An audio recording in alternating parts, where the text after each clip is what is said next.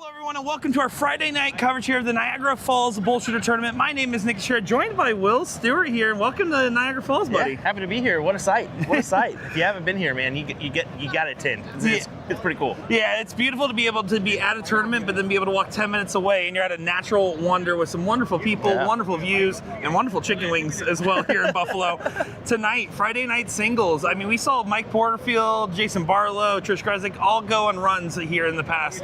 What do you think is going to be in store for this weekend? I think a few more Canadians are going to be in the mix. I know that a couple friends of mine are going to be in attendance from across the border, so really looking forward to seeing how they do this weekend and just in general. So a little soft tip for these Canadians. It should be fun. I love it. Although Lauren Ivers upsetting Maria Carley in the final last year, we're going to see how she performs, especially with newcomer to New York, Jillian Phillips in the room, top 4 at the Invitational Shootout.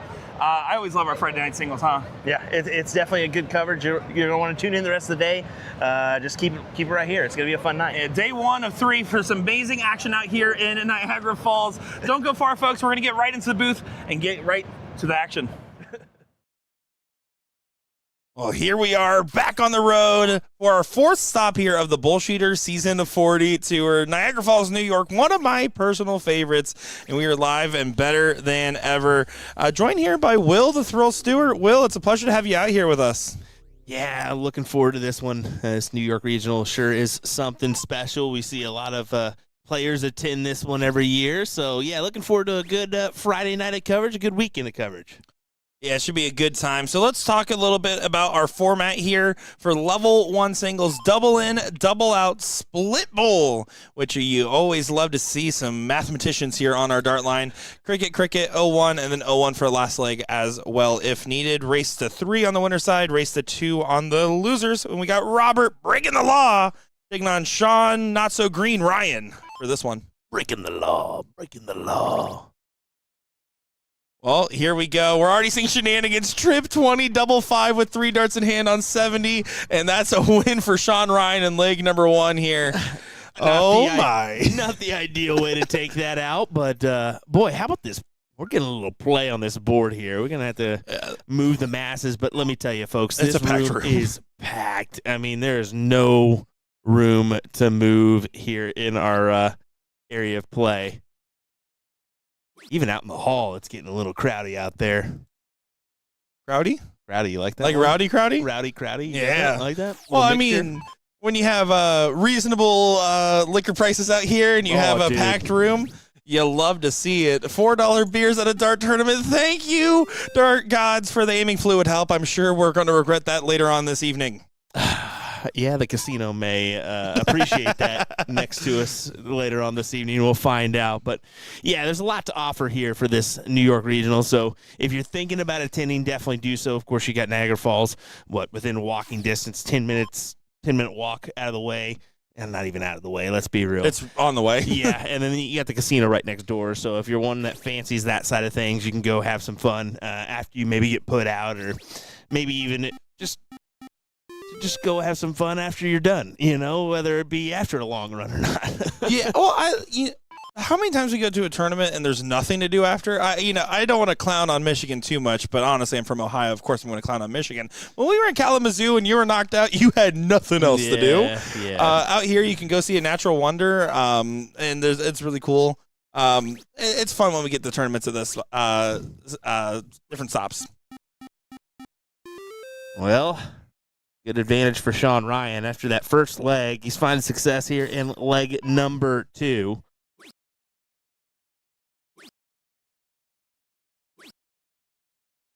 Early stages of our bracket, though, we're just getting going here on a Friday night. It's going to be a pretty long evening. I mean, we've got, over 200 in our playing field today. Yeah, just shy 250 unique players here in our women's singles and open singles brackets. So it is a packed house, and I'm sure we're going to see several hundred unique players throughout the week. This tournament always has a great population. I talk about it so many times, although I wouldn't say we're outgrowing this venue because we're actually talking about alternative ways to continue to get more rooms and add to our event space here. It is healthily attended, and it feels healthy. We've traded out the layout here to try to make it a little bit better, and it doesn't help when more players show up than last year. Yeah, exactly. It doesn't seem like it, right? No, that's what you want in a tournament. A lot A lot of good players, and that's what we have this weekend so far. Great 6 from Sean. Spelled the proper way, by the way. Yeah, that's fair enough. No scene. Yeah. You're welcome. See a little bit of frustration there. I mean, Robert's not playing bad. It's just he's going up against this 4-6 right now. So we always mention you have to be at least a half, if not a full mark ahead on the average to take that advantage away from the starter, So we're seeing that here from Sean. Now, this is an opportunity, though. I mean, you're going to have to open up a wedge, but if you collect a 6. I like it. That's not bad. That's not a bad decision. Right now with that dart, you're forcing a 6 out of your opponent. Now they have to go trip 16, trip 17 to have a single mark advantage over you plus a close. And you got to make the proper play there. You got to open up a wedge first, and that's exactly what he does. Doesn't even take a look. Now, I would say you'd fancy a look there, but put some pressure on this shot for Robert. Mr. Breaking the Law. Dun, dun, dun. 1 point difference, so he had to stay on that last dart. Can we just go back to that real quick? That is not how that song goes. Dun, dun, dun. That's not how that goes. How's it go? It's breaking the law, breaking the law. Okay, I don't know the rest. You're right. Oh, my goodness. I am so happy David Garfinkel's here to replace you in a little bit. This is you with energy. Let's see in about 4 hours how we're doing. I got 2 in. There we go. Incredible work. And this is a good battle back and forth. Robert definitely picking up that standard, hitting into the now high 4s. Let's talk about the expectation for what you have to see out here. If you are going to win, you need to be between 12 and 15 darts consistently in the 0-1. And I would say you have to be closer to 4.8, 4.9 on the day in average here to come out on top, give or take. Yeah, individual legs way higher. Yeah, probably, well, you're looking at your field, right? You've got a couple impressive participants here. You've got Doug No Name Bame, right? You've also got Mike Porterfield, Jason Barlow. Those mentionables right there are pretty Jonathan impressive. Long, another 5-0 in there. Yeah, I mean, Jonathan Long as well. Justin Fawcett. Elmer Kim you could throw in there as well. He's a quality Elmer shot. and Kim and Justin Fawcett play the winner of this matchup, by the way. There we go. So good mentionable. Sean Ryan there does go ahead and settle back in control. 40 points of difference here, which means the 9 marks on the table, finds the first 15. Oh, clicks on the other side of the dart, has to stay for a 10-point difference now. We'll say I'm a little bit disappointed that Mr. Warnock didn't make his appearance tonight. I figured he would, but he's going to be here this weekend, so. Warnock here. All right, going over to the 16, trying to add some points, and then hits a double ball in the last start. Sean Ryan looking primed to get a 2-0 advantage in this one. If I keep talking, we won't comment on what I just said. I mean, brother, that's not how that works. But, I mean, you can try, and maybe you're never going to succeed. All righty. Sean looking for this 2-0 advantage, though. Is going to most likely have it. Just needs the bull. Oh, he needed a little bit more. You can see the reaction because it's 1 point shy. He was trying to add a dart. You want to shout out? You see Mr. 107, Ed Levesque over there. You see Thomas from our Touchings team here. I forgot how to pronounce the last name of, so I'm not going to butcher it. Shout out to my boy Thomas. And Sean Ryan there makes a 2-0 advantage. We have avoided Gutenberger. Yeah, I about to say they're. I know that Seb is French Canadian. Yeah. From Montreal/Quebec area. Mm-hmm. And then I don't know where Thomas is, but Same I'm area. assuming the same. Yeah. Well, so people don't know. We have a couple different Touchings offices. And in fact, when I was moving out of Florida, I looked at the different offices and I said, okay, well, there's Loves Park in Illinois, and there's also Schaumburg in Illinois, and you got New York City and Montreal, Canada. And I was like, well, out of all those options, I wish Montreal made the most sense. I heard they actually have very underrated bagels in Montreal. Well, okay. I don't know about that, but we'll go with it.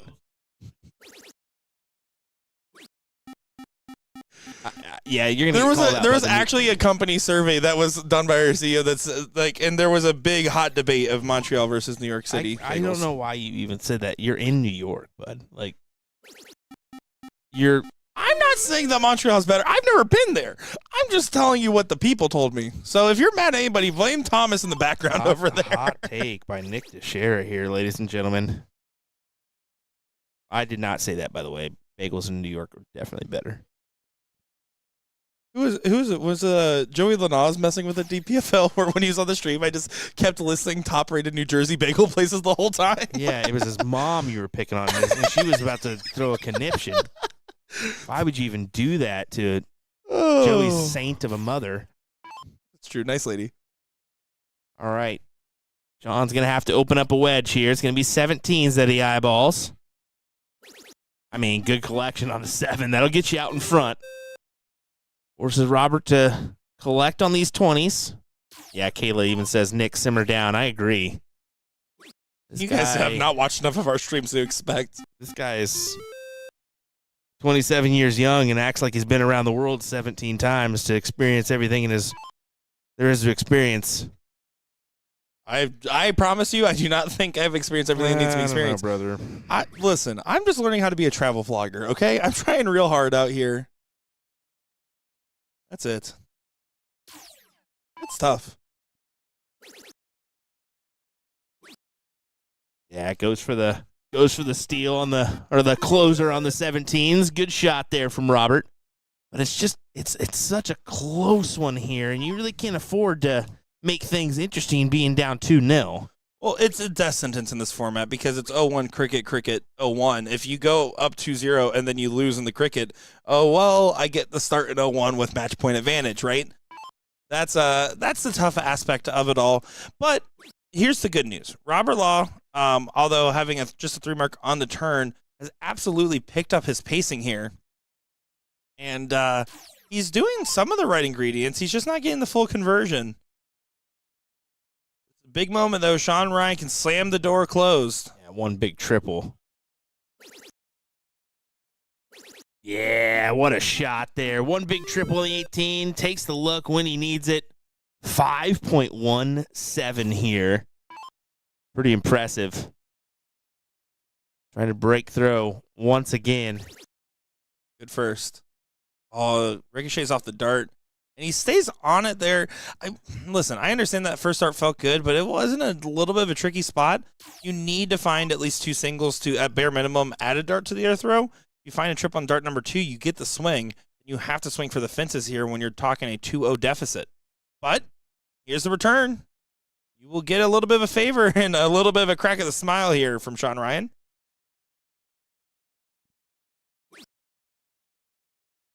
Yeah, 2 thumbs up. And who scored 1 mark? This guy.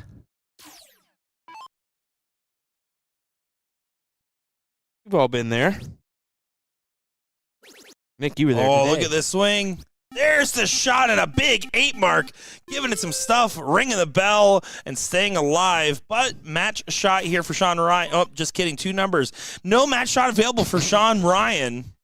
Great save there, Nick. Great save. Or knock right at what I was saying. It was still a massive 8, though. I mean, what a collection there for Robert. Had to have it.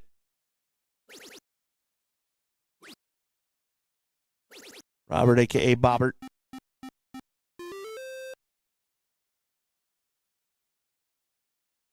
Sean now can try to get the darts back in his favor. He needs at least 4 bowls to have the point lead back, and you can see the frustration. He's kind of throwing that last dart away. He's going to go ahead and concede this 3rd leg here. But again, as long as he starts off fine in our 0-1 leg for leg number 4, job effectively done. But here's the hat trick and the delivery from Robert. Not breaking the law. He's actually following the rules and doing what he needed to do there. Yeah, good 4.7. That's quite the leg there to get your feet out from underneath you here. Do you think there's enough people in this room, Will? Yeah. This is just one half of a very packed room. Yeah, I would say so. I mean, it is sardines in there, man. Well, we don't have to talk about the smell of the room. Well, come on now. Once you got out of it, it wasn't too bad. Got to switch. He does stay, finds it on the last. Your goal is to hit a good double and try to find at least 1 trip or at least 2 big singles on this format. So Robert can go ahead and get out in front. Drops low on the 20, drops high. Can't drop high, goes high, and then goes and pulls it inside. Doesn't get in, and now Sean can really make this one hurt. Yeah, take advantage of the miss on the opener. That's the That's the key. It's the double in, double out it can be difficult. If you're not finding that in, you're probably not going to win that leg, man. And don't get me wrong, Robert going second should absolutely chase the double 20 in the very first start. But I'm not saying he shouldn't go for a 9. But what I am saying is that first dart was not convincing. Switch the heck away from it because you can't hit a 9 darter if you don't find the first dart. Exactly. That's my TED Talk, and you're going to hear me say it all day long, Will. Great position on that first dart. Can he grab another? He will with the last. Good 140. Yeah, definitely the front runner here. 200 plus for Sean. Just teeing up the checkout when he returns.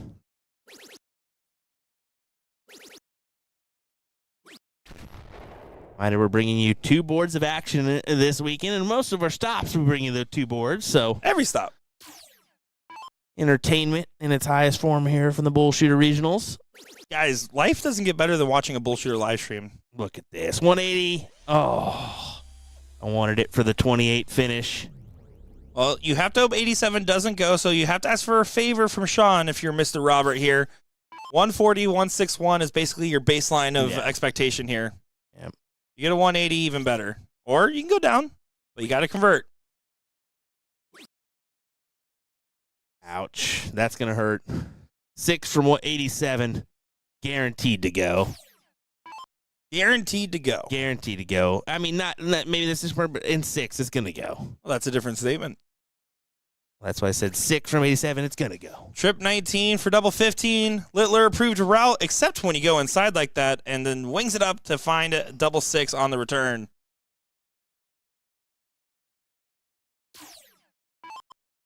But double 6 can start to get real tricky real quick. You have to put pressure. Good switch to the 19s. Great shot for the 134. Yeah, solid. It adds a little pressure to this double 6, doesn't it? You pull inside, and then you're all of a sudden at double 3. I think double 3 is worse than double 1, definitively. But there you go. Sean Ryan does convert and gets the win there. Head on over to that beautiful ice board. See if we can catch the ender of this leg number 1. Freddie and Will here. Finally, a Will that's good on the live stream here. Chili. Good. Starts 19s. Good taste in comedy with the Kill Tony hat on. Oh, good mark. How does that not convert? Beautiful darts, huh? Yeah, you figured. I like the statement of good mark. I mean, that position of that dart right underneath the triple, ideal to just place it right on top for another. Couldn't quite do it, so will this double 2 go? Yeah, first dart for Fred as he gets 1 on the board. Fred Parent goes ahead and finds that first one. And here's the thing. Singles to me is like the Super Bowl of any weekend event. I want to win singles more than I want to win anything else, barring a handful of exceptions. I mean, how important is it for the rest of the events you're playing to get a good run going tonight? Yeah, it is pretty important, right? Singles, I think we did a little, and this is not without a little bit of study. Like I said, we did a little bit of some asking around on this one, and most of your males are going to actually prefer your singles. Most of your females actually prefer doubles over singles events. So I would say that most of your room is going to look at this as the marquee event. But yeah, I mean, the doubles tomorrow is going to be significant as well, right? So we'll see what happens here. But yeah, I cue this in personally as my go-to. The Friday night event, singles, that's the one I want to make a run in. I always think, like, what event have I seen players cry from winning? I think Taylor Thaxton winning and the Top Gun singles in Chicago and crying, right? I can tell you when she carries Carrie Thaxton, she doesn't cry. Well, maybe she does for different reasons. Her back hurts. Just kidding. How you doing, Axeman? Hope you're around. And if you're not, hopefully not. Actually, I don't want you to hear me talking smack. Oh, he's definitely going to find out now. No one tag him. Tag him. Tag him right now. Should be able to close the 19 in this shot. Be a tied score, but it's a good use of the single mark. And it does do so. Now, you did leave a 6 for your opponent. Freddie does need to start with the 17s, though. Don't get caught into it. He goes right to the 18s, but finds it in 1. Can he convert on the 17s? And that's the problem shooting in that order, because if you look at the efficiency of your shot, now all of a sudden your opponent just needs to hit a 4 mark to punish you while you were trying to go for a 6. Yeah, hammer the 17s here, steal it away. It's going to feel significant if you can do it. There you go. And even just one single from this point. Oh, no. Gets away with it. Do it. That is such a crummy little turn there. It hurts, doesn't it? Because no matter what, I mean, you know Freddie's going to close it down, and it's going to be tied. Well, again, though, he switches to the last start there. If your goal was to close, then you're going to start with the single mark or secure the house. Now your other 2 marks are way less efficient, and you're leaving a 7 mark here for advantage going into bull with the corner pockets, but you're not contesting the X. You're going for the 16s. If you hit this last start on the 15, you're a genius, though. I don't get it. Well, all right. I mean, he's got the points. That's what counts here. He's got the higher ground as well. So here we go, Freddie. Fred punish. Not be able to get the point lead. Nah. Yeah, that's a bummer. The 1, 2, 3. That's all you need. Just close the door here. 1, 2, 3, 4, 5. Mr. William Leak. Just a crummier version of an onion. Let's be real. Are you just jealous because there's a Will that can actually throw darts on the stream for once, or what are you talking about? I've carried you significantly, like in the last few events that we played in, brother. Did you not see when our mixed trips with you, me, and Jen, where I had the highest average, highest doubles percentage? Brother, one time doesn't make a... I carried you in all these events. Name's the last event we played in together. No. We got that TOC. An event or us just filming us playing? Back to the match here. Ready to convert. Just needs 3 bulls for a 2-0 lead. Might be the tail of the tape for how things are shaping up today so far. Good switchback. Love the conservative play. I think that's the ideal shot there. You're looking at a 2-0 spread here. You need that. You need that differential. You want that, right? And you want it early in the match, so why not? It's my money, and I want it now. Oh, J. G. Wetworth, yeah, there we 877 cash now. There we go. You're welcome. I got you. Breaking the law. Breaking the law. We need that dark. BullShooter needs a dark commercial. That's what they need. With the call hotline so everybody knows it. Now, that's interesting because you stayed on there even though you needed a double bull in the last start. You're only up 71 points. A single 15 makes a shot so much harder. 3 bulls gets you a shot at a single 15. There's 1 bull. Oh, doesn't find the double. You got to stay on the bull. Does go ahead and get the point lead by 4 points there.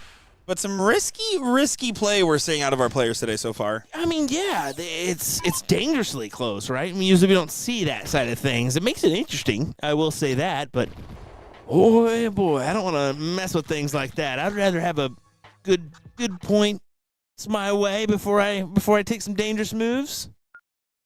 That's not true every time I've seen you play the bull hitters. Listen, buddy. My strategy was banked on them not knowing how to properly play cricket, and I almost got away with it. I did, okay? The play on the bull was great, and you know it was. Anyway. Did you win? Back to this match. I was always told the winning strategy is the great one. Oh, boy. Now, let's just go ahead. And I do want to add a preference here. Although I believe Fred and William have been on the live stream before in New York or maybe another stop in the past. When we're critiquing players' throws and strategies, when you're a player, you have time on the practice board to work on something like that before or after an event even maybe, but don't ever work on it in the middle. You're not changing anything you're doing right now, so don't overthink it. The best thing you can do is throw the comfortable dart. Unless you're Alex Spellman. That is true. Mean, if you're a 2-time invitational shootout champion playing at one of our tour stops, you can do what you want. But then again, I'm right there with you. His mindset going into that and explain it to me. I was like, brother, I don't know why you're changing things. Like, not up on the big stage, not on any stage. That's a practice room thing. Red's looking likely for a 3-0 advantage if this doesn't turn around quickly. Yeah, a lot of support in the chat for Freddie here. Good to see that. He does own the custard shop.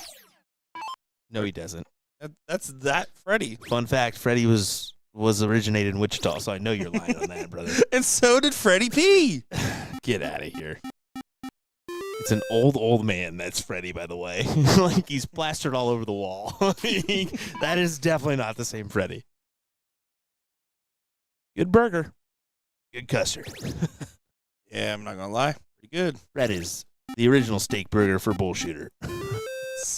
We still need more sponsors. Please sponsor. That would be a great sponsorship. Doubles for everybody. Literally, that's a great slogan. Doubles for everybody. As you can tell, it is dinner time here in Niagara Falls, New York, and we are having fun watching some darts and looking at the Uber Eats map. 4 numbers advantage, though. Yeah. This one's pretty much done and dusted, isn't it? It looks locked in. I mean, 4.75 to a 2.25 right now.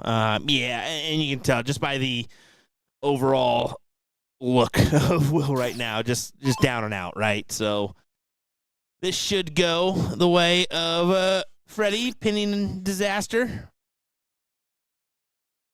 I'd be wearing the hat of a comedy tour, but he certainly is not laughing in this moment. We'll be right back. Here, wait, should I play something off the soundboard real quick? It'll just be like...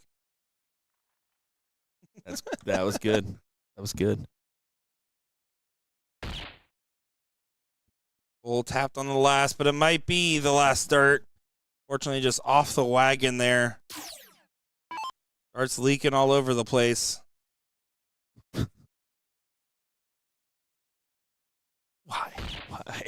Why, Nick? You chose to be here.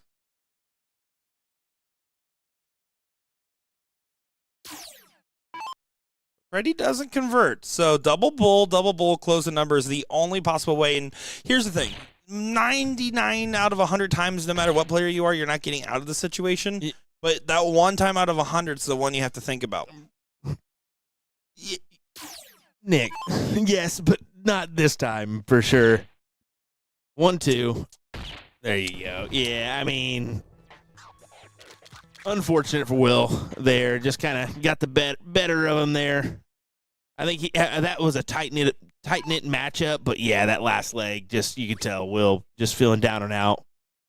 Just let it go. But on to the next one here. Darcy Trenholm taking on Dan Young. I got to say, Dan King is crushing it with the mustache game today. Yeah, pretty good one, right? Ted Lasso-esque with the crispiness on the stash. I am disappointed in Darcy. In years past, he has actually worn his full Batman mask while throwing in this event. Yeah, what's up with that, Darcy? Come on now. Dark Knight, more like Dark Knight, not now. Nope. Why even try, Nick? Doesn't get better from here, folks. Thanks for all tuning in, everybody. Make sure you give us a like, give us a follow, and give us a share as we're excited to have you all here with us, and I hope you guys are as excited as we are to be here. This is a loser side matchup, so this is only a race to 2, by the way. So, important distinction. 20 found Darcy taking the swing downstairs. And I can tell you the 0-1 leg was a case of Dan King having double trouble on the end, sitting around the 300s when Darcy took it out.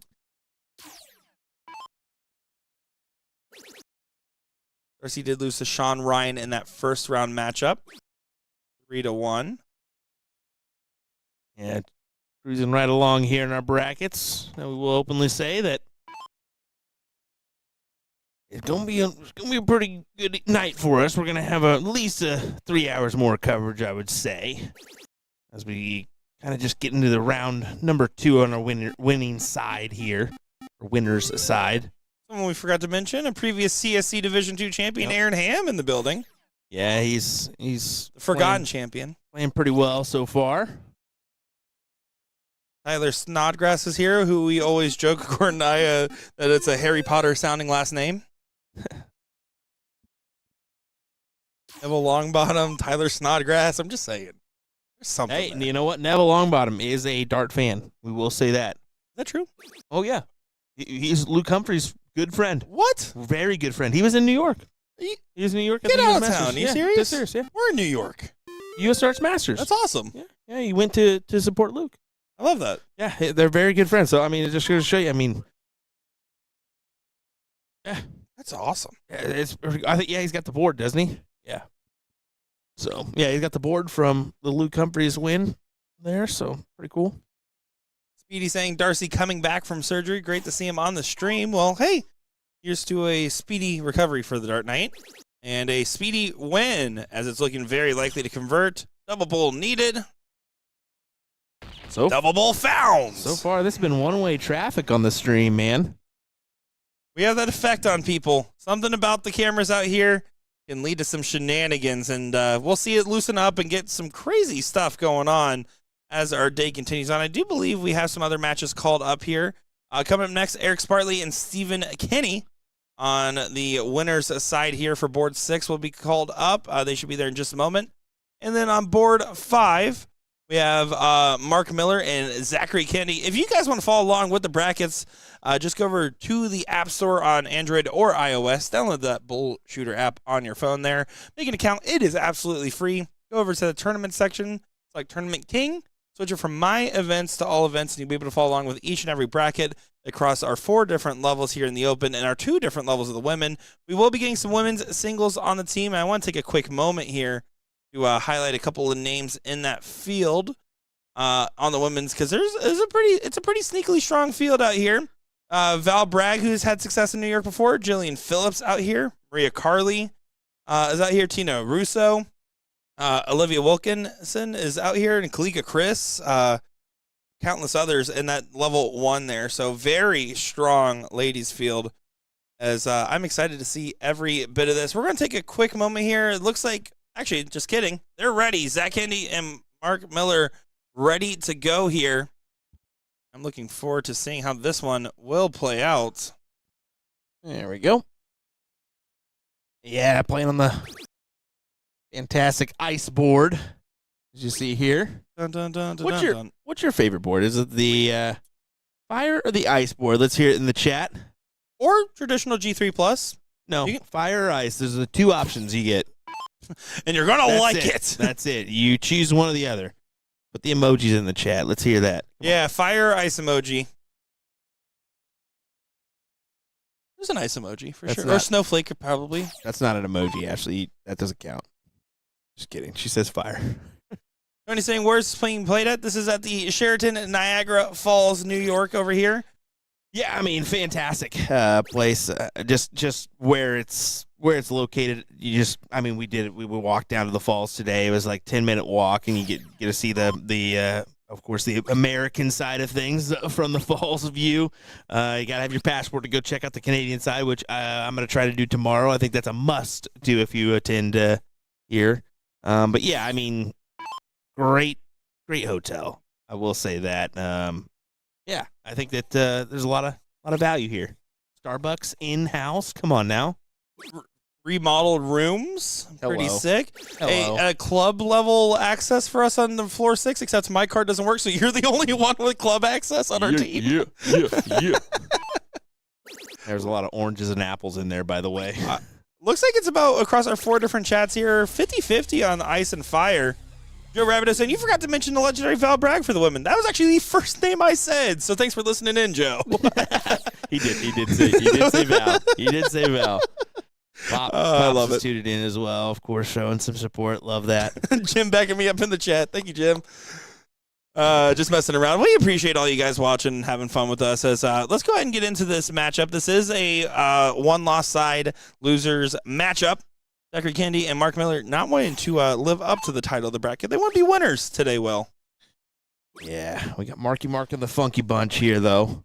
Just the good vibrations. Come on. You know who that is, right? Mark Wahlberg, Okay, the owner of Wahlburgers. Just making sure. And other things. Part owner of Wahlburgers, let's be honest. Part owner. If Mark Wahlberg wasn't famous, do you think that they would have opened up the restaurant? Well, Donnie's pretty famous as well, brother. Not in my world. What? You don't even know where Donnie Wahlberg got to start at, do you? Isn't that the guy from Wolf of Wall Street? No, that's Donnie Berger. That's New Kids on the Block, brother. Oh, yeah. Yeah, not my cup of tea. All right, back to the match here. 104 needed for Zachary Kennedy, but job done by Marky Mark, getting the 121 to leave the 113. What's your thoughts on 80s music, by the way? Worst decade. Exactly. That's all that anybody needs to know. Trip 8's a happy accident for double-double. Oh, baby. Go! Oh, baby. Go on! What a shot on the 104. Not a smirk, not a smile. That man is all business. Well, that's the benefit of going that route. Right? So anything around that 104, if you go on the 16s, is going to probably benefit you. If you hit the 888, if you hit the 16, if you hit the single 16, if you hit a 7, anything around there leads you to a checkout opportunity. So great attack there on the 104. Well, looking at this race to 2, you have to kind of come back from behind. So Mark going to try to come back from behind to assassinate Kennedy's lead and bring it to a last leg decider.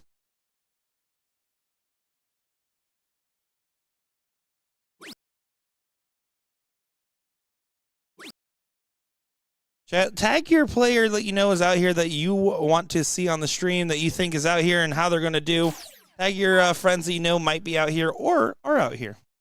Oh, we see some waves to the camera. We see good job doing it in sync, by the way. They both waved at the same time. Get bonus points for that. Talent at its highest level. Zach needs to find some success here on the 19s and almost needs to fill it up. Awkward dart. Not going to be able to recover enough here, so this should be simple enough for Mark to start at the 19s. Your goal this turn is to close those 19s.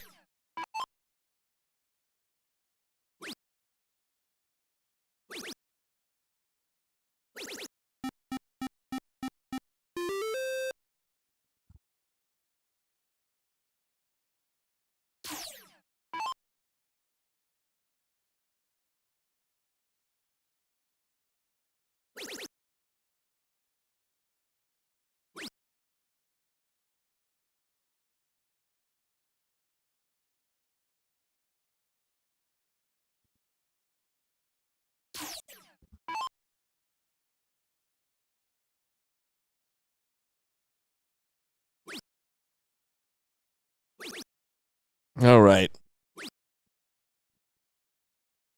Had to make sure we had our next match up on the stream ready to go. That was something.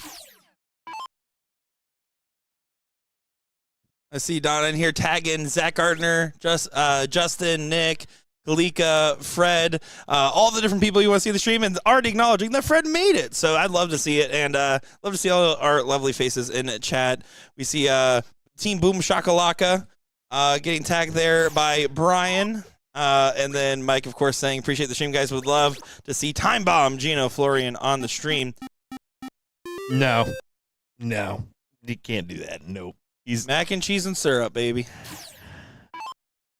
Can't allow him on the stream, sorry. Not Gino Florian. No, of course we got to get him. And that's one person we haven't mentioned yet. Gino's a great shot and normally sticks to the steel side of things, so... This tournament's also the reason I'm undefeated against Gino Florian in the blind draw 2 years ago. So thank you very much. Marky Mark is funky munchin'. Yeah, he's got the lead here, doesn't he? He's taking this start and ran with it, trying to make this 1-1, force that last leg decider here on our loser side. Lead is getting brought on down. And this is definitely set for that last leg decider, which means that Diddle is absolutely massive with that last leg being 0-1, right?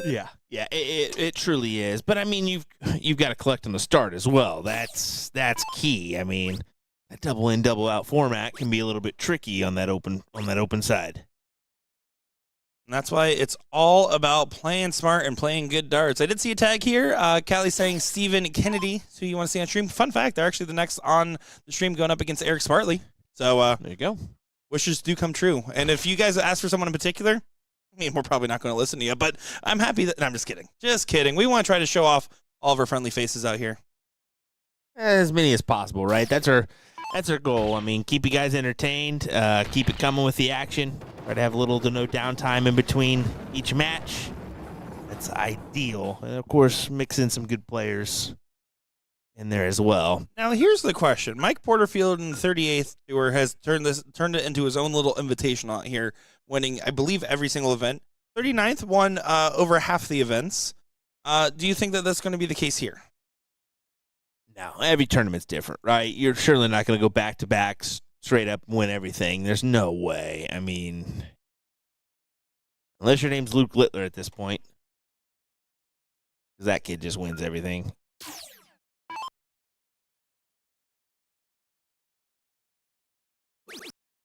It is interesting to see our top two averages, Mike Porterfield and Doug Boehm, on opposite sides of the bracket. That could lead to some very interesting results if they're both in full form. I will say, Doug looking as fresh as ever. Porterfield's kind of grown out the beard a little bit, and I got to talk to him about that because let's stick to collecting shoes, not growing out beards. Why not? Why not? He can do what he wants. He's a big boy. He can grow a beard. He called me a silverback in Messenger today. And what's wrong with that? That's true. They're very powerful. That's kind of a compliment in some ways.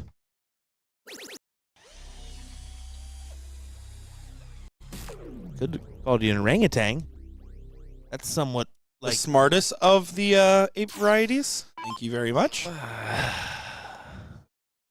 have called you a lemur. What was that again? A lemur? A lemur? Maybe that's more up your alley. Fair. I feel like a sloth. That's probably even more up your alley, to be fair. Well, Mark here is doing a great job of holding on to that lead after winning the cricket leg and just kind of running along. Going to be trying to be the first one at a finish, and will do so. Gets the 149, and Zachary in no sight at all to be able to convert. Fun fact, sometimes I imagine you as Sid the Sloth. Anyway, moving forward. Marky Mark at 149. Definitely going to have the 6 at this finish here. I'm sorry, man. I didn't mean to hurt your feelings like that. I can tell it really hurt. Man, you're a dingo. Just the eyes. Sometimes it kind of gives. I wear my emotions. People know exactly how I'm feeling.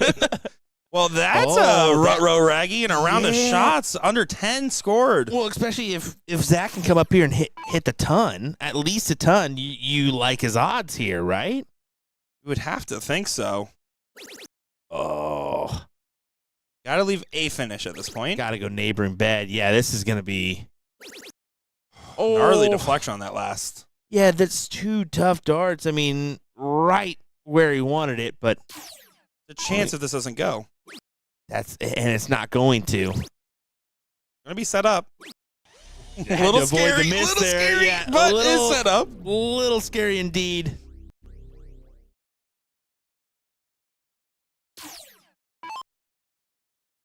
Big finish needed if you want to remain in this event. He's the first, and it won't go. Now you're going to have to ask for yet another favor in this matchup. You still got to do yourself one and bring this down. Trying to get to 60.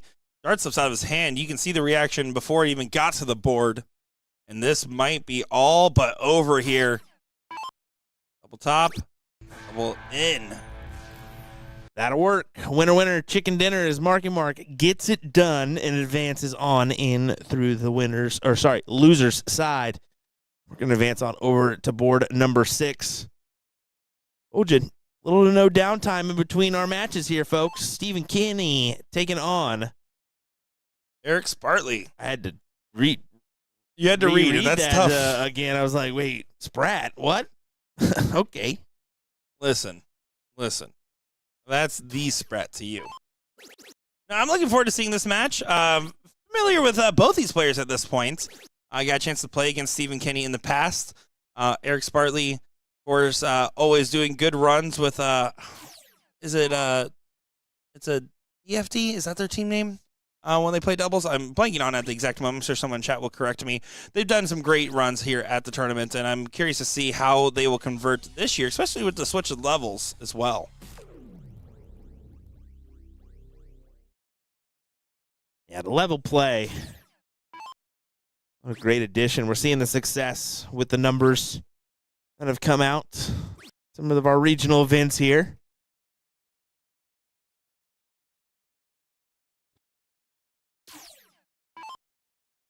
Eric, I want to try to get this into the 200s. There you go. Successfully does so. And then, I mean, what a turn there. Put you out front by almost a ton. Possibly steals away that advantage. Hey, DFT, that's what it is. He plays with Seth Smith. I knew it was D something D, and I'm sitting next to Garfinkel in the background. That's DJD. I was like, it's not that one. It's not that one. Not that one. Not that one. Drama-free darts is what we see. Yeah, DFT. It was DFT. I was right. Yes. Point for Nick. Let's go, Sloth. Let's go. My comments to myself. First time for everything, huh? Every once in a while you have to. Just for the greater success of things, right? I can't fire you now. Actually, I can. I actually have a replacement sitting right next to me. Yes, you do. Tag, you're it. Stay there.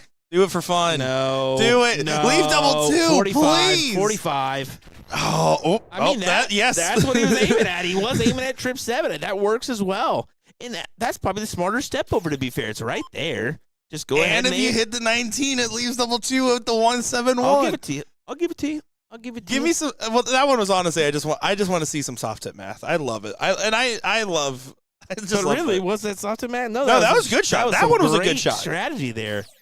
Oh, that's a great shot there. Tops for 1-0. There you go, and you can see the subtle fist pump. Folks, share this around. Let your friends know we're live here on Friday night in New York, Niagara Falls. New York, concrete jungle where dreams are made of. There's nothing you can't do. Oh, my gosh. This was reminds me of first season of American Idol where they showed all the bad people. You know, that was a year ago. No, that was fantastic. I really want them to bring that back. By the way. Well, did you know the 2 or 3 days ago was a year ago since you did your questionable mix of accents Simon Cowell impression? That was pretty good, yeah. I saw that pop up. Thank you. I believe I shared it, and I said the meme war, the A to Z meme war of 24 continues.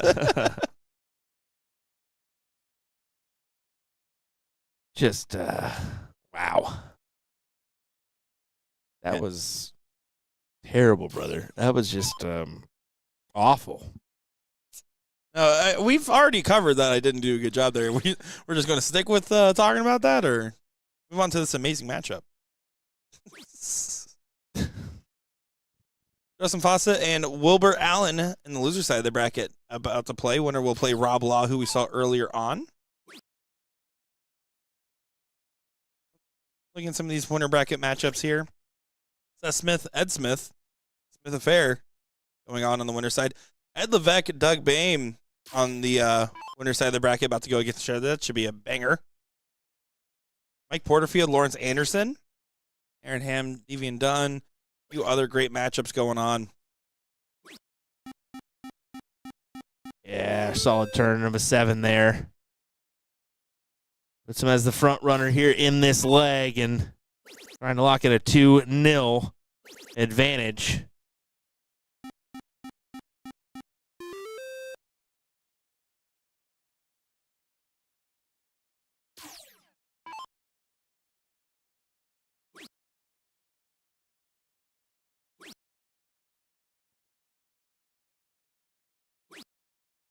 Yeah, that's quite all right. I mean, he's kicking himself for it, but you do the dirty work of closing the 18s, right? Or set, I hate this play. I can't stress it enough. I cannot stand that play from Steven. And the reason why I can't stand that is just simply because your opponent only needs 1 to close that number now. So it just doesn't feel as valuable as a mark. I'd sacrifice the 16s rather than the 17s there because, yeah, he's going to kill shot it. Even down on points. Now your job is to come up here and close the 20s and 19s. We'll see if he can do it. If he can, kudos to him. I still wouldn't take that shot. But, yeah, now choosing the 16 route, and that's the smart strategy here because you need a house, right? You absolutely do.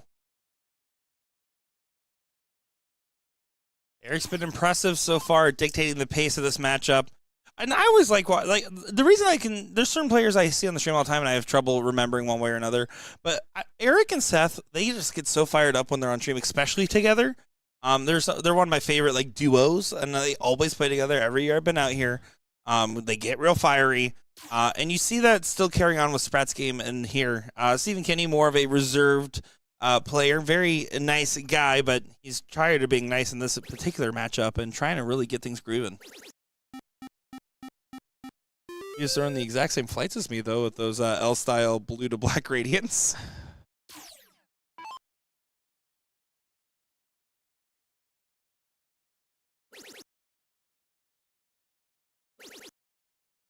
This.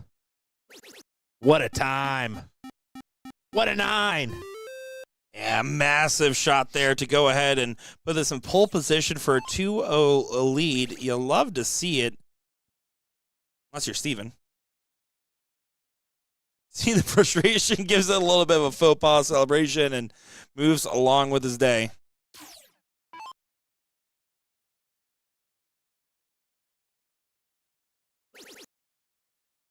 Yeah, you can see just locking in for 2-0. Not much Steven can do right here, but just hit and pray he doesn't return the favor and close it out on you. Maybe get a couple opportunities that you think you didn't have before. Yeah, and the other thing, too, is when you're, like, going against 20s and 19s and you're having a probably not going to matter shot at the 15s, all it is reducing the number of total bulls to have in a potential comeback. That's all you're doing. Every time you're shooting 2 15s, it's one less bull to worry about. But Sprat said, take this. I'm going up just shy of 200 points and then hitting this massive 8. What a dart. Choo, choo, choo, choo. Jump on the train. Let's take a ride. All right. 2-0 coming your way here in just a moment. All aboard. Soundboard, guys, believe it or not. Of course, the Bulls need to convert. After the excellent shot, you can see a little bit of a slowdown at the very end. Ooh, but some killer dance moves from Steven back there. It was a good shimmy on the shoulders from the young man. You know, Shimmy on the Shoulders is one of my favorite bands. All right. Well, okay. All right, 2 bulls needed. Should happen here. Yeah, perfect dart to work off of. There's number 2 for the 2-0 advantage. Yeah, great shot there, and a great performance from Sprat in the leg. His timing is great, and Steven just couldn't get off to the races.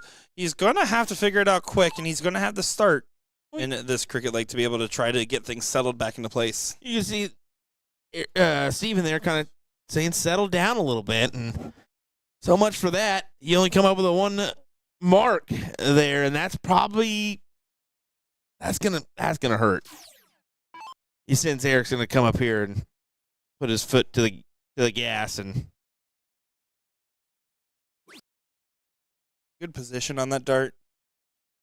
Less of a good position on that dart. Wow. Doesn't get it. I expected minimum 4 coming in there, and gets away with it.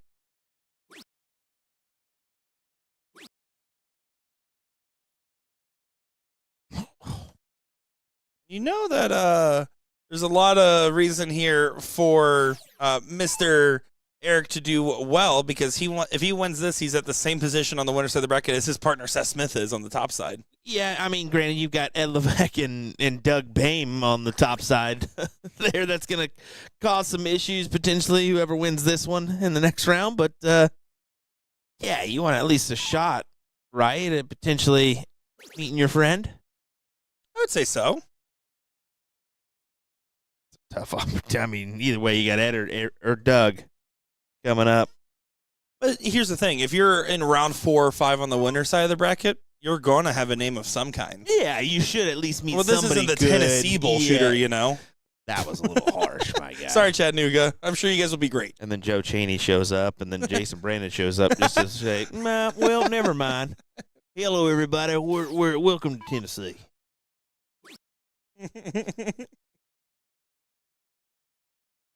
Dart world is a crazy place right now. I mean, you never know who's going to show up to an event these days. I will say I am curious how our Tennessee crowd is going to go with it being on Valentine's Day weekend. It'll be fun to see a little bring your date out and win mixed doubles with them type of situation. And if you don't have a wife, come on down. Or if you don't have a hubby, come on down as well. Yeah, if you want to meet your future significant other, I can be honest, we're great for a lot of things here at BullShooter. Don't do it here. you don't want to. I say there's going to be speed dating on Saturday night. Speed dating, is that right?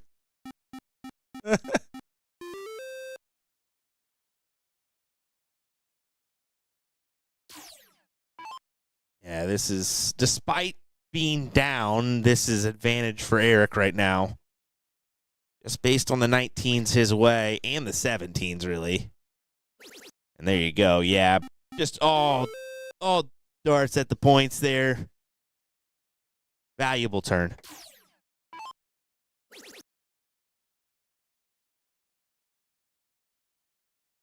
Even once again, it's not far off, but it's not converting either to a 3.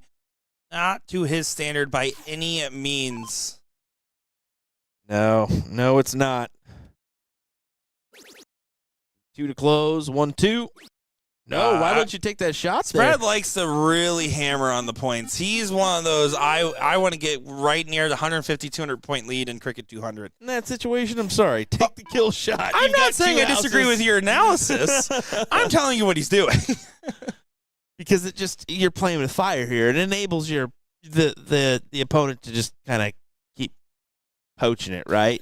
Yes, so there's two schools of thought, right? You can have the school of thought that you're, and I agree with. Typically, you're letting your opponent figure it out, and then they might snap back into it.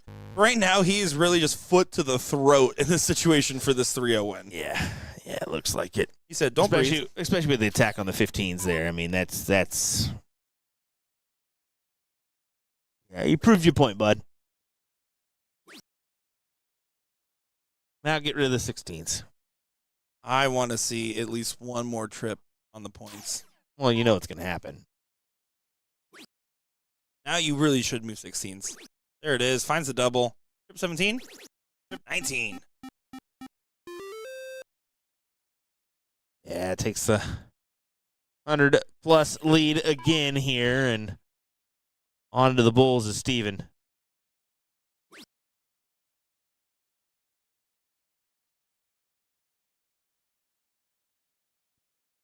Going on our sideboard here, we also have Wilbur Allen taking on Justin Fawcett right now. As this one might be said and done and dusted.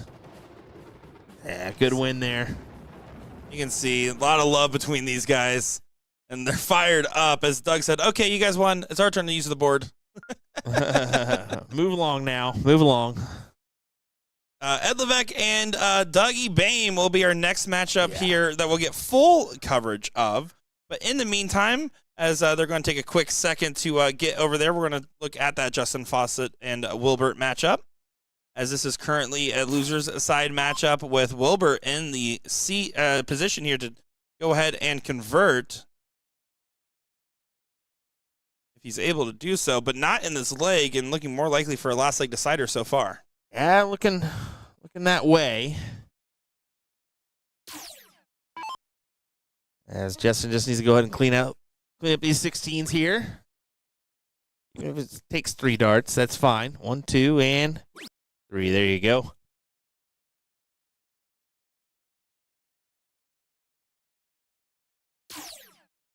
Let us know. Last leg decider incoming. Who do you guys think is going to win it right now in the cricket leg? A little too close for comfort considering both of these guys feel like they're going to be a notch below the standard that they want to be at out here. Yeah. A little bit below, but I mean, both had a 3.78 here in this leg.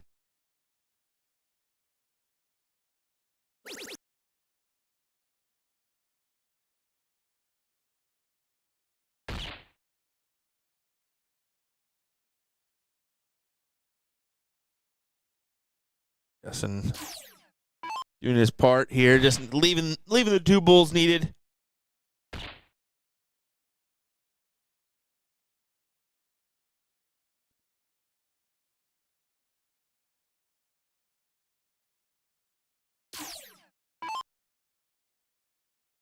be able to gather it here. Yeah, first dart in, as we will go to a last leg decider here.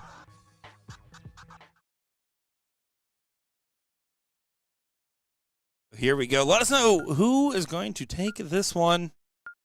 And Doug Boehm will be taking on Ed Levesque here in just a moment's time. We'll have Lawrence Anderson and Mike Porterfield on the other board called up as soon as this match is finished as well.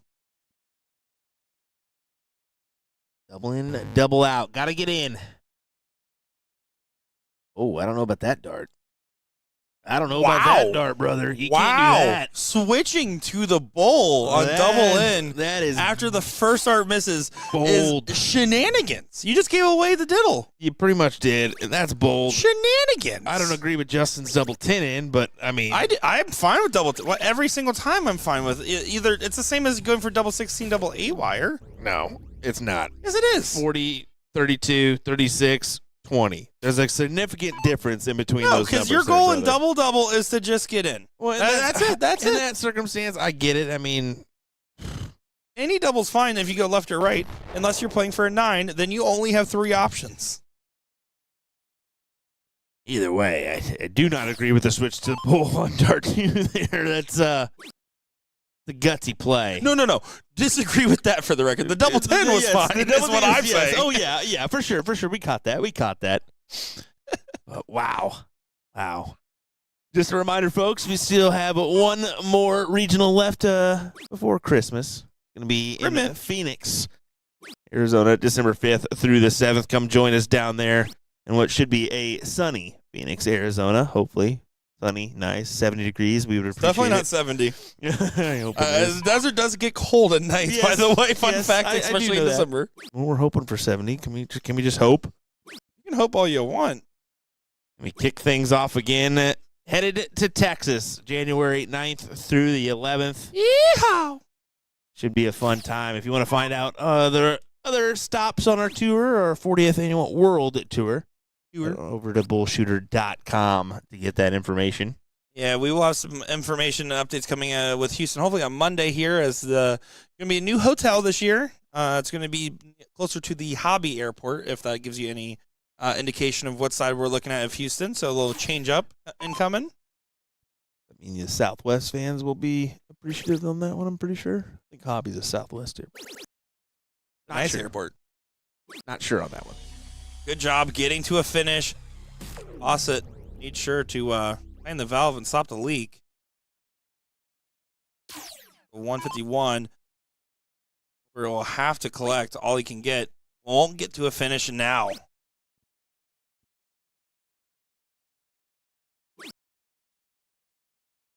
So 6 darts for 151. He get his dart just in there.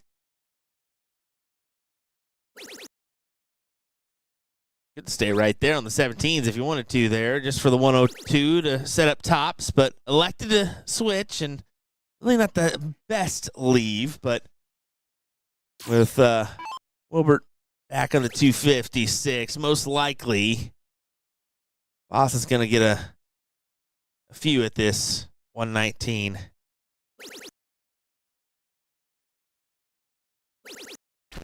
Maybe not. Darts. Great 2 there from Wilbert. Imagine if he had the 2 darts he didn't throw that he threw at the double bowl at the very beginning. What this position could look like. Could have had the leg. I mean, he could have got in the match. There. Now Fawcett trip 20 does give him a dart for the match. And sails it well low, and now all of a sudden Beeve has fought his way back into it. Here we go. You almost need to collect here on the 1-2-1. Triple 20. Or the 17s is fine. 20 for bowl now, though. You've already tried to hit the double bowl once. Oh, but you can't pull it over. Oh. Not going to be happy. Frustratedly throws the 15 to leave 50. Fortunately, Mike Redmond, you are correct. Double 10. Double 10 goes. The in works as the out as well for Justin Fawcett. And we're going to head right on over this fantastic matchup. Doug Boehm takes on Ed Levesque right here, right now. Let's get to it. Yeah, this should be a great one here. Looking forward to seeing Mr. No Name and Mr. Ed Levesque, who I know is coming up to the line, which means I need to make sure this camera is zoomed out just a little bit more. We'll say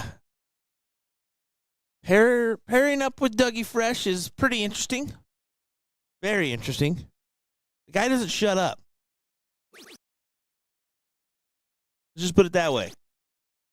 Talking about Doug or talking about me? I'm talking about Doug. Could have applied to I'm me. definitely talking about Doug. Doug's a chatty Cathy. I love it. Oh, my gosh. You knew it was bad when it was a blind draw with the CDC folks. and people were coming to, I got to see how this goes because the two partners you guys are playing don't want to talk, and you guys are definitely nonstop talking. This is going to be interesting. They said one word, and I looked at them and said, hey, shut up. We're trying to have a conversation over here. Love it.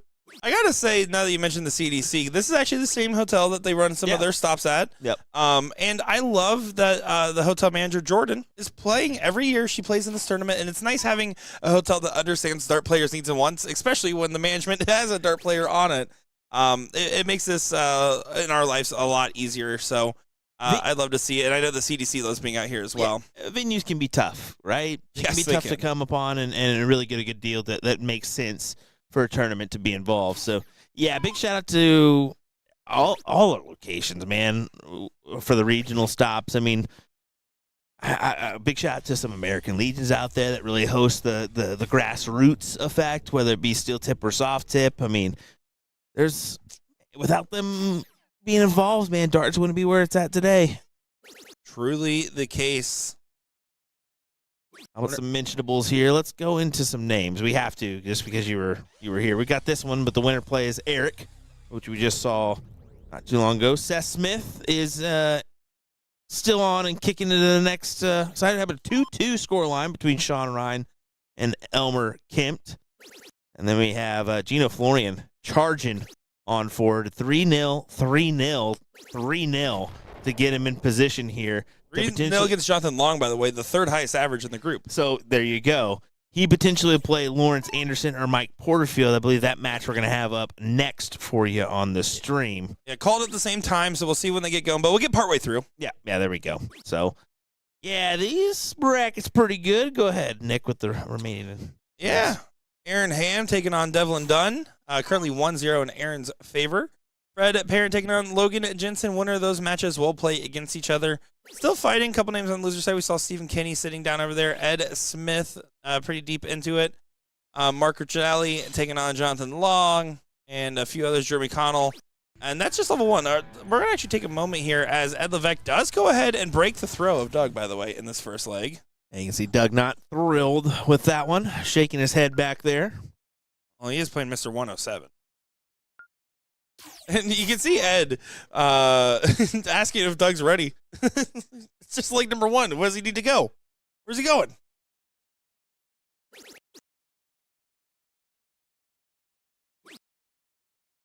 Oh, not thrilled with that one either.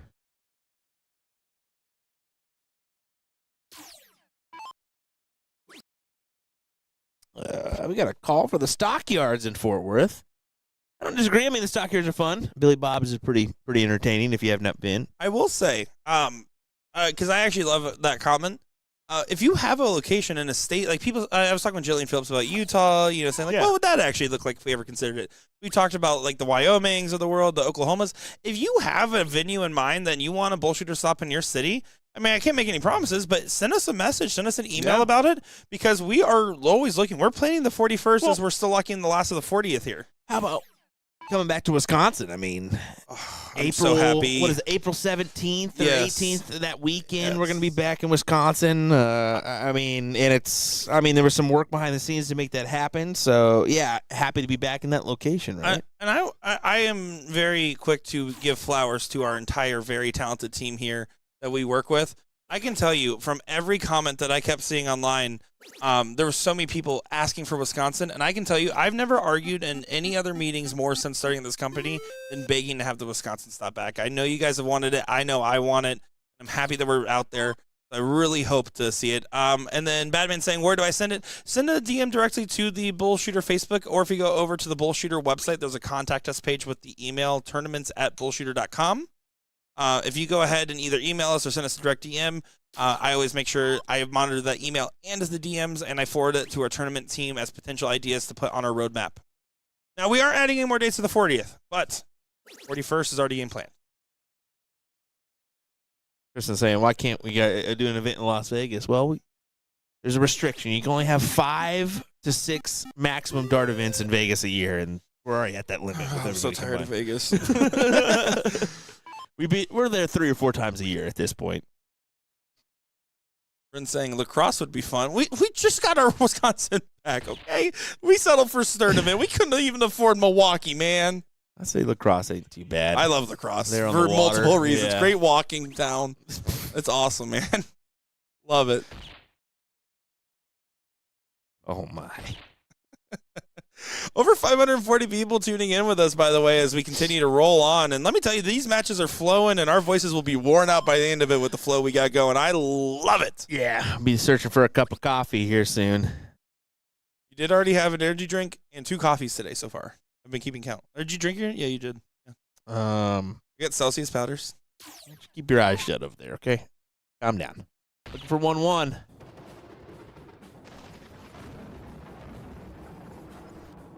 1-1 is the case. Now, moving on to the third leg here. Ed did not keep rolling in that cricket leg. Now, he really needs to find some success here to start us off. Especially against a player like Doug, right?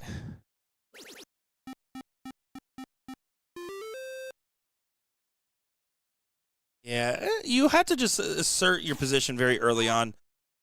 I will say, with Doug, looking back at the 38th tour, I was calling out some discrepancies in his strategy that I wasn't the biggest fan of, as he's going to go ahead and start us off with a nice 6-mark response to Ed's. I critiqued some of his strategy. He came up to me the next day, first thing in the morning, said, "Hey, you're Nick, right?" I said, "Yeah." "You're Doug, right?" He's like, "Yeah." And then he said, "I just want to let you know, I watched it back, and what you were saying was making a lot of sense. I'm going to try to do some of those things." And I said, "That's the first time ever I was right. Love it." Dougie, searching for those 18s. You know he's going to turn it if he can turn it. Unfortunately, not going to have that opportunity now. Split the uprights for the triple. There you go.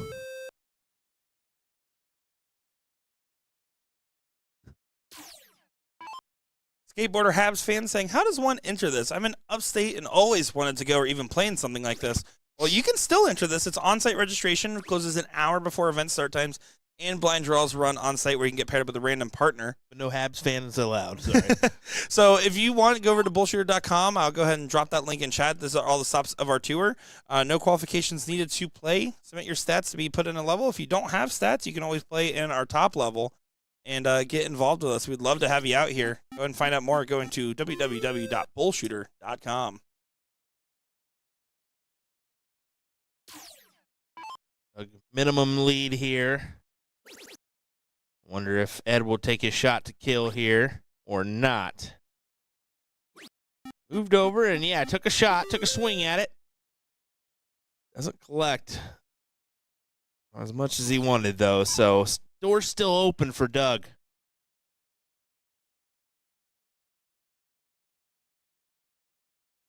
You know what I love, Will? I love that we have a very well-attended tournament here in Niagara, but there's other tournaments going on. There's one in Florida, and they still the tune in, Choo-Choo and right? everything else. Well, the players tuning in, and we tune in watching whatever streams are available too. But the fact that you could run this many tournaments and have the expectation just shows how healthy the player culture is out here, isn't it?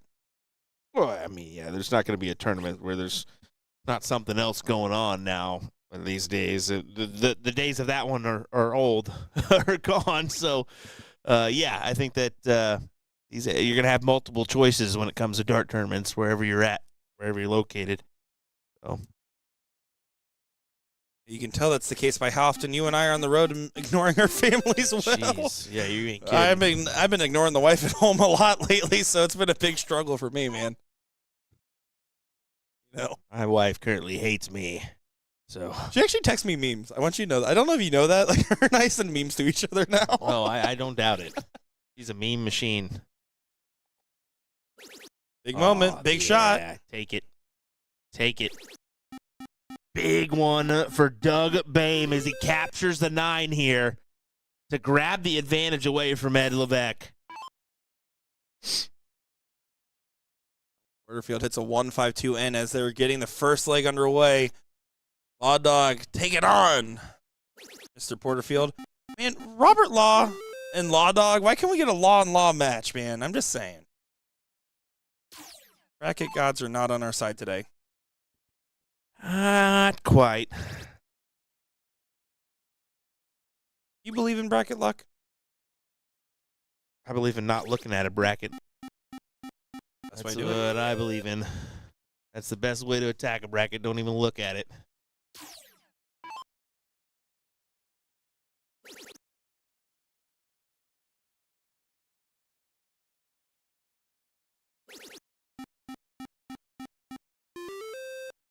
Yeah, good 6.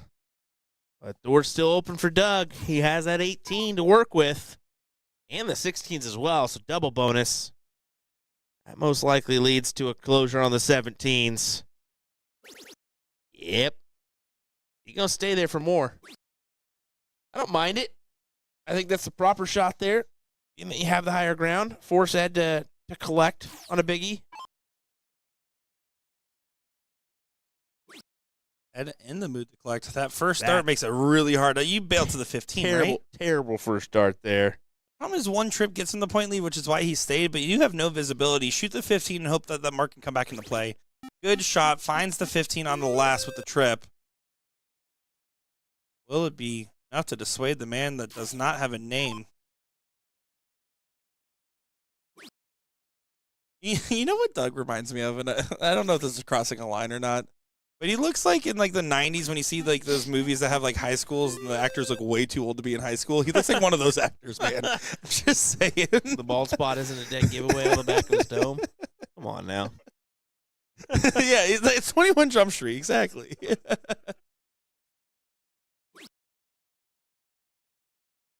How old are you? 17. Really? You look 35. Yeah.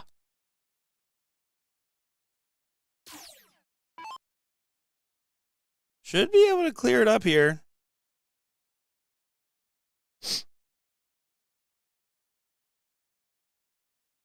Seth Smith and Eric Spartley closely watching how this match is playing out in the background. 15. Doesn't switch. Yeah, if he was switched, he would have done dart 2 just to kind of solidify, but Doug does play some interesting cricket from time to time. He called it, quote-unquote, forest cricket. Oh, okay. That's what he called it. I was like, brother, there's a problem. Either you or I are named Boris. Yep,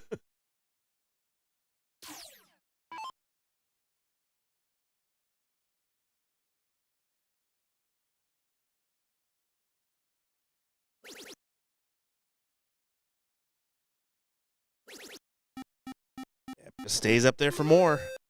Making it count.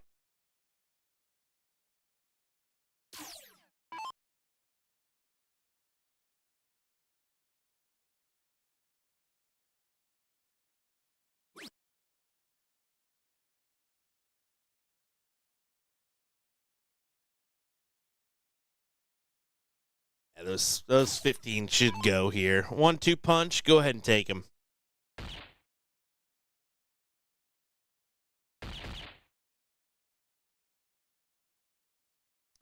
I mean, that was a good shot at it too, I guess. I mean, close out the bowls and get at least one dart, a poke at the finish. The only problem, though, is, I mean, this leaves Ed with an opportunity to 9 mark and make things a little more interesting. I still think this leg will go to Doug, but there's potential there. There's potential there.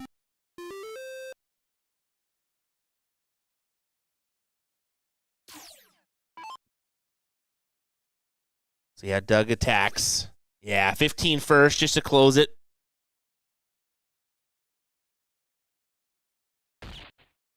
And there you go. It was still interesting no matter what because Ed still needed an extra dart in his hand, right? But it gets it done despite the even score line. 5.33 will lock in a 2-1 advantage. But we still haven't seen the full force of Mr. Levesque. We know what he can do, and that leg 2, he really started to snap back into it. He's going to have to settle a bit. We haven't seen Doug full thing either, just to knock on that one. Agreed. Yeah, I mean, Doug It's a little closer to sharp. Perfectly capable of throwing a 6 at any given time.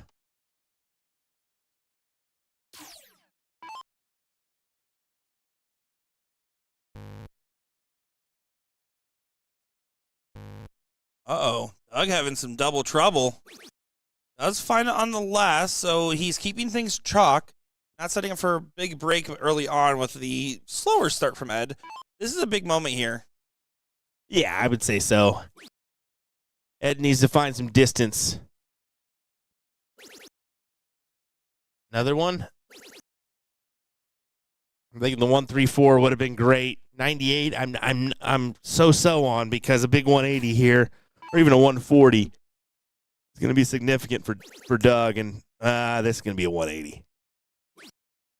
It will not, but it's going to be a great 140 as he does go ahead and pin that last dart. That's still too great. I mean, just based on the first dart, I thought that was good to go on the 180 train. But hey, a 140, like I said, still significant there. Still places you as the front runner, and you're going to have a look to leave a finish.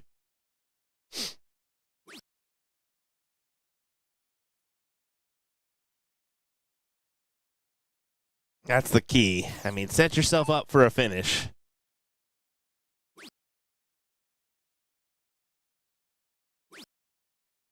There went that opportunity. Yeah, you can see the look all over Doug's face there, just like a, ooh. Big moment, though. You have to leave a finish. He'll do so. Not after that. Can Dougie Fresh get in there? A few tough rounds. And down the 19s, just to lock in a big fish look. Why not a champagne finish look? Yeah, it's a beautiful last start.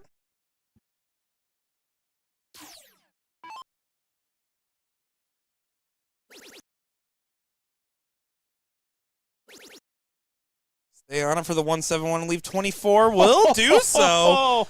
What a great shot. What a great pressure building shot here from Ed. On 132, while there's a couple creative ways to take it, pop in the cork here should be the move. You have to go bull first start, and you have to really give this a proper opportunity. Stay on it. Yeah, that first start was at the right side of the double bull to be able to try to shoot it. Unfortunately, sunk it low and was a little too good on that last start. Hits the double ball in the third, and now Ed can go ahead and push us to a last leg decider here. That second dart's so tricky, right? You get tempted, and he was tempted to go for it. I think you switch over on that one to trip 14. But it's low on it, right? It was in the right spot. Still, you switch over on that one. The segment is so much bigger with nothing in the way. Yeah, but it's so cool, Will. Yes. And we don't play darts because they're smart. We play them because they're fun. Oh, my goodness. Well, anyway, it's 2-2 here. And we'll find out. I mean, if Ed gets the start and starts off well, Doug may be kicking himself on that bull look. But pretty good little diddle. You have to answer here, Ed. Little diddle. Doug and Ed Levesque. You're on board 6 at Niagara Falls. That last part didn't work. If you'd have just kept it with the first part and just stopped, it would have been a lot better. But not so bad. Leave it to Nick to mess up a good thing.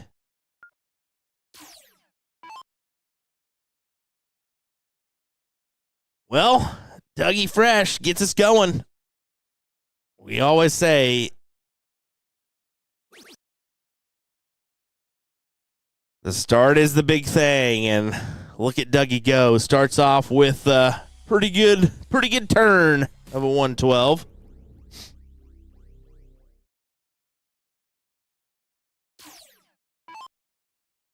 Ed can't afford to to miss a few turns. Needs to get in and get going, and that's exactly what he does. Good first start. Doesn't quite have to follow up on Doug's turn, but that's exactly what he does, ladies and gentlemen. 112 follows 112. Yeah, dead even, neck and neck.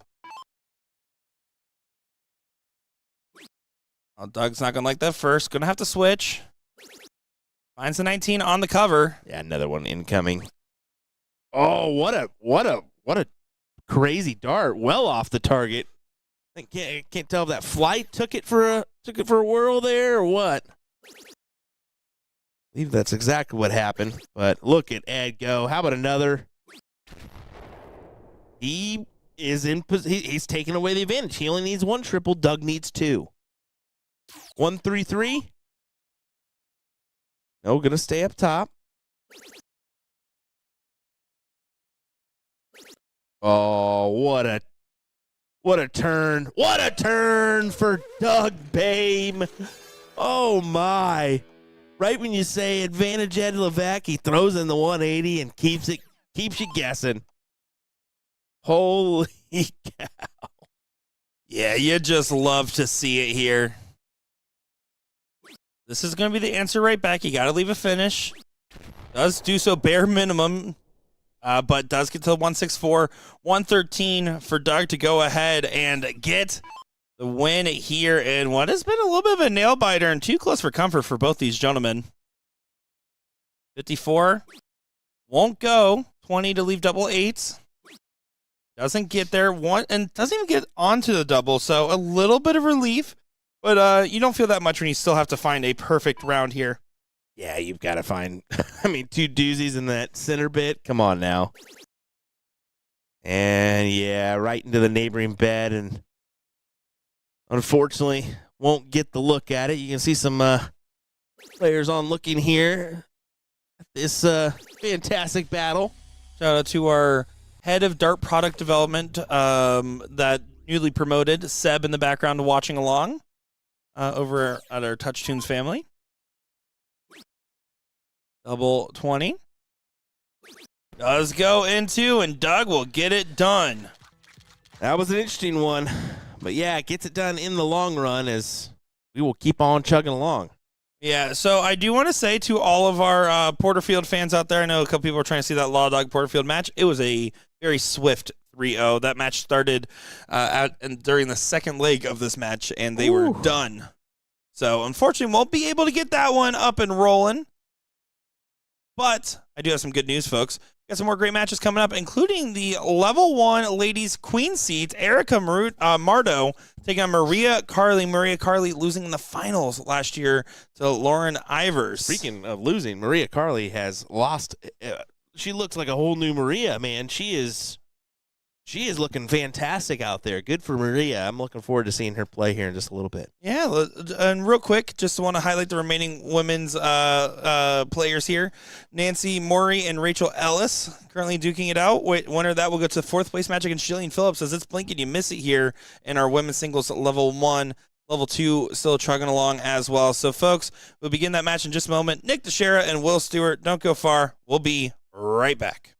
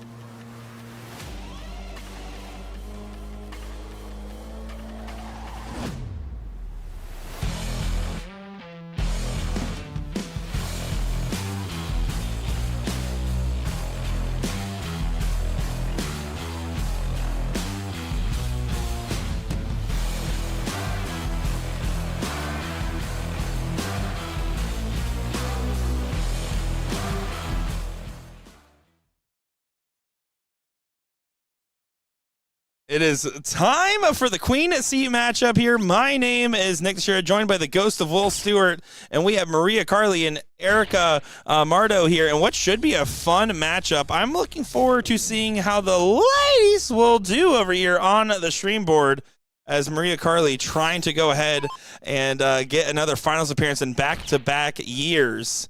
On the fourth place match, Jillian Phillips and Nancy Mori going up against each other in what should be a tough one as well. Jillian Phillips having an early loss and been trying to fight her way back ever since, and she's done a good job. She won in the first round to Nancy, but lost to Maria Carley 2-0. And then on the loser side, by the way, Jillian has done quite the run. Brandy Brandt, Olivia Wilkin, and Tina Russo in her path to get back to fourth place. But right now, Erica and Maria taking the stage. The ghost of Will Stewart has come back to life. Will, what's your thoughts on this one? I mean, hey, Maria's going to be a tough competitor here. Just looking at the bracket and the damage she's done already here. So, yeah, I think that this is going to be a good one. But, yeah, you can see Erica having some fun as well. A couple birdies there, I think. Absolutely. Well, it's blink and you miss it with a format like this, and Erica and Maria were having some fun pre-celebrating how this match would play out, and I'd love to see it. A lot of respect between these ladies. I'm not as familiar with Erica. I don't know if you are, but I'm excited to see, because every year I feel like we see one of these ladies really go on the run and do some great work out here.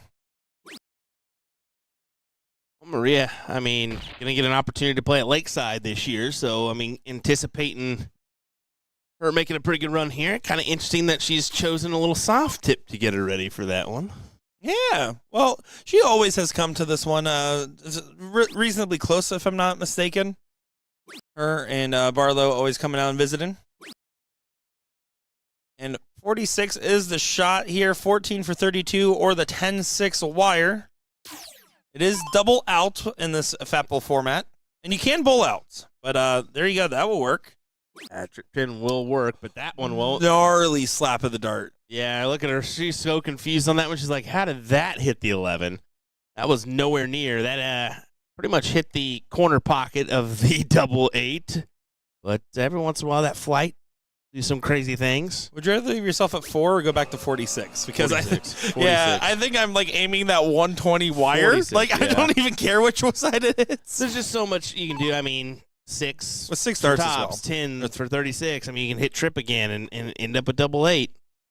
Rhino Flynn saying that Erica is a very good shot, and her and Maria shoot doubles together a lot. So I appreciate the best chat in the business helping educate me a little bit more. Yeah, looking at that. And you can see they're having some fun here. Good back and forth.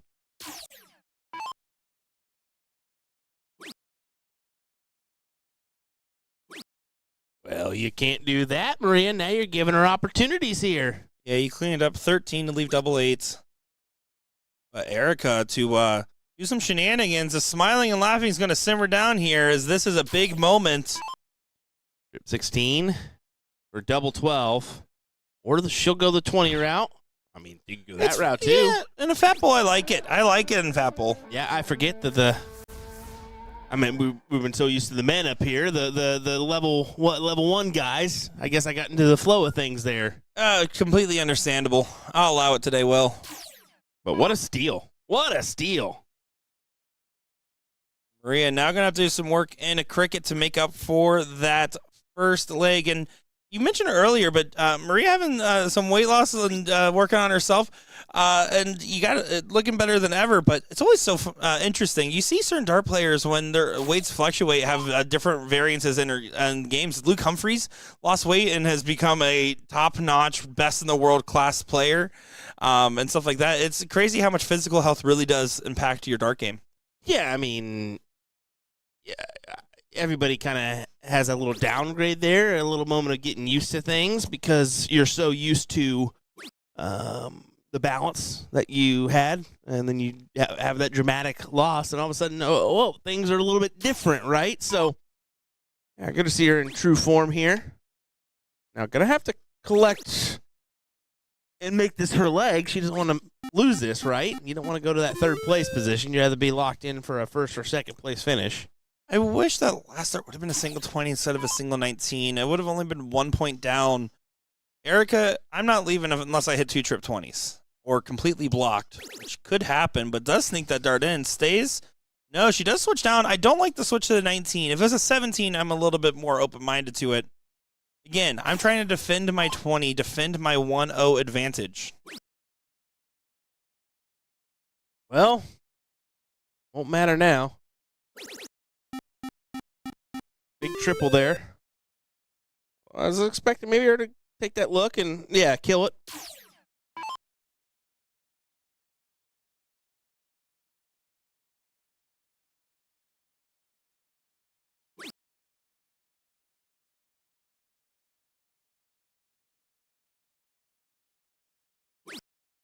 Oh, right there.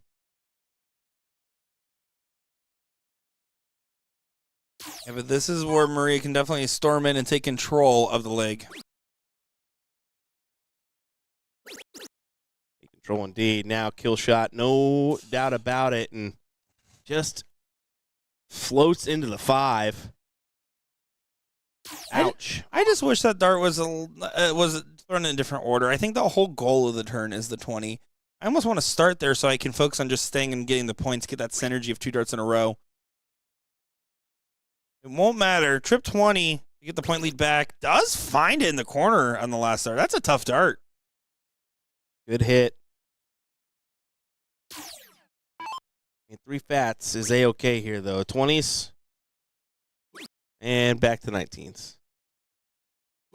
Yep, that's fine. That's fine. It does recover quite well. You love Doug's little mini jog in front of the players trying not to get in the way.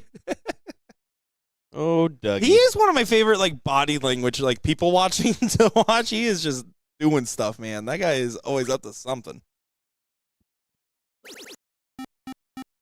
Big trip on the last to regain the point lead, and Eric is doing a great job battling both these players at a 3.8 right now. Not much separating them. Not much at all. See Jason looking on there. Is he playing a match next door? Hey, Jason, I was talking to him just for a split second earlier. Of course, he had Doug Boehm right off the bat. And, of course, Doug beat him, and he said, yeah, sorry, buddy. I mean, I've been hitting the board pretty well. And Jason's like, yeah, I couldn't find my darts before this weekend, so how about that, buddy? Guess he just doesn't play as much anymore. Still a quality shot, though.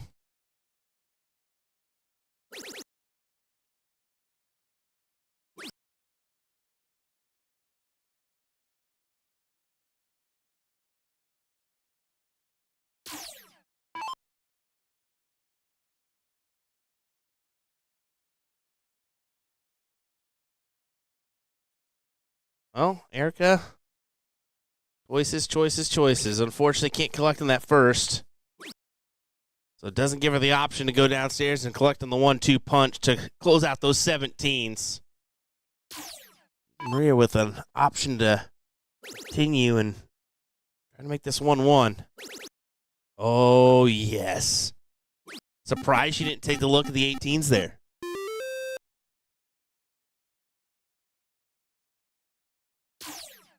I mean, I figured she would. Yeah, but here's the opportunity right now for the 18s to come back into play on the other side of the ball, right? He needed that dart to convert to a trip. It wasn't a bad line. Doesn't happen. If I'm Maria, I'm still thinking I want to find a trip 17 before shooting the 18s here. I want to have a little bit more of a comfortable position.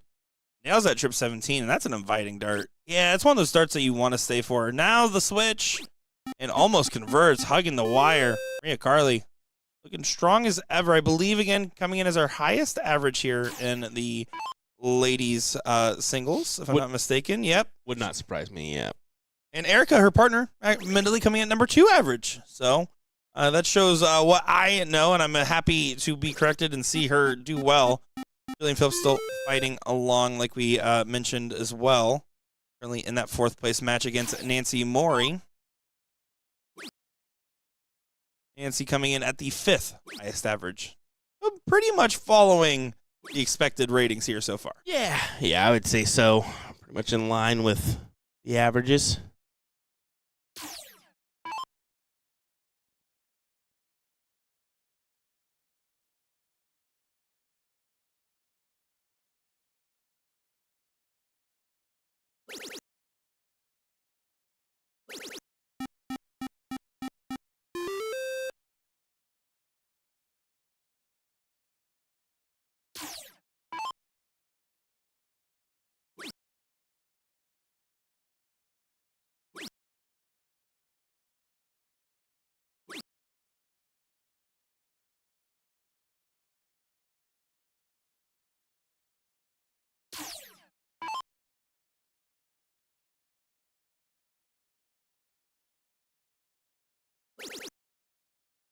Erica's still doing a great job fighting, trying to get that 17. I want her to stay.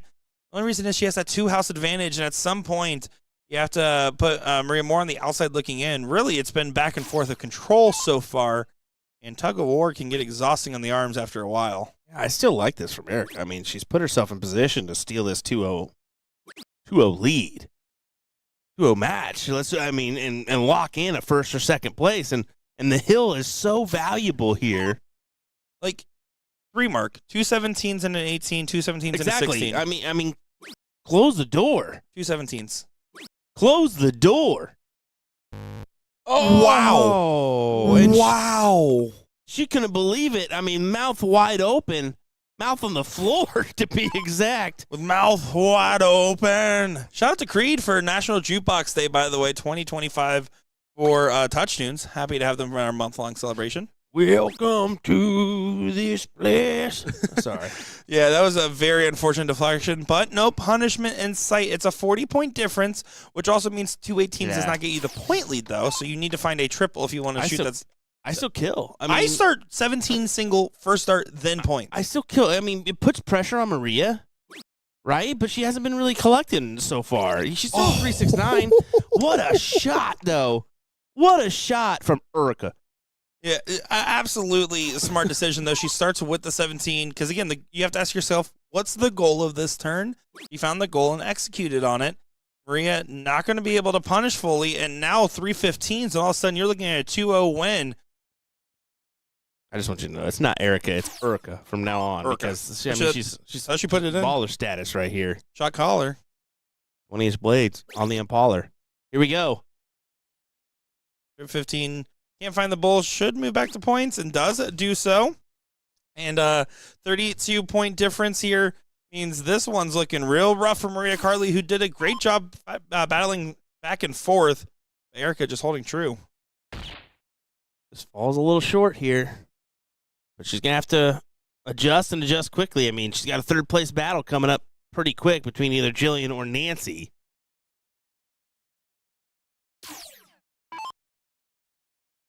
Crazy that this bracket has cruised along as quick as it has. 1, 2, and 3. Gets it done. Maria Carley will go to the third-place position. Erica Mardeau. What a celebration that was. Well, all right. Okay.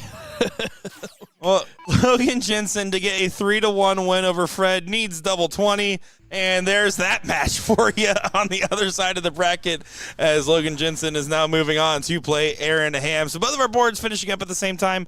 We're going to take a quick moment here to reset, figure out what's coming up next on the stream, and bring you more action to all your screens. So right now, hit that like button, hit that share button, let everyone know what you're doing, because I know what we're going to be doing. Watching great darts. Isn't that right? We'll be right back. We'll be right back.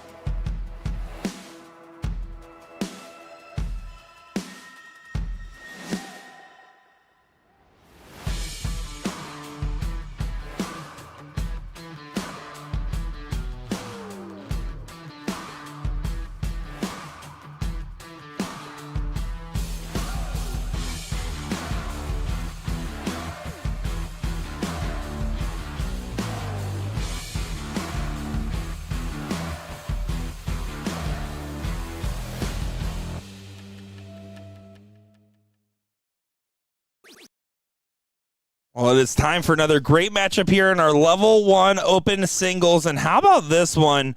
We got Mike Porterfield, MP, taking on Time Bomb Gino Florian here, and what should be a pretty good and, well, star-studded matchup. My name's Nick Teixeira, joined by Will Stewart. And Will, tell us your thoughts on this one early on. Pretty quick, fast-paced matchup. Of course, Gino doesn't mess around when he takes the throw line. Lunges with that third pretty good, too. But, yeah, this should be a pretty good battle between these two. I think you would be tempted to give the subtle edge to Mike, but don't, not too fast now. Gino can hold his own. Quality player. Now his choice of football team. Maybe not the ideal one with the Buffalo Bills. Sorry. I know we're in Niagara. Yeah, you're in dangerous territory. This is almost as bad as when Texas was playing Ohio State in January, and I had Gordon with me in Texas for that regional. Whoops. I can't talk much. My team sucks right now. So they do. Let's take a look. Gino Florian, 9-0 on the day. Yeah. And Porterfield, 6-1 on the day, losing one leg to Josh Gadley earlier on in that very first round. Well, I hate to tell you, Gino, you're probably going to take that first L right now. It's looking promising that you will. Pending you go perfect, but Mike still has the advantage. Yeah, looking to fill it up. That'll work. That will certainly work. A 1-5-3 sets up a 32 look, and he's going to get 3 darts at it. Yeah, cha-ching, second dart. And Porterfield, known for having success at this tournament, he's going to try to make Season 40 the same as it was in 39 and 38. Every time Porterfield comes up in a region, and you see him here and in Pittsburgh every year, there's people that don't see him travel as much as he definitely should be. And let me tell you, if you don't know Mike Porterfield, you should. Team USA BullShooter participants from this go-around. We got to see him play with George Daniels, Mike Segal, and Ram Guevara Jr. Self-imposed captain as well, as he put me on the sheet for himself. I love it. Like, so who's much. me? He's like, oh, that's me. I'm me. I'm me. Well, it helps when we know who me is. We is me. I is team. Well, all right, bud. Yeah, pretty impressive leg there. It wasn't even second dart. It was first start for Mike Porterfield to put it away. So, promising start. Gino has the advantage, getting that he gets to go first. And, yeah, has the 20s already and just looking for more. Great stuff. 6.5. Yeah, good plays here from Mr. Florian. Porterfield going to have to dig deep on these 18s. Look for 3 in the bed. There's 2 in there. And how about a third? Does find the 3 in the bed. So step 1 complete, but Time Bomb going to try to explode, finding a trip 20 on the first. Yeah, look at that, though. Filling it up and then some over the 18s for a 9 himself. Back-to-back of bangers from these gentlemen, wasting no time throwing haymakers. 7-0 plays 7-3-3. Last time we saw Mike Porterfield at a regional in Pittsburgh, he did throw a semi-perfect game there against Mr. Brian Bigham, Bubba. He hit 3 single bowls on the last, which is the only reason that has any asterisks at all. 9 mark, 9 mark, 9 mark. Single bowl, single bowl, single bowl. Oh, these are legs we dream about here. I mean, look at this back and forth, and despite that triple, it's not going to matter. Gino, 3-punch. 15s get away with it here. Looking for 1-1. Good play up top. That big lunge forward with the last dart, man. He explodes. He explodes on the last dart. They don't just call anybody Time Bomb. Porterfield can't do much. I mean, you threw a 5-6 after hitting 3 bowls to bring down the average at the very end here.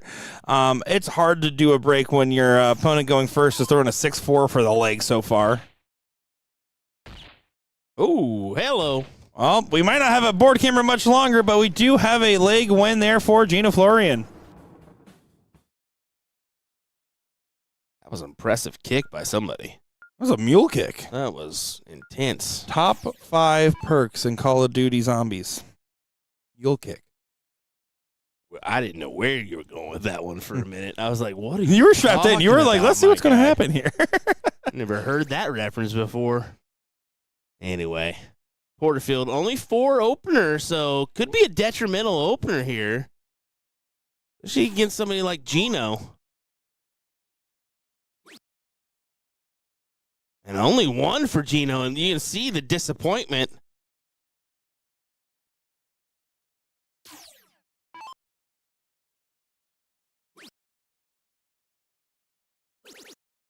You are not thinking there's enough darts going in this room right now?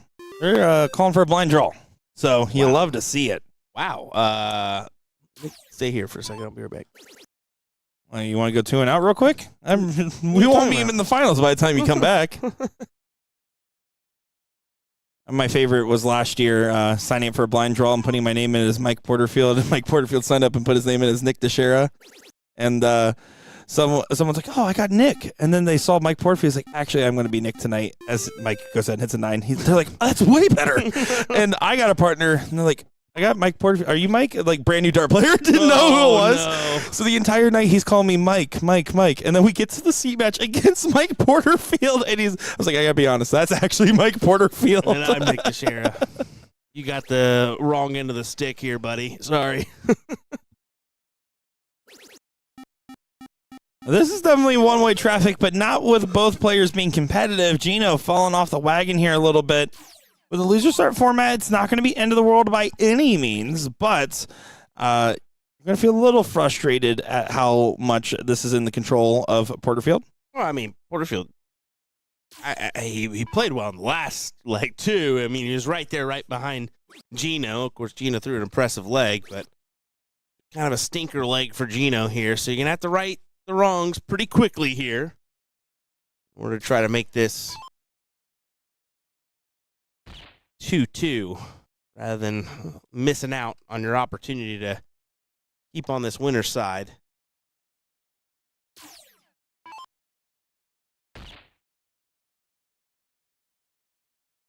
Oh, and that's that first dart. The position of that first dart makes it extremely difficult to capitalize on your next 2 from there. So that's why you see that floater on the outside with dart 2. But nowhere near is Florian, so going to get away with it.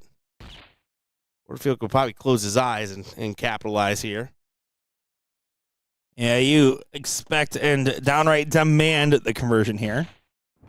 He does get it. Good job there from Mr. Porterfield. Takes a 2-1 lead, but it's all about the start here and the finish in 0-1. It sounds silly to say, but double-double's a different beast compared to a lot of other 0-1 formats. It certainly is, man. You've got to start off well, and the beast, that double in. Well, there's very few things more frustrating than missing 3 darts at the double in, right? Your wife leaving you, I don't know. It's like up there in the same levels. And when the ice cream machine's broken at McDonald's. Top 3 most frustrating things. But there, the opposite is the case. 1-5-2 from Gino. Beautiful. I was hoping you were going to go with when the ice cream man, you can hear him, but he never comes down your street. Oh, that's brutal. That's brutal. Yeah. Now, the ice cream man as a kid always looked for me like, yep, that guy. That's the one. Yeah, I got a few dollar bills coming my way with this kid. Anyway. That was the nice thing about Continental Cup. I did hear the Mr. Softy ice cream man outside. It's like, man, it is good to see that the ice cream man's still a thing. Still a thing. Yeah. Well, look at this for Time Bomb. I mean, well out in front with this leg, taking advantage of when he needs to. Porterfield having an off turn at the wrong time means that now it's 6 darts for Gino from 2-1-2.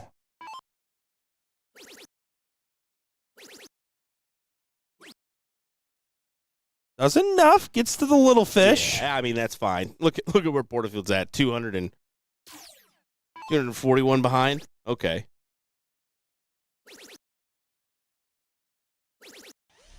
Pat says, why do they act so mad every dart as if they should throw a perfect game?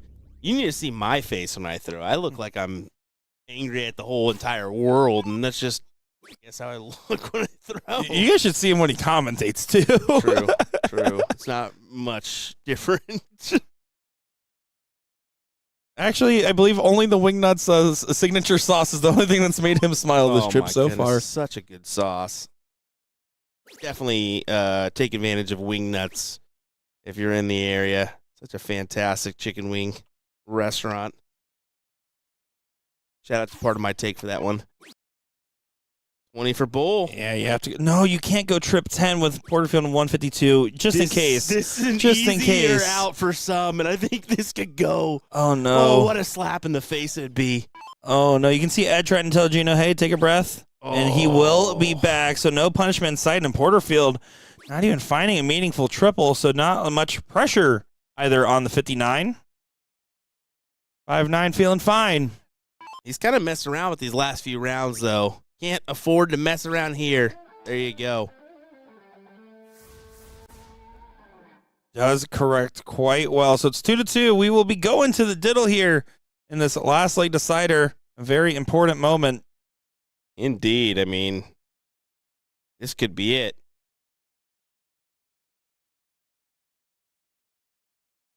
Advantage of going first is insane.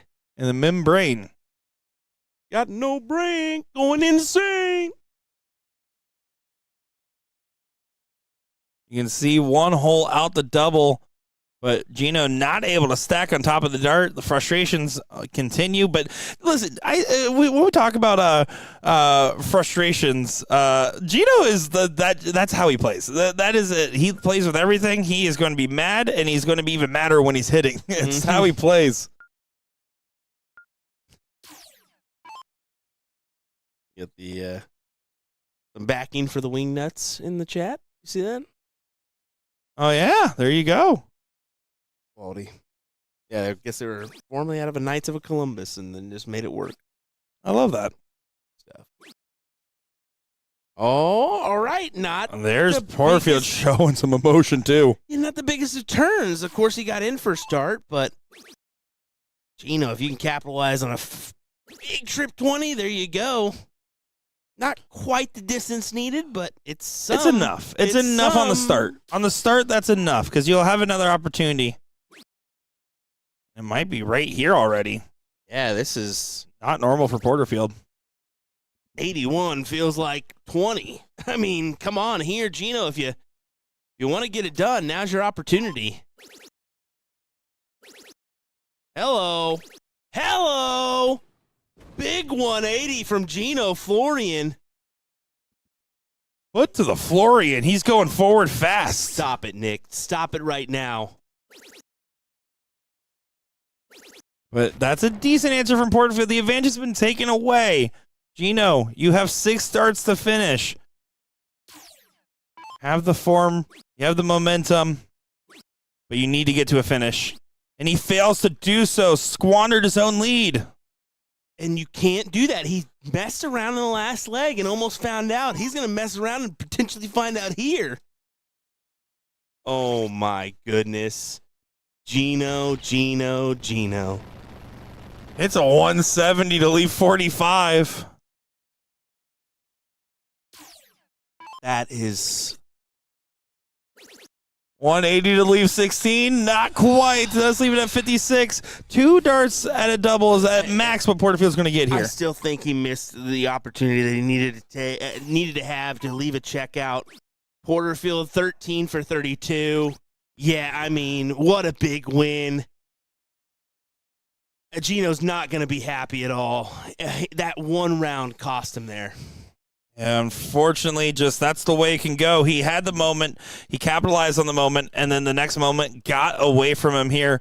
We're going to take a look at the bracket here real quick as we have Jillian Phillips and Maria Carly, our next matchup on stream, the 3rd place of the women's singles combo, level 1. Currently level 2, the ladies doing the best in the top 4 on the winner's side. Jess Poppy and Jordan Rowe on one side, Robin Ralston and Lainey Smith on the other. Look at the Open. Some of our top performers so far currently duking out in the top 8 on the winner's side. Sean Ryan, Seth Smith duking it out. You got Doug Boehm and Eric Spartley. And then you got Aaron Ham, Logan Jensen, which will be playing over here on board number 6 on the stream, although we will be prioritizing that ladies matchup. Got a couple other great levels going on of action here as well, Will. Yeah. Of course, the ladies, that's the main focus right now. I think we got a great 3rd place battle coming, followed by your finals. You don't want to miss those matches coming your way here next at the New York Regional for the BullShooter World Tour. We'll be right back with more in just a moment's time.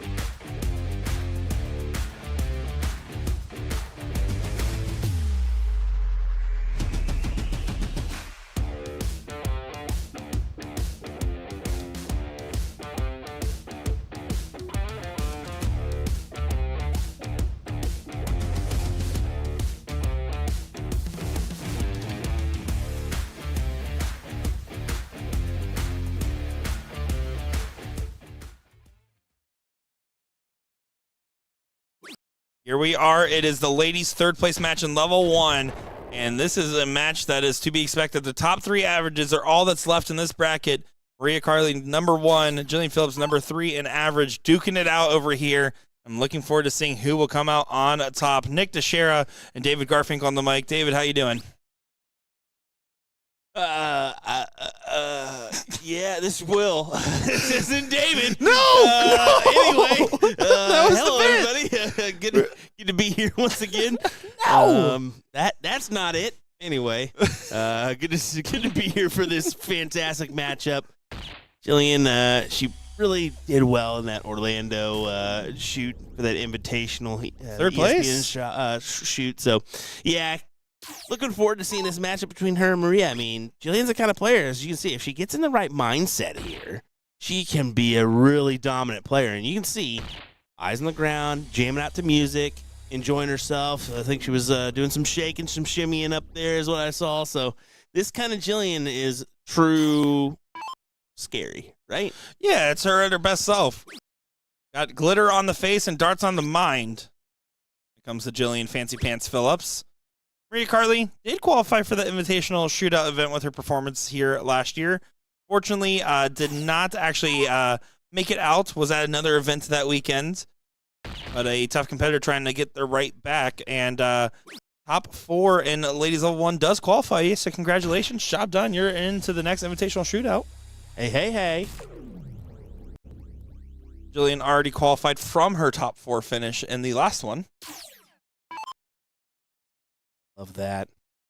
See in the background, Erica actually is in the background, just kind of keeping maybe the corner of her eye on this matchup, seeing if she's going to play in that final.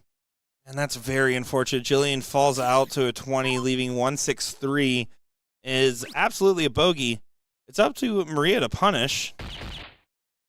She's the kind of player she normally will punish. And there you go. Big bull to set up the 1-2-4. Last year's singles champion Lauren Ivers in the chat saying, hey, I wish I was there. Where you at, girl? We wish you were here, too. Yeah, it doesn't matter now. Who cares? You're not here. What the heck? Sorry, Will's grumpy. He didn't get a sandwich before this. I'm just kidding. His heart's broken. I think there's only one sandwich I think it's going to get taken, too. I'm very upset about that. Single 13 here to leave the bull. Should be the dart. Sinks low, but it's fine. It is double out, but you can go out on the fat bull here. Yeah, that's the play. That should be the play for most of our individuals. Go out on the bull. We'll see. He's got a little steel tip mindset.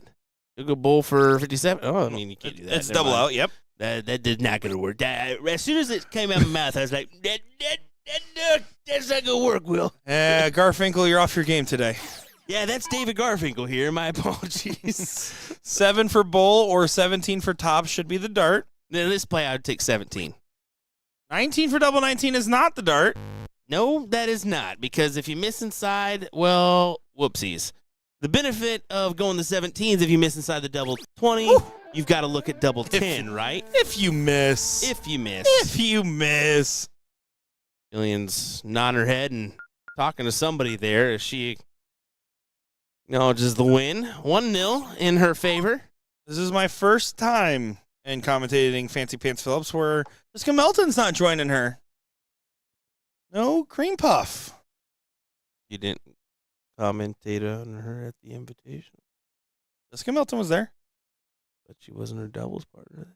She was there. I said there. I guess it works. I thought you were kind of meaning like a doubles. They're the Utah iconic traveling duo. Yeah, they are. They're a big duo. I mean, and it's surprising not to see Jessica here as well. I do know Jillian traveled here with another Utah player, excited to come out to their first BullShooter stop. I believe Cody is his name, if I'm wrong. I'm sorry, Cody. Didn't mean it. We're sorry, bud.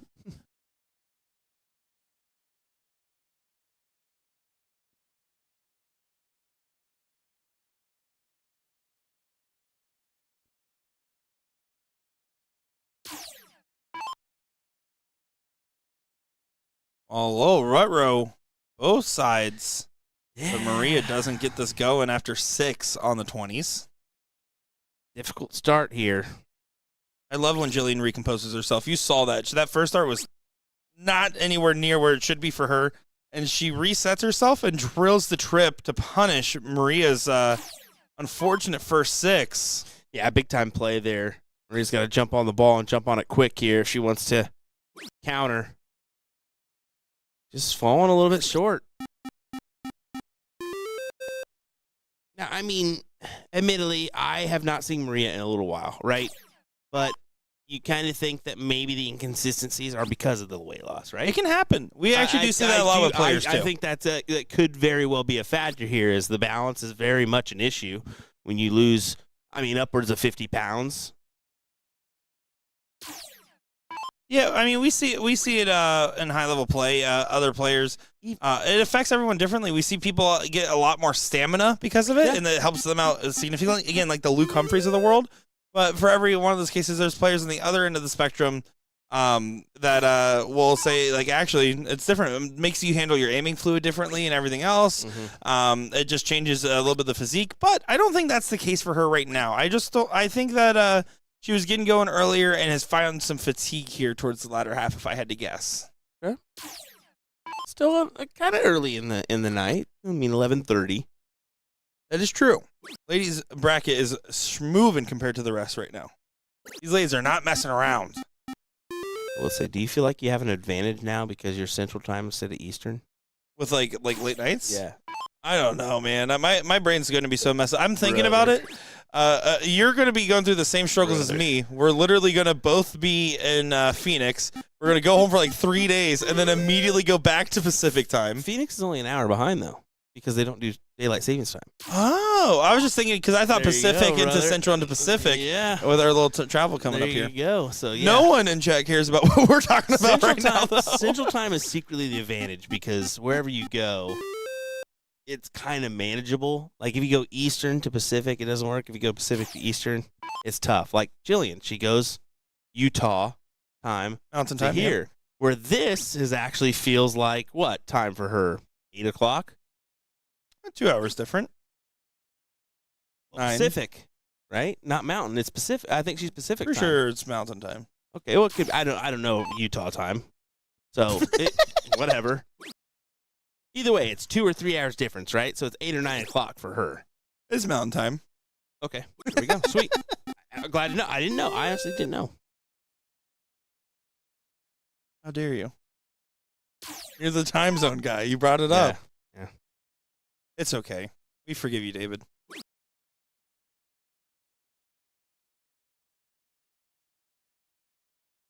Thanks, Nicholas. Appreciate it, Nicholas.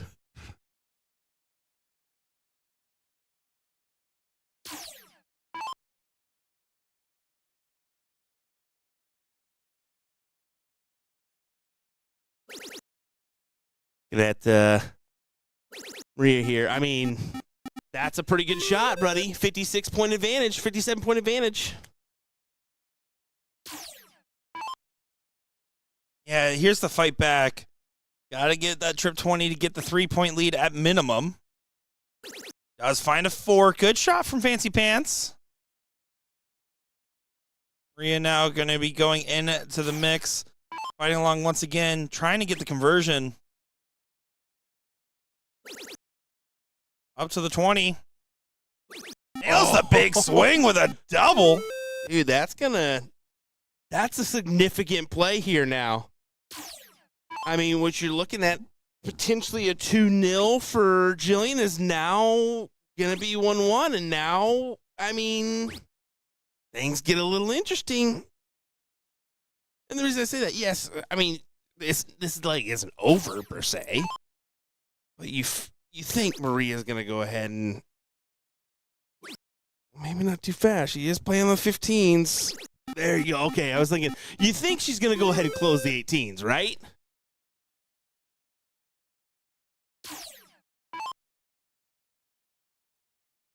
Jillian trying to get the control back. She was looking very likely for a 2-0 win here. I really like this from Maria. You can just barely see her, but she's just pulling that classic David Cameron, style, just looking at the floor. Just looking at the floor, not even trying to get herself involved with Jillian.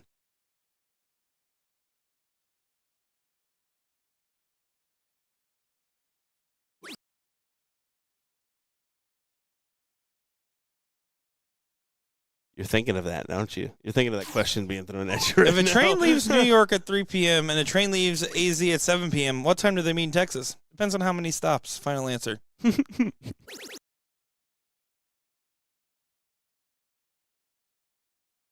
I did think about it for a little too long. I know you did. I got stuck in that one. I was mesmerized. I was like, he got stuck in that one. I guarantee you.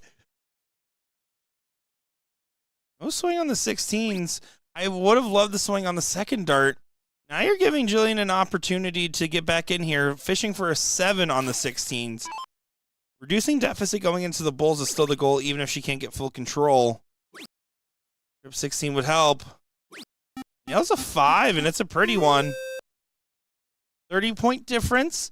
So it should be single 16 and then 2 15s. Can go right to the bull if you drill it. 2 15s. So a single won't help. You have to find a trip. Doesn't do so. So with 30 points, honestly, there's a big argument here for just closing 15 and tapping one bull, leave it 4-3. It's a tough call. I think.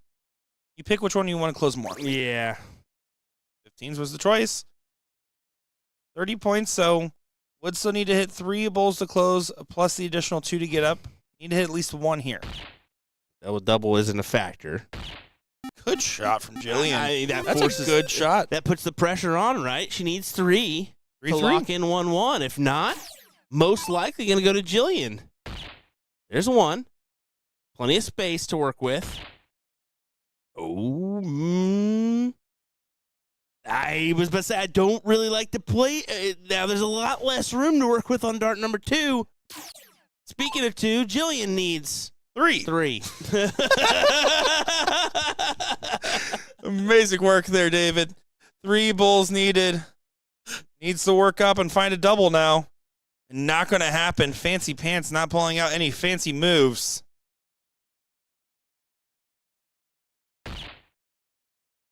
Carly, 3 bulls on the tap in here. On the tap in. Just tap it in. Tap it in. Wow. Jillian's shaking her head a little bit, knowing that could have been hers, and she could have been on into the final, but she saved her bull for the diddle, as a smart dart player often does. This is going to be 1 hole low of the center double. You're way too optimistic for me, Nick. I just want to tell you that. Are you just finding this out after 4 years, Will? I just want to reassure everybody that you never look at the downside. You always try to look at the upside, and sometimes you just need to say, no, I should have had that. Be done with it. Well, Maria gets it by 1. Mr. Grumpy Pants over here can't see the shining light. You're a mean one. Mr. Grinch. Kind of cute. Your eyes. All right, we're done with that. Here we go. For all the marbles. Well, I can't say for all the marbles. For almost all the marbles. For a shot to play Erica in the finals here. Erica. A moderate amount of marbles at stake here. Maria did best Jillian on the diddle by 1 hole.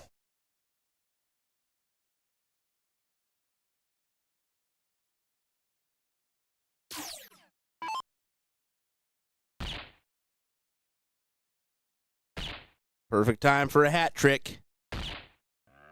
If she only hit that a little bit earlier, she would not even have me playing this leg, but she's going to be happy. Have to, yeah. I mean, she would have this locked in and be on to the next one, right?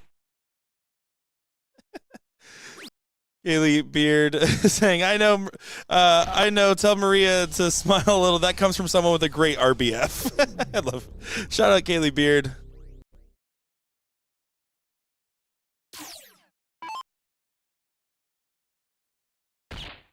A resting beautiful face, David. Oh, another hat trick. Back to back here and a last leg decider from Fancy Pants Phillips.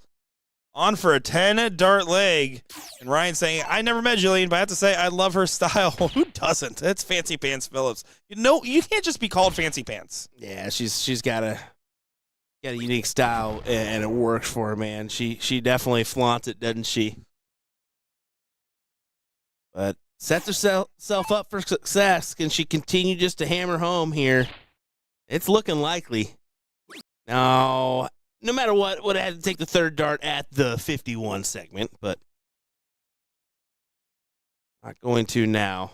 Just tries to tee up this 140. Now, I will say,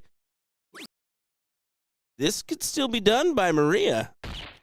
Yeah, she can't be conceding late from this position. She clearly isn't. Look at that determination. Yeah, that's a huge shot. So, bull tops to get it done for Jillian. And you got to drill this, dude. There's no other way to go about it. Yeah, let's see. She drops low after finding the bull with such success. We'll now have to hope that Maria Carly does not take out 107. 57 for bull. Wow. This is the kind of play that... Bull, she was going for the bull first. I don't mind it, but I feel like you have to shoot the more efficient shot. I don't know. You got to go 19s there. I don't hate it. No, I don't hate it. You have to go 19s, Nick. I don't. Why would you go bull if you hit a stay single bull the whole time? If you hit, there's so many things you can fall out into that won't work. And so many things you can that will work. If you play 19s, bullseye for Jillian Phillips to get to the finals here. You know how idiotic of a play that was. Drills the double bull.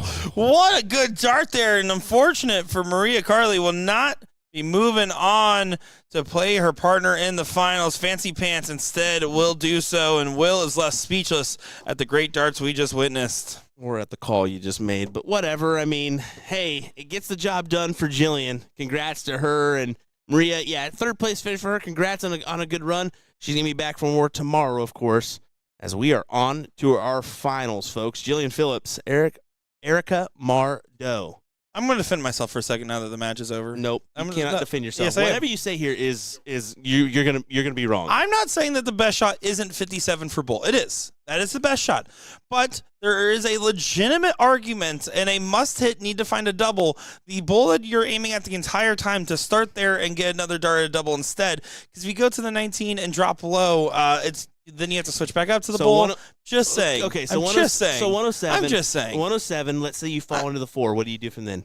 Exactly. I'm Nick. not saying that. Thank you, ladies and gentlemen. We'll be right back. Yep, we're going to be right back. Game over. This is it. Women's finals up next. See you guys in a second.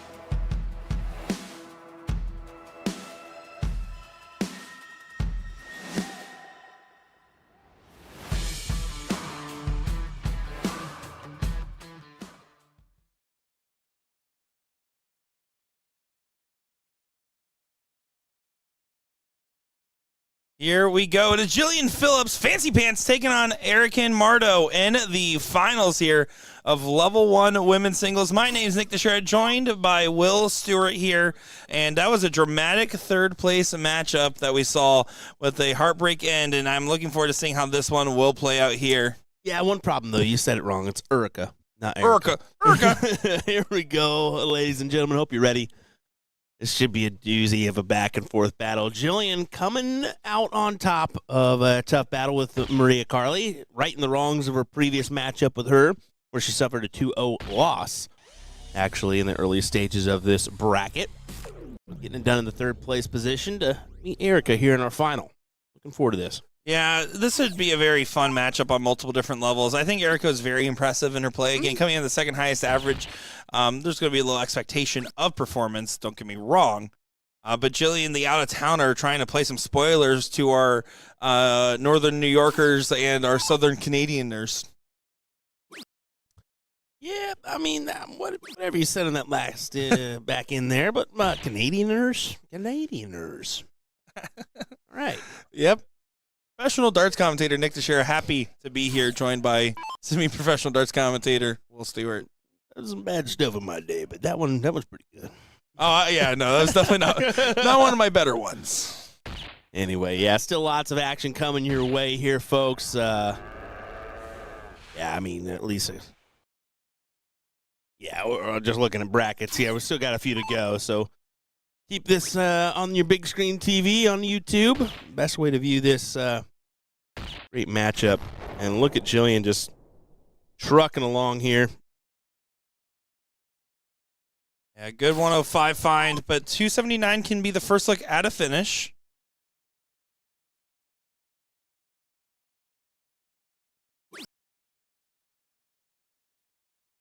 Ask It Creative, the Bulls will not get you to finish.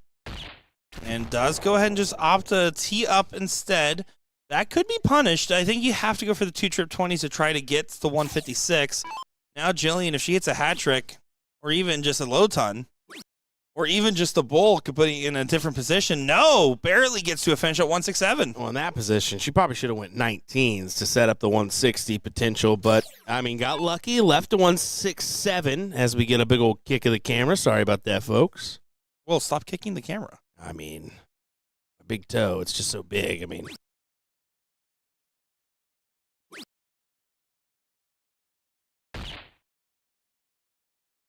didn't take advantage of it as much as she could have, so here we go. Anybody's leg here.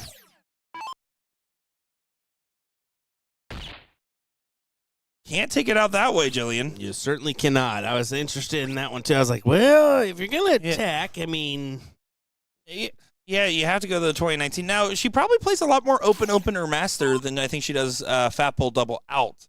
Maybe wires got crossbid. That seconder immediately went to the Bulls, so it tells me that she was just foregoing swinging at the 167. Oh, finish available now with one or two darts left in hand. So again, you're going to be setting up bull, single 2 should be the setup here, something along those lines.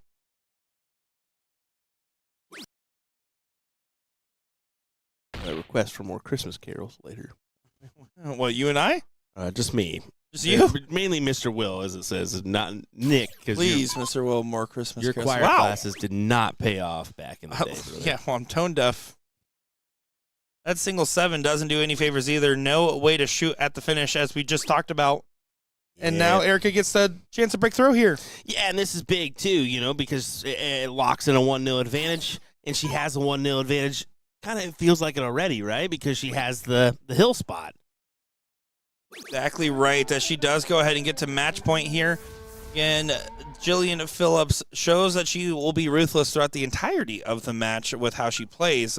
That being said, Erica is doing a great job of proving herself out here and looking like she is in pole position to get the title. She'll be able to convert and get it done here. Jillian send us to Last Leg Decider in the first set. Jillian says, I want to send it to a Last Leg Decider. Here's a 7 mark on the open. Yeah, great stuff. Good 7. Fantastic opener here. Some pressure on Erica. And she's okay if she doesn't get it done here. She'll want to get it done here, but hello. Smart. Double's worth more than a single. How about an 8-mark response? What you can do, I can do one better, Will. I think that's the number you can define the least here in this game is that 8 mark, right? So how about that? It's a Bob Ross special. That's a happy accident if I've ever seen one. And has to reset after the drop dart. Don't mind the reset. It's an important moment. Needs to find this trip. Doesn't get there. Now Erica can afford herself the opportunity at 25 points difference. 219s gets you a swing upstairs. I mean, with the way she's been hitting lately, I was thinking first dart triple. And it goes. Oh, what a turn there from Erica. Beautiful 7. What a pressure building shot. You can see in the background they're having some fun with it. I mean, she's throwing a very inspired game right now against Jillian, who is not having the poorest of legs. Of course, not to her standard. She's starting to fall just a little bit here, but the pressure's on max. And frankly, Erica's doing what she needs to get done. She takes advantage of those 18s. A 3 mark on those neutralizes the X there from Jillian. Efficient play so far. That's exactly what Erica needed here to try to get this job done. I mean, what a last she start. Just keeps going, and right now she has free. She has the 19s and 18s her way. I mean, forcing Jillian up against the wall here. Yeah, Jillian almost needed to collect on that last start as well, and I mean, even 3 fats is A-okay here for Erica. And let's be honest, a 4-0 standard gets you through a majority of the legs in this bracket today. Right now, she's going against a 6-3-3. That is just brutal darts. Another first dart into the trip. Moving along. Can she close the 17s? Of course she can. Erica is playing phenomenal. This is... Look at Jillian. Giving her some stuff over there. Literally stops her and says, you are on it right now. And she's locked in for this final, man. She wants to take home that first place prize. And absolutely deservingly so with the way she is playing at this moment. And if I'm Jillian, I am not mad about losing this position because even if Jillian's on a 4-0, it's not like she's playing bad at all. But if you're going against a 6-2-5 in a situation like this, you're not really mad about it either. Look at this. It's free. I mean, everything. She hits another 8 mark as well. Look at this. Nailing it in, my guy. Jillian shaking the head. I'm about to give her a curtsy on this second place spot. Well earned from Erica, who is just absolutely loving it. A downright nasty performances. Jillian says, "You're hugging like it's over. You got the floor. Go ahead and finish this." 6-6 and 1 bull needed. Erica to become your women's singles champion here. Does do so, finishing at a 6.18, and hats off to you, girlfriend. That was beautiful darts, wasn't it? All you can do is clap, and I mean, what a performance from Erica there. Even Maria coming in to say, what was that? I mean, 6.18 gets the job done here for our first place prize in level 1 or women's bracket. Love it. I want to make one thing expressly clear. Erica is a welcomed addition to our invitational shootout lineup. Oh, yeah, for sure. My goodness, I am excited to have her in that mix now. Now, Kirsten. Like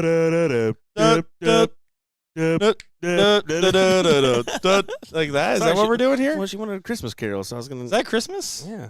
I'm dreaming of a white Christmas. Come on now.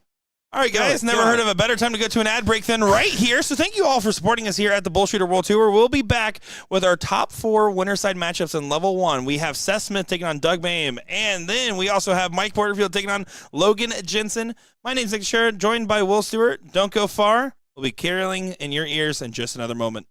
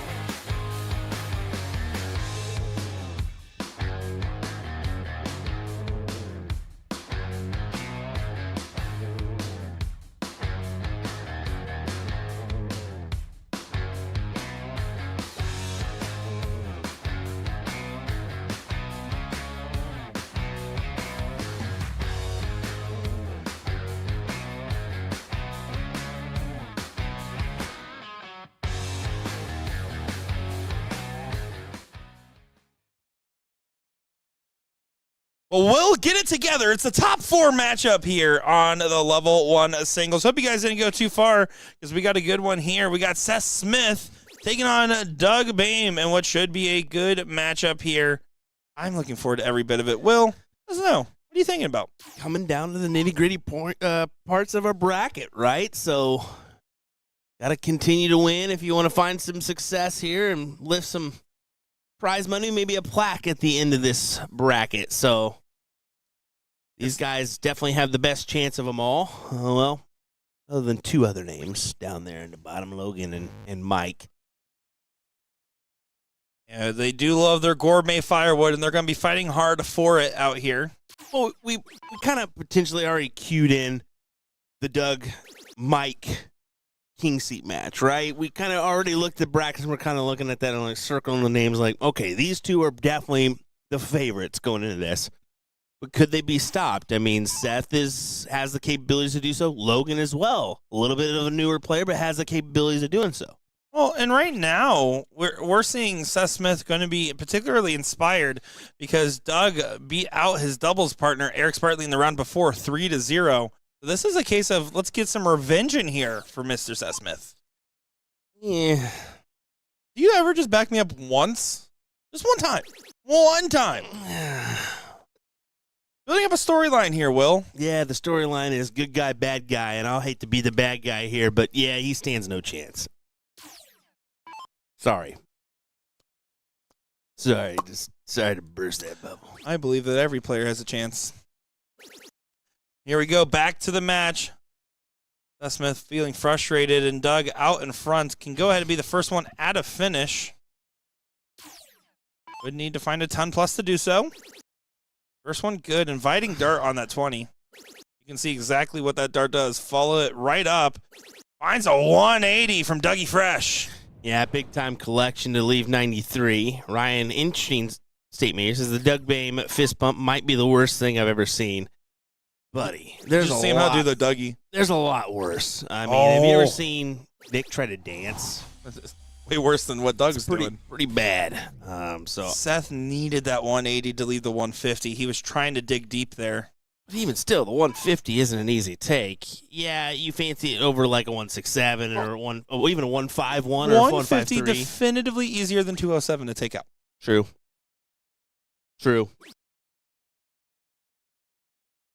That's the backup I needed. There you go. That's what I was waiting for the whole time. Fact. I'll give it to you. There you go.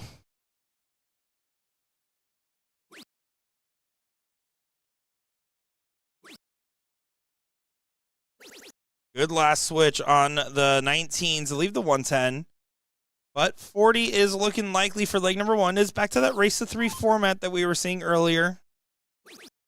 Doug goes ahead and takes it out in 1. It is a pedestrian leg as far as all things considered. Yeah. Again, your expectation is closer to that 12 to 15 dart range. So when you get a couple extra darts, you're going to feel a little frustrated, but Seth can try to bounce back here in leg number 2. It's all about setting the precedent in cricket. Yeah, set the tone here with your start. 4 or 5 mark. You think 5 mark would be ideal for him. That's a great first dart. And you can see, yeah, grabs the 7 mark. Good stuff.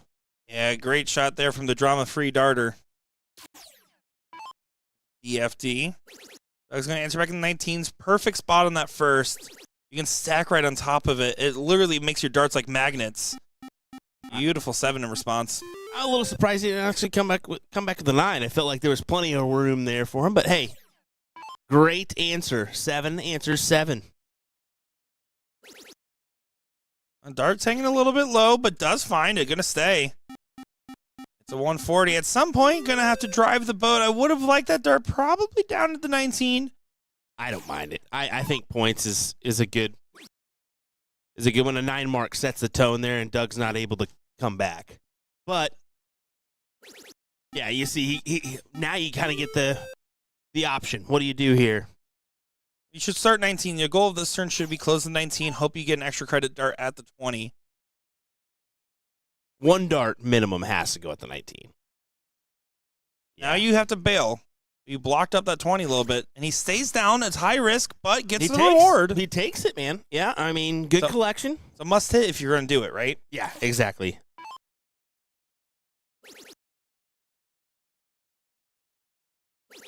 Oh. I had to stay for one more. But 6 apiece here. It's not doing a good job so far in this leg. Absolutely controlling his throw and forcing Doug to have to answer. Well, this is a leg that you feel, I mean, it's early stage, but he has to take, right? You don't want this going 2-0. Well, in this format, right, that if you go 2-0 down, that means that you're going against the darts in leg number 4, assuming you win leg number 3, Mm-hmm. and that's the 0-1 leg, so you're putting up a tougher task for yourself. Seth should find a trip 20 and 2 18s. That is the target line. Trip 20, here's the 2 18s. No, taking only one dart at it. But if you know you got a triple in your back pocket, there's no fears in the world, is there, my friend? If you're going to hit it, whatever, go ahead. He's found himself an advantage, 103 points. And Doug still needs to open a wedge, so You have to throw into those darts. So you see him moving well over, going to try to drill it. Does too so. Good shot from Doug. Yeah, but 69 points Seth's way, so I don't mind the strategy he's been having. We're one at the points and then down. Now going to try to walk the dog. Let it off the leash, back to the 20s. Good 4 mark on the find.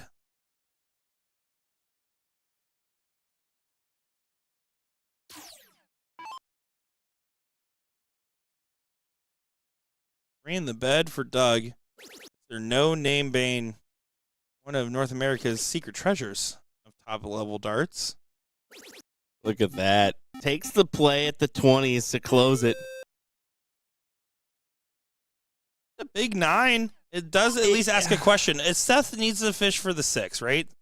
And if he doesn't hit the 6 mark, there's an opportunity now for another 9 mark to recover the distance. Well, now it's a blocker on the 15s. And now the door's open. Completely open. He forced Seth to make a play. Now, it's an unfortunate dart that landed where it is. I mean, most of the time he's going to come away with at least three 15s, right? But forced errors is a viable strategy. That's exactly what that was. Oh, that's a builder dart, if he even needs to. But why I mean... Well, he was trying to shut the door. If it goes in, you're the hero, but now you're leaving a shot for your opponent. And that's what I'm kind of like, maybe you stay there on that last 16 just because, just forces Seth to stay, right? There you go. Good collection. Yeah, it's a good recovery, but asterisks. It's not over yet. It's a 5 mark now. Yep. We'll see if the 5 mark gets converted. First start trip lets you swing. You're going to need all 3. Yeah, it's only 2 fats, so 1, 2. There you go. Forced to the bulls is Seth. Double, double, double. Must hit moment. Already called it, Will. Yeah, exactly. You can't afford to go 2-0 down because then it's really going to feel like he doesn't have a chance, right? And it was a bold statement for me to say that. It just absolutely it was. Yeah, but you since already going to this. You lean the favorite towards Doug for sure. Sure. Of course, you're going to lean the favorite to the top average in the room. But then you said something I had to just I had to make a bold statement. So here's a bold statement. Mine's 3. 5, 6, 5. Wow. Yeah, well, I believe my friend Erica did it better. As she did. 6.18 does beat a 5.65. That's correct. Good job, Nick. Well, here we go. Seth did a good job of fighting with the 20s before. He's going to have to do so again, but this time maintain that control going into the end. And it was really just one good round from Doug and one mistake forced on Seth. That's what defined that last leg. Yep. It was an ideal start from both of our individuals. 7, 7, 7, and then let it play out. But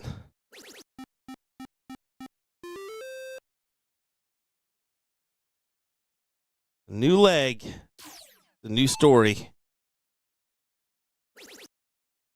new chapter, we should say.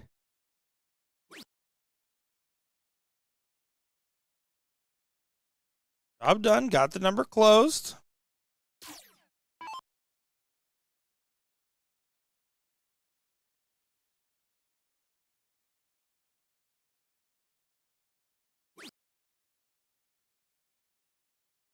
Looks like level 3 is cruising along into the 5th, 6th position matches. Same thing with level 2. Our open brackets here. Things are moving along here pretty quickly.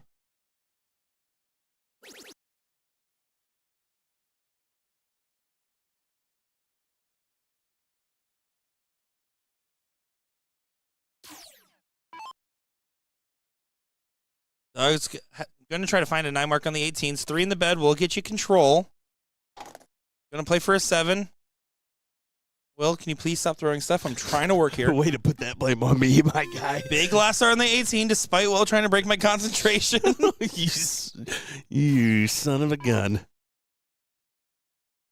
is where it gets sketchy for Seth. The pressure is on, and you have to convert. And the Dark Gods are arguing with him. That was a brutal deflection. Yeah, that was tough. And I mean, I was going to say you got to stay, and he really had to stay and really needed a triple there because he doesn't feel like he's fully out of this. I mean, one triple from Doug, and you know he's going to take a shot.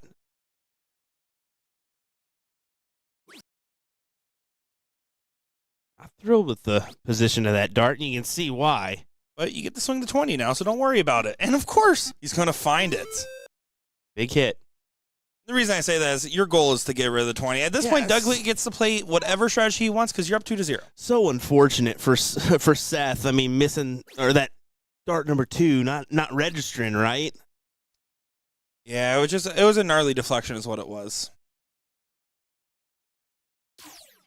We'll just call it the Nick curse.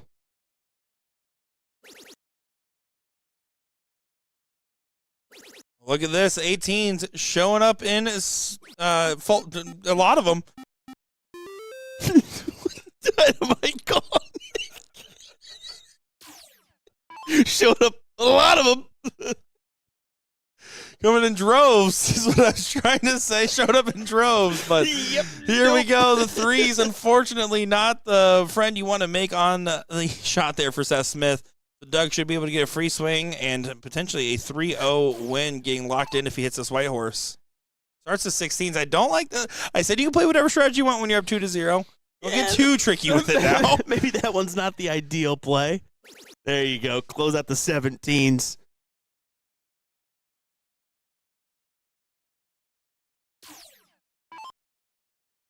So here, 16s need to find all you can eat. Buffet line seems to be closing soon. He couldn't Golden Corral all 3 in.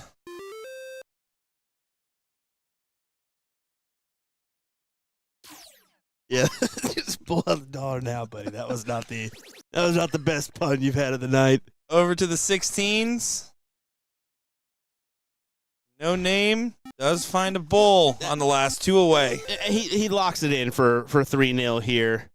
I mean, Seth had a great last leg. Really an unfortunate dart here in this one that kind of swayed things more in favor of Doug. So he's not out of this one though yet. 3 in the black. He still has time. Well, he's still on the moment. You never hit a 3 in the black when the leg's going well, but you're not going to be mad that you hit it just in case. Here's what Doug's going to do. 1-2 on the bulls. And, yeah, I mean, is what it is, right? Doug Boehm doing Doug Boehm things here at the New York Regional. As we'll head on over to Mike Porterfield taking on Logan Jensen in what is a 1-0 scoreline currently in favor of Mike. Logan, I believe, more of a newcomer to the game, if I'm not mistaken. Are you? I have no idea. But I'm excited to see how this one will play out here, as I'm not as familiar with Logan, but we're rocking that dead center dart jersey, so nearby where we are here. Of course, Mike Porterfield, the man who debatably has made this the Porterfield Invitational with his performance over the last 2 years. Going to try to continue to keep that performance going and prove the prophecy of us earlier correct by trying to meet up Dougie Bain in that seat match. Right now, Logan doing a lot right in this leg. Has the opportunity to safely get this to a 1-to-1 situation. T-Dubs in the chat likes the Golden Corral comment. I'll take my $1 back. Thank you very much. You're never getting that back, brother. It was a terrible, terrible play, no matter what you say. You don't come here for good commentary. You come here for Nick's puns. That's all. That's it. That's the whole reason that we have over 500 plus people watching along across all of our different platforms. Mike Porterfield fighting back in this leg. You don't want to mess with it, Logan.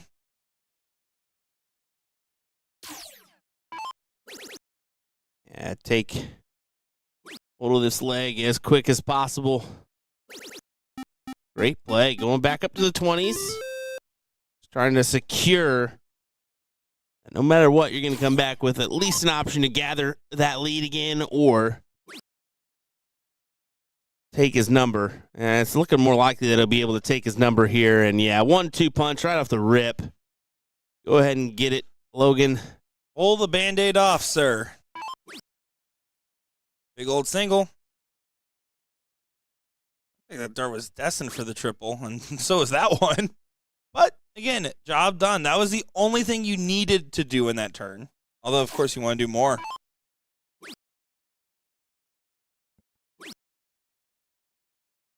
Seen on the fine does go ahead and nail the triple. But corner pocket Cobra combo, all Logan Jensen needs.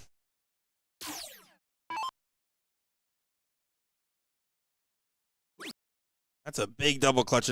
I mean, he brings it all the way out and then brings his dart back.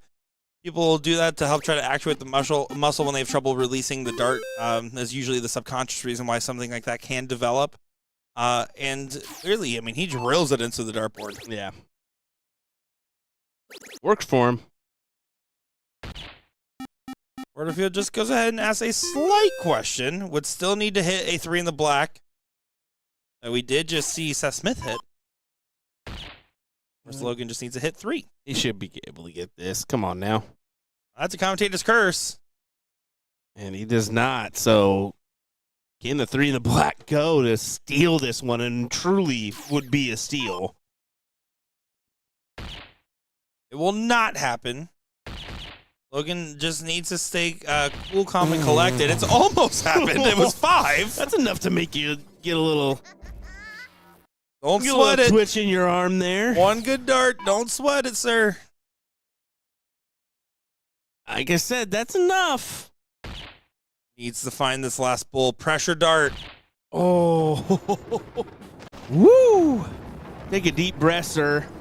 And here's what you did, though. You got that first leg on the board, and you can see him give us a nod. He definitely turned to Mike and was like, oh, my. I did not want you to come back for that one.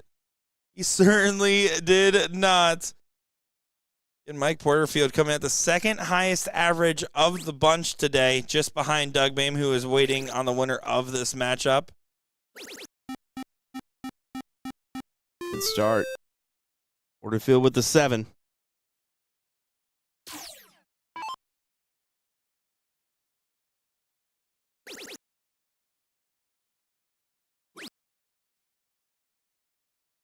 Ninth highest average, Logan Jensen. Just below Seth Smith on those rankings. How about that? Playing for a little bit of an upset in his run so far, doing a great job. Already guaranteed 5th, 6th position from where he's at.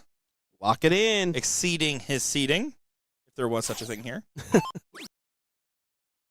There's no seeds, my guy. Not in this garden. It's a bunch of rotten tomatoes. Mike Porterfield should be able to take advantage of the fact that he already has the 20. We know Porterfield's game. He loves a healthy amount of points, but that dart hanging pushes him down. He's going back up, and despite the dart hanging over, does deflect into the trip 20. For those that don't know, Mike Porterfield has more in his shoe collection of total value than Mike Haar is worth. Big 9. But it just doesn't seem that significant. It does. I mean, at the very least, gets you back into it if you hit another good round. And an opening. There you go. There, yeah, there's your opener. Somewhat surprised he's getting that opener. I don't like the swing on dart, too. You're going to only take one dart at the 20 here, right? And no matter what, you're only going to take one dart, stay with the triple you just found, and swing it on the last. Yeah, I think the last is the better option there, no doubt. I think that you just hit one, go ahead and lay in another. Well, and we know at the professional level, if you find your first dart into the correct segment you're looking for, the triple, your second dart is so much more likely. Yeah. The muscle memory's there. You just found it. And on top of that, unless it's in a blocking position, it'll help deflect into it as well. Take advantage. Do less work. Be more efficient. Now the door's really open for Mike, as unfortunately only finds the single 19. And, yeah, you're probably going to come back searching for a wedge. But I don't like this from Porterfield. Again, he likes to play that conservative style, but instead just grabs a single 20. Honestly, the focus might have been better spent collecting 3 19s there. You're 100% right there, bud. I love it when you say that. I'll back you up on that one. Mike, what are you doing? Get rid of that number. He should not have a chance here. 16-point disadvantage from Porterfield, averaging right now to 4.17.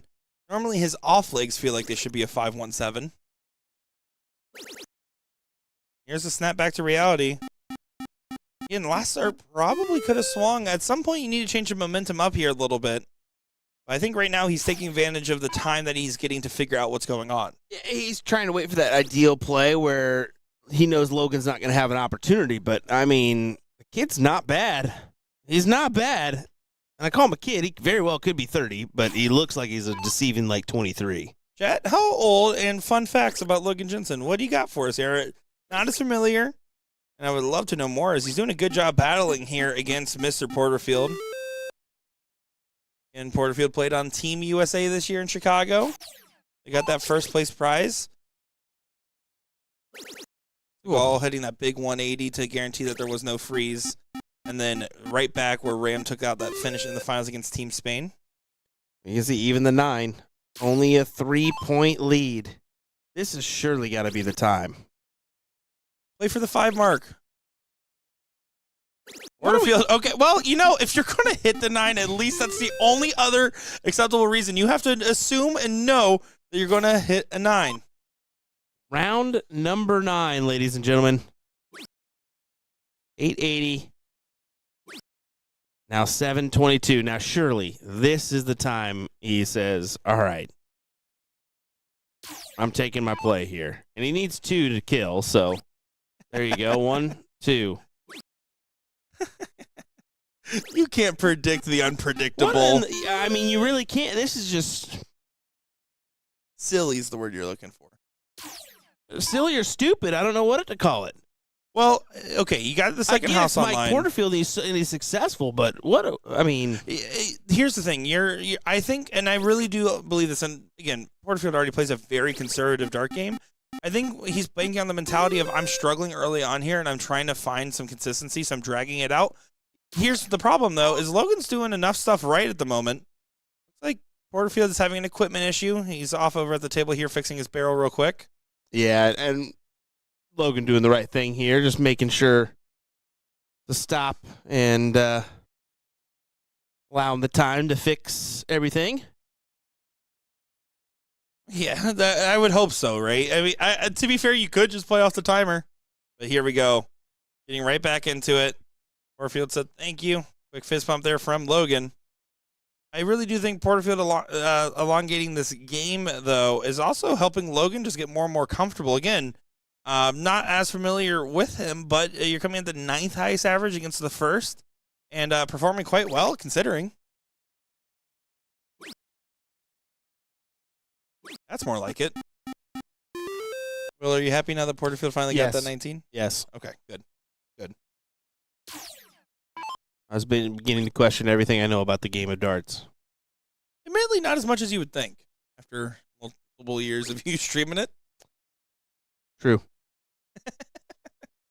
Porterfield here should be able to take advantage of that effectively open round now from Logan Jensen. Here's the thing, though. It's still 1-1. It's loser start in the next game's 0-1. Still good signs no matter how this leg finishes up, which, again, looking likely for a 2-1 advantage for Porterfield.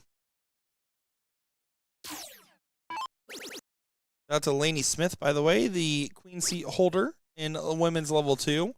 Well, they've kicked it in gear on that level 2 women's front. Kudos to them.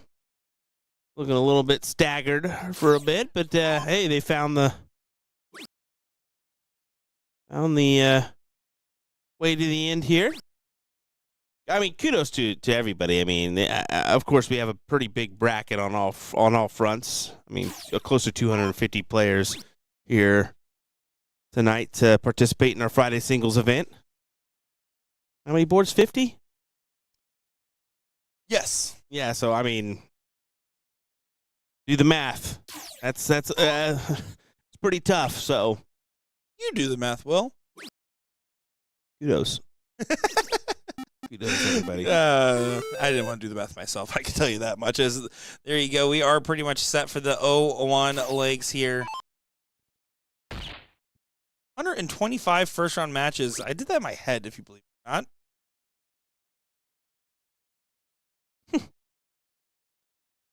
With the help of a calculator.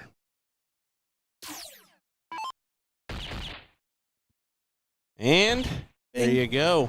2-1 advantage for Porterfield. So now going in, Logan, how do you start this very, very important leg? You're going first. Just shoot a double 16, double 15 preference, some kind. First thing, get in. First thing is get in. There you go. Yeah, when you're going first in this format, I'm not a fan of going for the 9 unless you're really just a diehard double 20 in. And you saw the first start, he shot at it, but immediately shifted to a different double before shifting back. Porterfield, he will always go on the double 16, by the way, even regardless if he feels like he needs a 9 or not. And what a collection.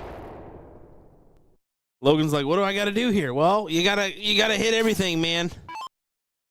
Especially against Porterfield. Trish, stop calling me Patty Grezik, saying what's up. It's Grezezik. Oh. Did you know that?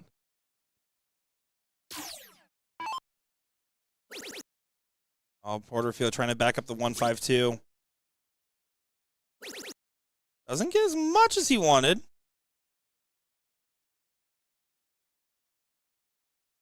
So Logan's going to have to dig deep here. Will not get to a finish. Can at least get himself in range of set, and you have to get yourself in range of setup.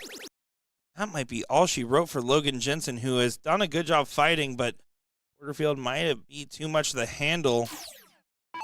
More likely get 6 starts for 260 points.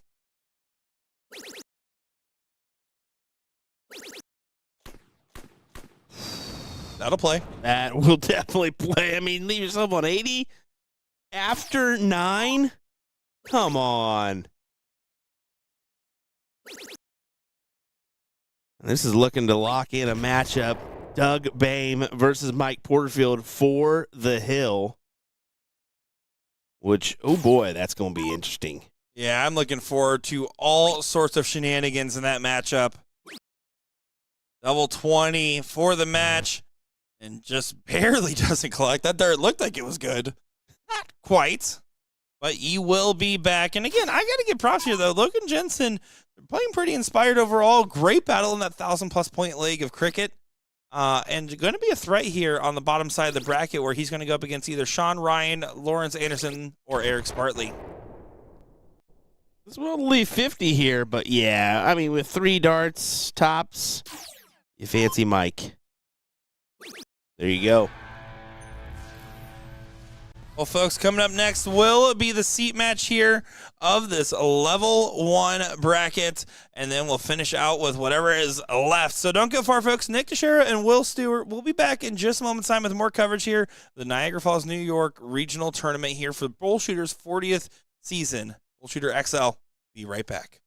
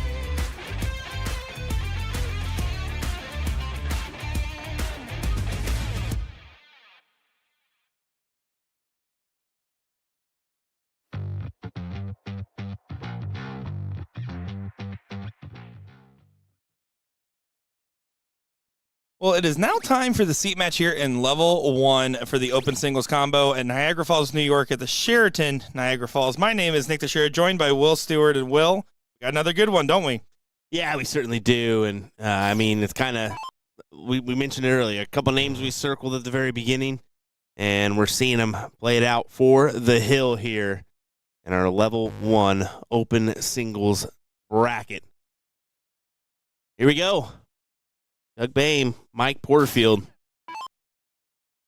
As Doug, unfortunately, does not get in on the first go, so big-time advantage for Mike Porterfield here.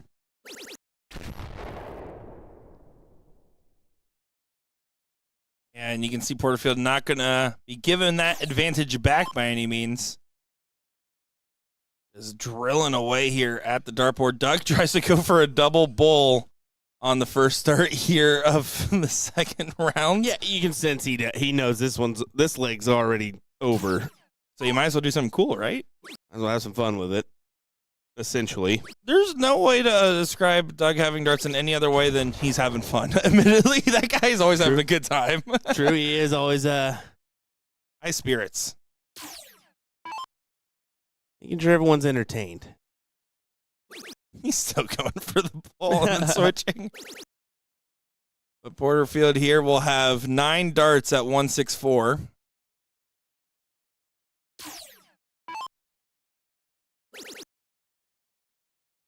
He won't take it. He will tee it up. Leaves double 14. That will play just fine. That'll do.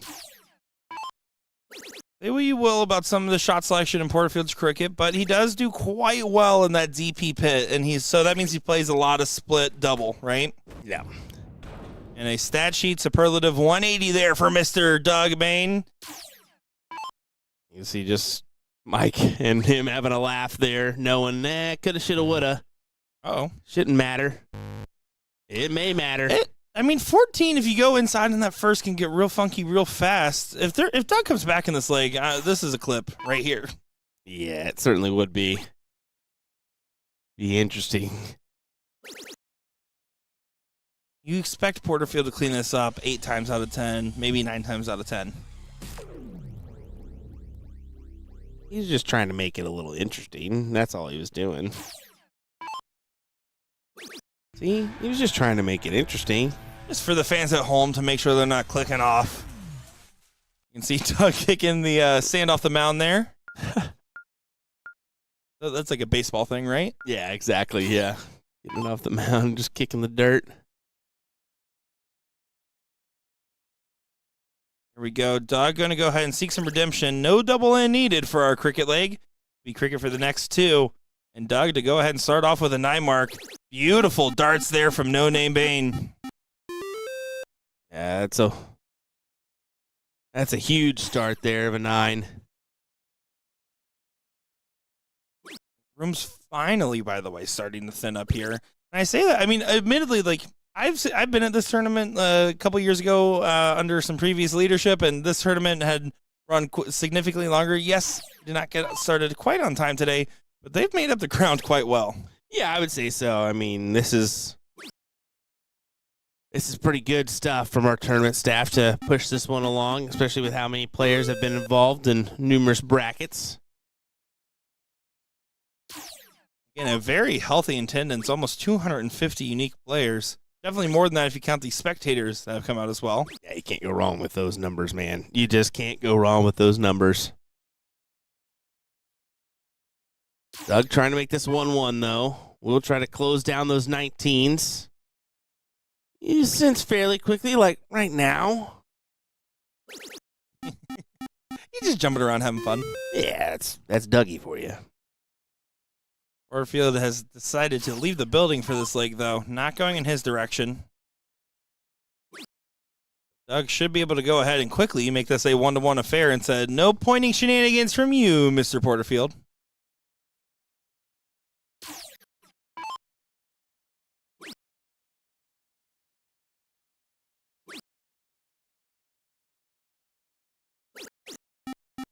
That'll work. I'll play every single time. It's your 4th house up, so it's worth just its weight in gold right there. you're trying to evaluate different situations of the board state. I mean, a fourth number is worth as much as 100 points to me when you have that type of advantage, if not more.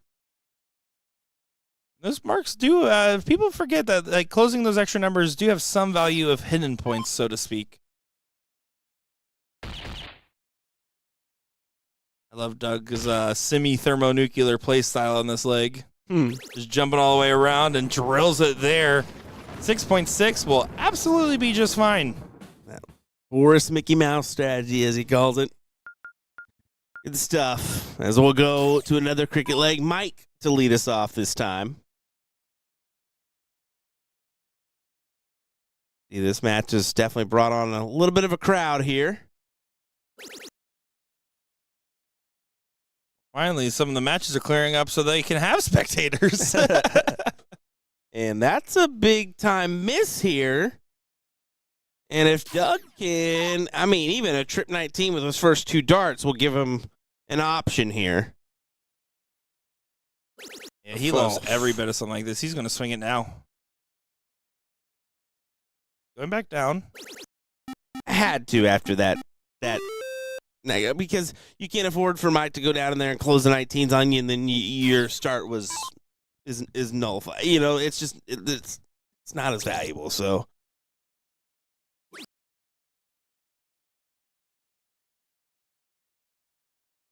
here he will get another shot for the same type of 6 mark. Trip 19 gets you a swing at the 20. You can stack on that. No, pushes it over into the 7. Wow. Yeah, I'm surprised he didn't at least capitalize on a single there with dart 2. Even that dart 2, I mean, that gives him a look, right? Didn't necessarily need to have the triple.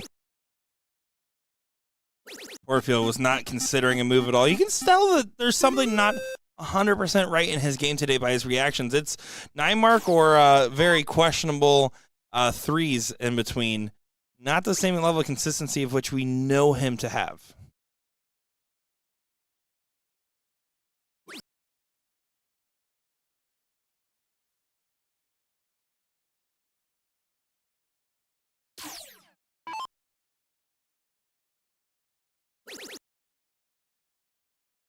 Yeah, now you can see him taking the look there, dart 2. Just knew that he wants that point spread. I mean, well out ahead of any of his opponent. It's one that we don't see implemented a ton here, but it's not. I mean, it's a great strategy to have. You know. Yeah. Listen, the best strategy is the one you're hitting, right? Not wrong there, Nick. You're not wrong there. I love it when you say it. Warfield needs to start going on the attack. I don't mind contesting the 17 first.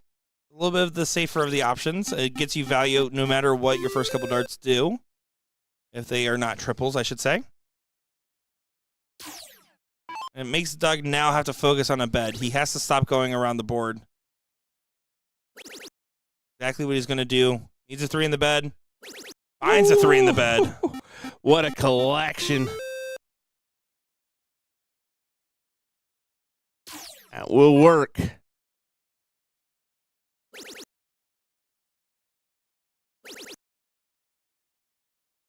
Oh, beauty. Return the favor. Again, Porterfield is trying to find that consistency, and he's doing it smartly, right? He is one of those players that likes playing point-heavy games, so therefore he doesn't mind trying to spend time resetting by just going and loading it up on the 20s.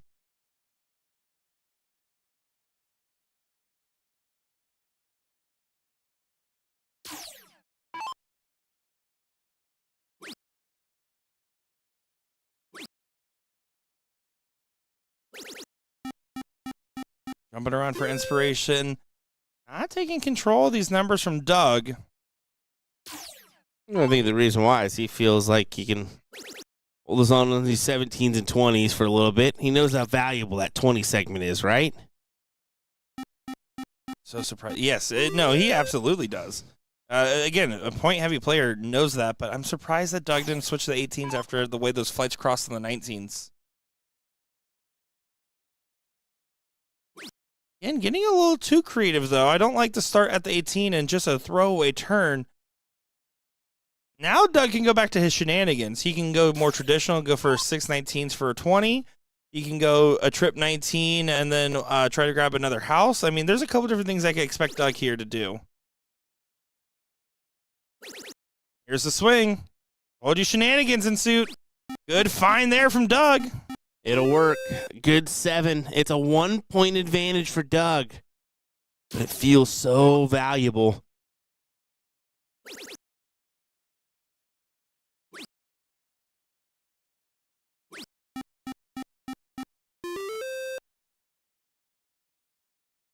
You wave to the camera in the background. Hello. We see you. No, that's a bye.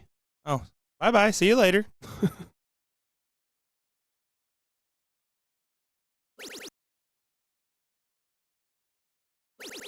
Doug has gained control.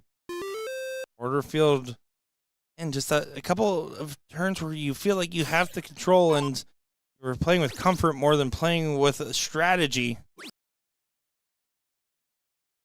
Thing is, especially in singles, you're the only one that can drive the boat. Just drive that boat. Go rock the boat, baby.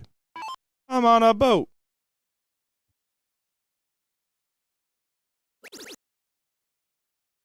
One more for good measure.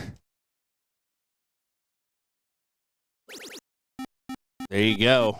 I mean, he's just right when you think there's a door or a wedge in that door, he shuts it.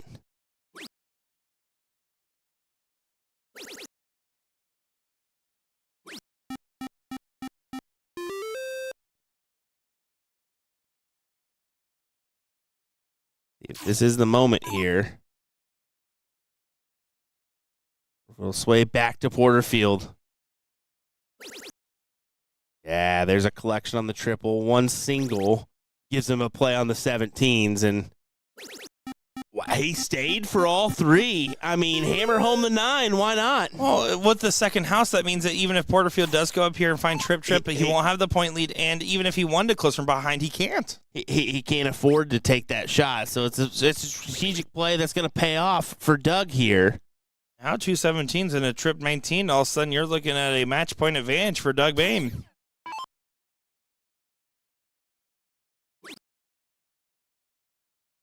Michael Kenny asking if either one of us know who's responsible for thermonuclear cricket. That's Tony Payne, by the way. Hey. Legend. One of the most notorious lost documentations in Dart. Actually, the full article is now a lost document. There's only pages of it still existing. Fun fact. Really? Mm-hmm. There's books still available of it. Yeah, but the original articles, I should say, from the first time it was posted. I wrote a report about it the other day for work. Oh, wow, look at you. A report. I haven't written a report in forever. Anyway, back to this match. I mean, if you know how to read, let alone write. What's reading? There's the 17s and on to the 15s. I mean, point it up. I don't. Either way, that last start's fine. Yeah, either way you go about it, I think it's locked him in this leg for a 2-1 advantage. Again, with the favors of the format, Porterfield will be getting the start in 0-1 and is a 1-1 advantage. So you just have to focus on holding. But the body language for Porterfield's not inspiring confidence right now. Everybody's smiling back there, trying to get a screenshot of them on the stream. That's kind of funny. Love it. We see your play and we'll raise you one. We just swap roles with them. We make them come back here and get us on camera. Hey, you guys come back here. Talk while we get a picture.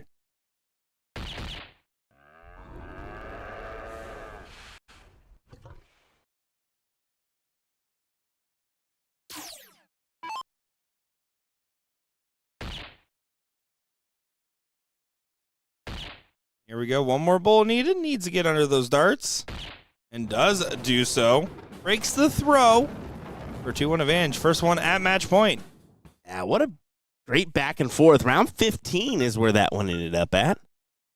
If there is one guarantee, is that Mike Porterfield's going to have a couple games that go over 1,000 points with the way he likes to play. The bet is always how many, and the line for him was about 4.5 today.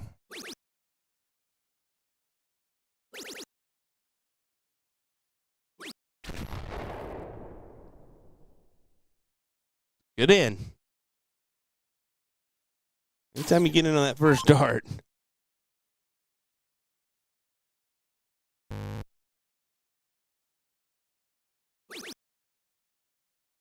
And only a last start in for Doug, so not looking likely so far for break a throw.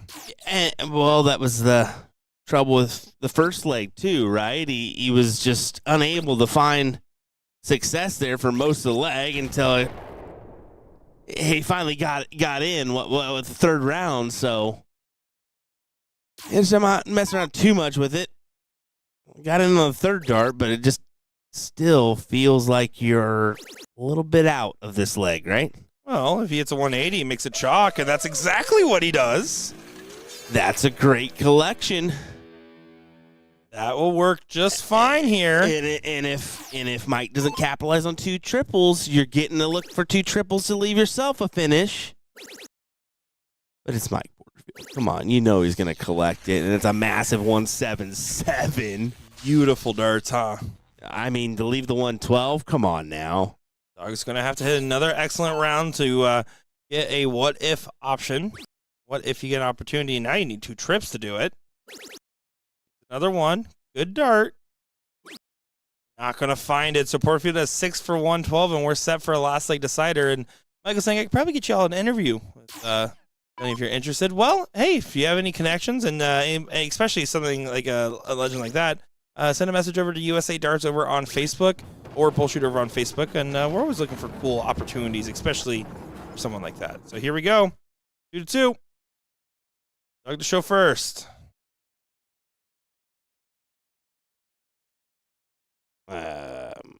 Okay, there we go.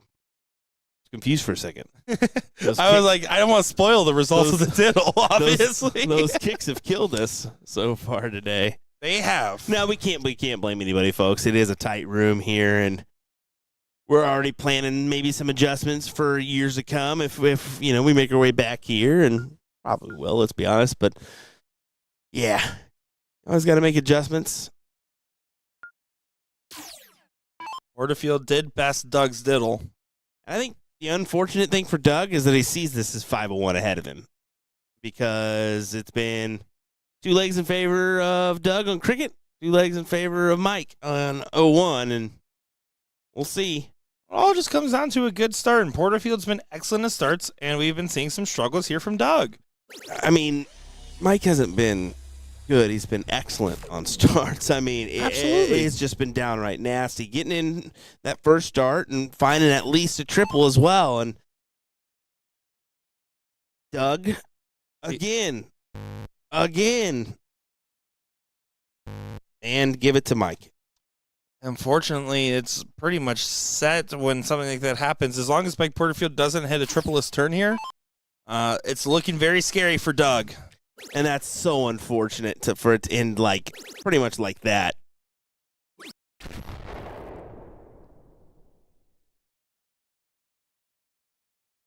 I hate to be down and out, but we've seen it time and time again. You don't get in, you're not going to win. It's a game of math, and unfortunately the math is looking pretty unfavorable. You can see, considering the difference here in this leg, though, Doug is not shooting the random bowls.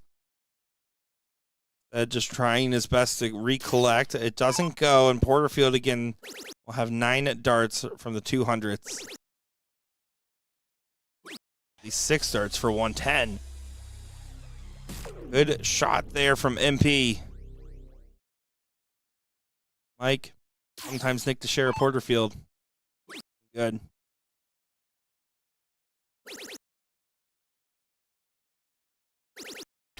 He's trying his best to get back into the mix, but he'll need not 1 but 2 favors. He needs Mike to not take it out here and the next.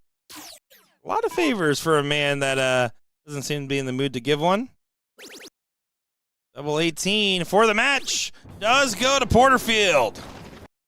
Yeah, great stuff from Mike Porterfield there. And yeah, you can see the head shake from Doug. Just knowing, coulda, shoulda, woulda. It's not going to go his way here in this one, as Mike Porterfield will hold the seat here as we will advance into our next round. It's going to be Logan Jensen taking on Lawrence Anderson, and this, folks, is what, 5th, 6th match? Wow. Yeah, so we're going to be rocking along this bottom side of the bracket for the rest of the way here. Winner of this will go ahead and move on to go ahead and play Gino Florian, who we saw earlier in the day. And the winner of that will play Doug Boehm. And the winner of that will play Mike Porterfield. That will be the tail of the tape here for level 1 as we continue on here. It's going to be a race to 2 formats, so blink and you miss it. Let's see what Mr. Law Dog's got in store for us here today. Our first true look at him.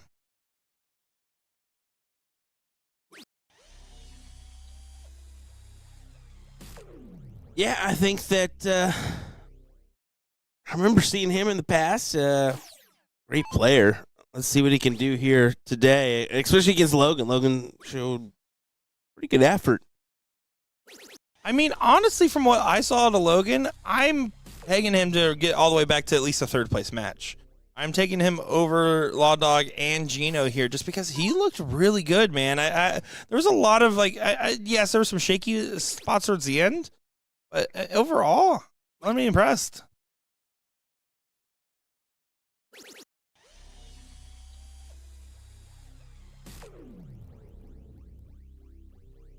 Sets himself up with the 101 here. Guaranteed to get a look with Logan back in the 230. Oh, and you just got to be a little bit more careful with your route selection there. Switching down just doesn't leave it if you don't find a trip. 6 starts for 101 and an error there from Logan. Make me look silly. Getting silly. 57 leaves 24.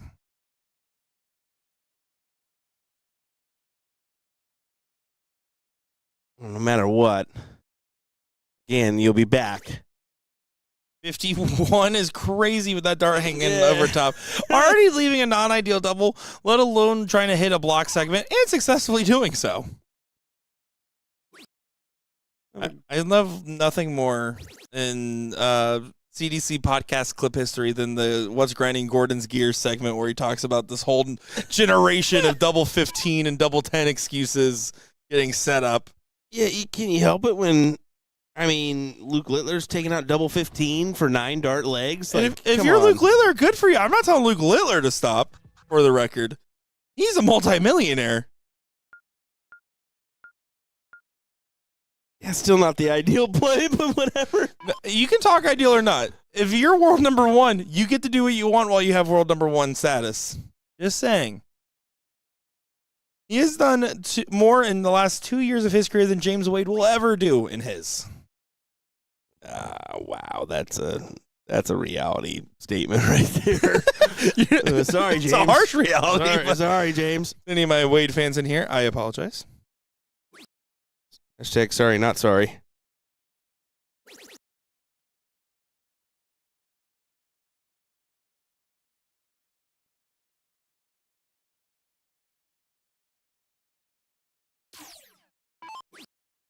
He needs to find the trip on this 19.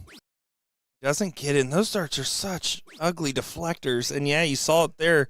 Kicks it well below the trip, despite the fact that that was a well-thrown dart.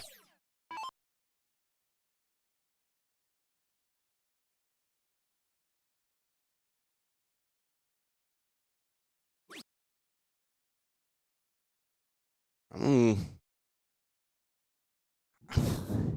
get tempted by the 19s there, wouldn't you, at the start? Not with the X on my 20. I'm not tempted at all until I find at least 2 trips. You assume the 20 is going to go away. I can tell, by the way, that Logan's definitely a steel tip player. The amount of times he has to stop himself from throwing that first dart because of the player change is the telltale sign. Yeah, good point there. Yeah, if you're quick on the draw. Mr. McGraw seems to be.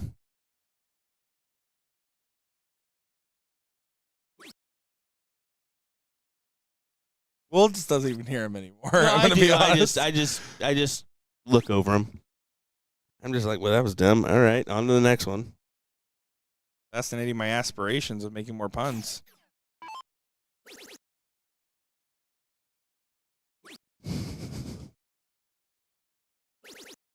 Good shot there on the 18. Finds the 7. Yeah, forces Mr. Anderson to the 17s here. There's 2 biggies. Easy transition to 19s. Alexis Day. Michael bringing up a good point. Luke the Nuke has a long way to go to have as many 9-darters thrown against them as James Wade. Brutal. That's pretty brutal. That's that's really good. Love it. 6 on the 19s there for Logan. It's a 100-point lead. But Law Dog, I mean, 1 good round, 2 trip 17s and a trip 19, and you get control. Not going to be in play. Still needs to find 6. Oh, and that was a good look. Even those tri-flights couldn't stop the deflection. Logan on top of it to close it down. Like I said, not super familiar with him, but I'm liking what I'm seeing for the most part. For sure. You can see he's got the skills, got the capabilities. He's young. Got time to go places as well.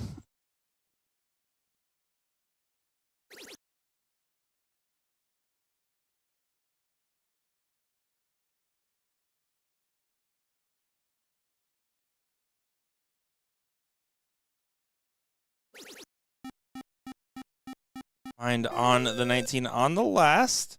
It leaves a 4 mark, though, which is not as ideal as you would typically find, and you can see immediately going to happen here. Well, they hit it.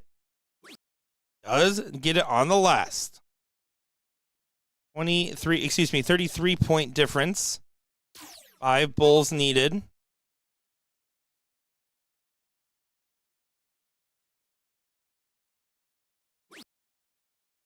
Happy accident on the fallout.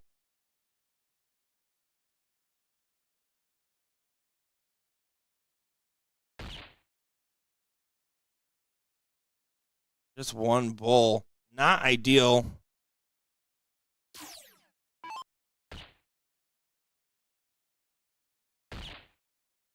And not Double, so double. fast. It's a big look, but it is a look. Not going to get the sneaky little steal here.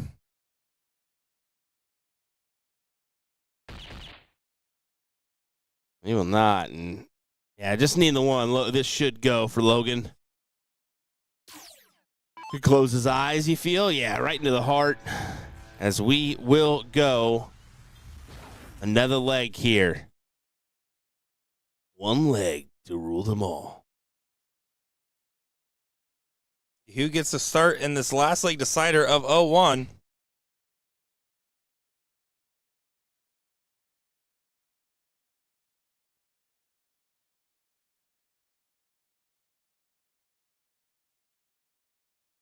Outside, this is definitely easy to best comparative, but no. Gets distracted by the dart and deflects the other direction.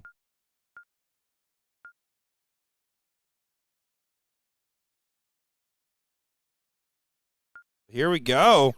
Law Dog gets away with it. Can he start off well? Get the ball rolling here in this last leg decider. Will.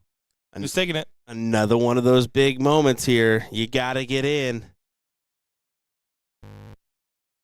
Switch. Yeah, I don't like. Don't move. You don't need to move. Our POV is different than their POV. He had to move. He can't have a good line. But exactly, I was about to say, him moving over is a big sign, right? So probably should have taken the different look with dart 2, but somehow finds it with the 3rd. He does go ahead and make it work at least, but see what happens. Now, see, that's actually a guide dart, but there he moves off. Does collect on the 8. So you know what? Scrappy start. Wash it away. You're playing a new set. Yep. Anyone's leg here.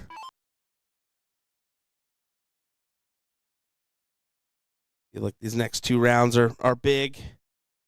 3rd place match underway in level 2 ladies singles. Leslie Gilbo and Jordan Rowe fighting off. I believe the same Jordan that manages the hotel, I want to say. Pretty cool if that's the case. Already get a free room, right?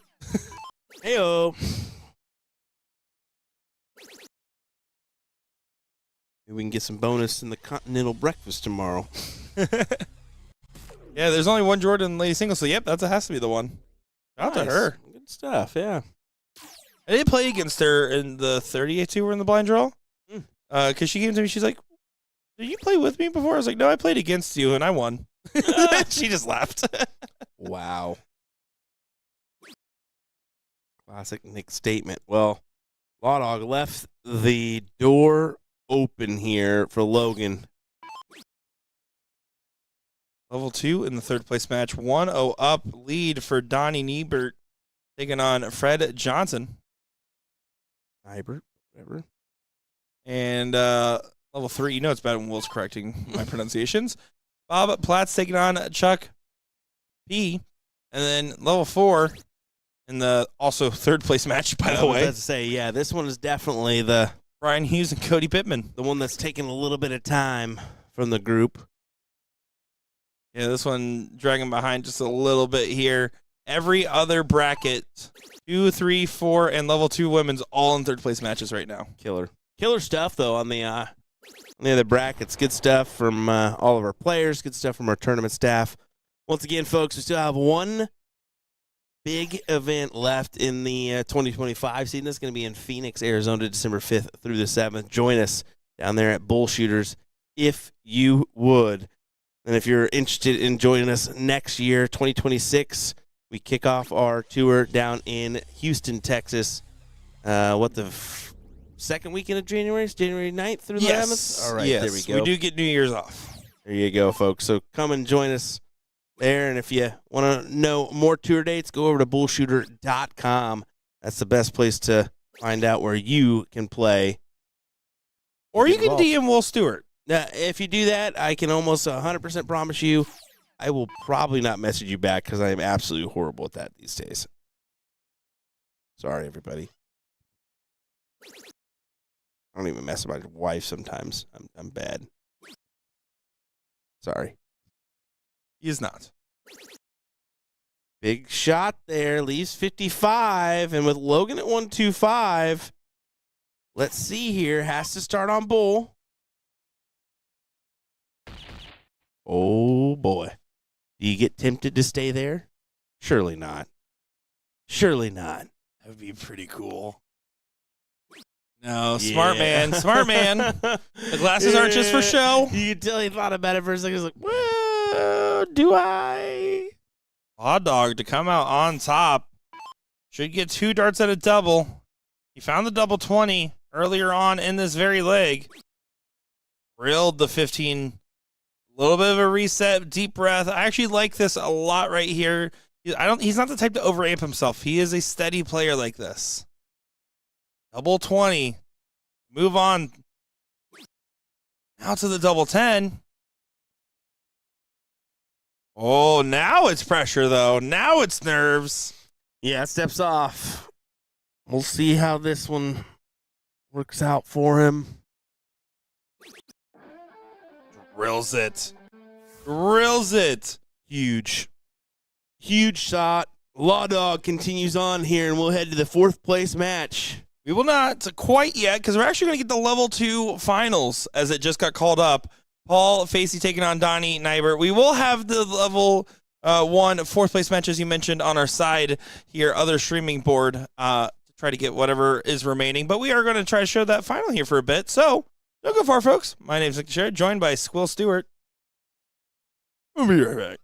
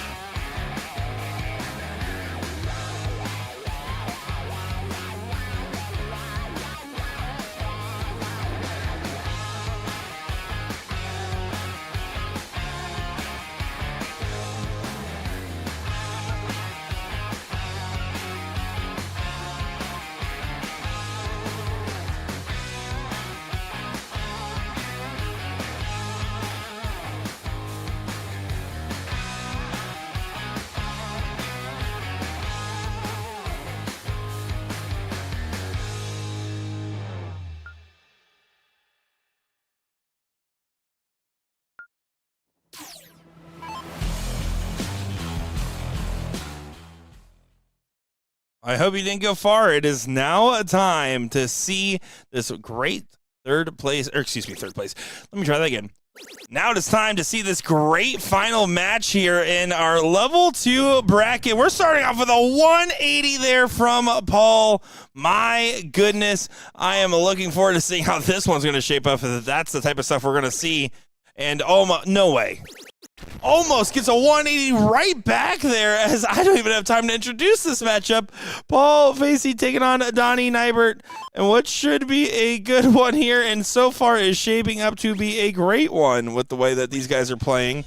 My goodness, this is some good stuff. 100 to follow up the 180 there from Paul. Paul is your seat holder here in level 2. Donnie coming back from the loser side of the bracket. I believe actually having a pretty deep run in the losers bracket, winning in total 5 matches to get back to this point. So good on him here.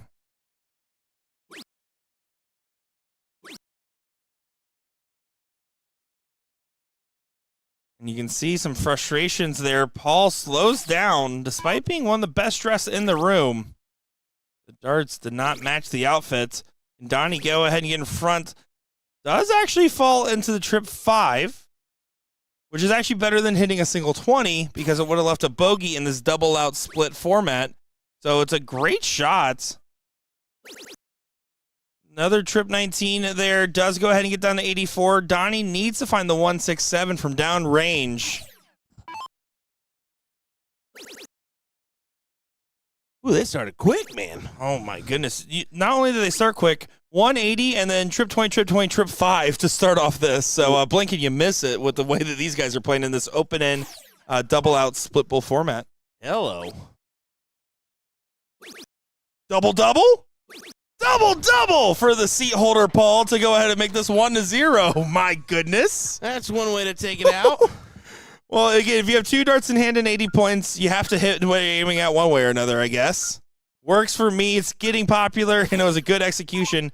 And again, it's because of the outfit. Look good, feel good, play good. Look at those pants, man. Look at those pants.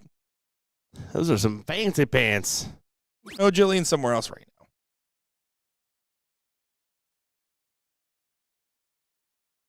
Some space pants. There we go. There you go. I like it. There you go. Space pants. Like a reference? It's a SNL skit. I don't know that one. Yeah, with Pump the Jam. Peter Dinklage. Is that right? Yeah. Oh, there you go. Okay. See Donnie trying to get the 20s going. Does find a 5. Wants to just get this done here, right? You win 2 straight in the final. Wham, bam. Thank you, ma'am. I'm going to the casino with my winnings.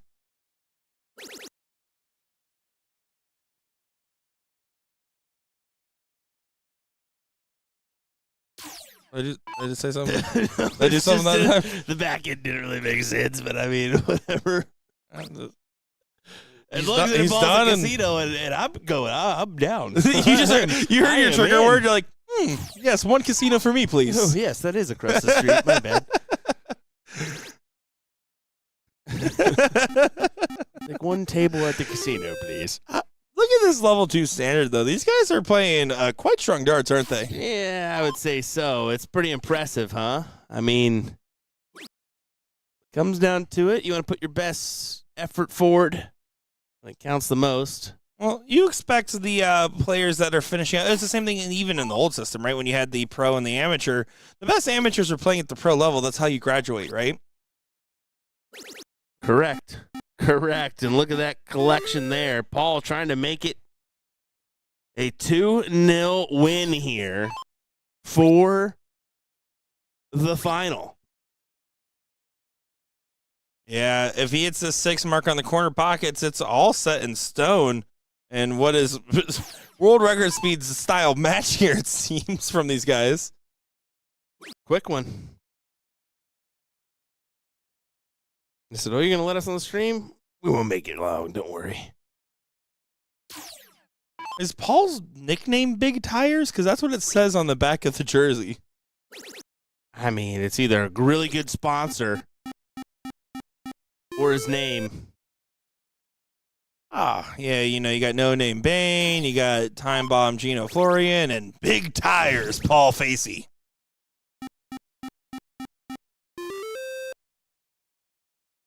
Goodyear, big tires. Okay. Michelin, good tires. They're big. What a 9 from Donnie. Trying to keep the distance out in front despite the houses being the way of Paul. Oh, my. 471, 471, identical averages here in a pretty deep round. Yeah, they're playing quite well right now. The swing to 17s doesn't go. He does stay there for it. I don't like the stay. I don't mind the switch, but I don't like the stay.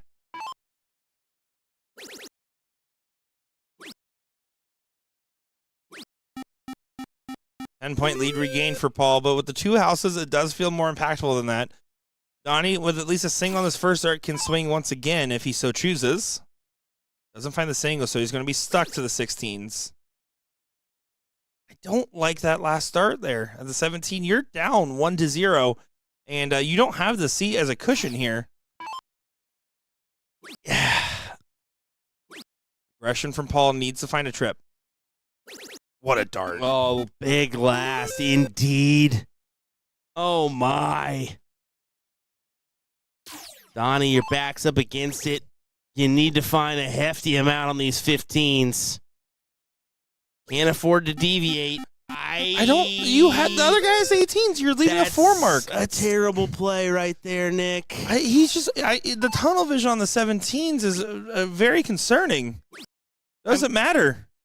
Well, it might have been the move. He may have got away with it here, but it's a lucky miss that he's going to get away on if he gets away with it. I mean, well, it should be as simple as 3 big singles here. 1 point down. Now single 18. Does get it. Wow. But it comes down to the bulls at times, buddy. Double single. But Paul, if you miss, you got to close, right? Yeah, you have to take one dart at the 15 there no matter what you do here. You also really need to find at least one bull there just in case. Ideally, because now you got a 4 if you return. If. Man, what was looking promising for Paul to take the 2-0 win. Wow. Wow, what a leg of darts there. 4-4-6, 4-2-7, and level 2 finals, ladies and gentlemen. Big Tire seemed to have found a flat.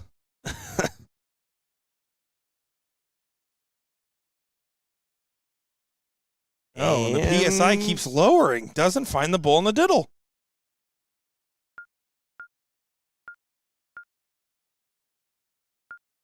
Florian and Lawrence Anderson, leg number 1, just now getting started in that 4th place match. Keep an eye on that one for sure. Let you know what's going on.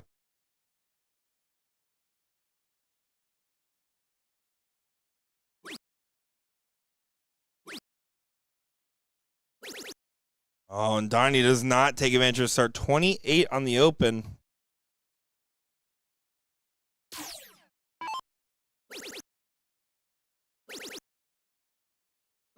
Oh, I thought he was going to. I was thinking that was pure gold there out of his hands, man. It looked like it from the start, didn't it? Like, it just barely missing into the trip 1. Trip one, and you're saying that was gold? Like, what I'm saying is, like, out of the hand, that had to feel good, right? Because it goes into the deviating trip 1. Probably felt good. Oh, my God. This guy. Never thrown a dart in his life that actually felt good. That's why he's never felt it before. So he's like, That's probably true.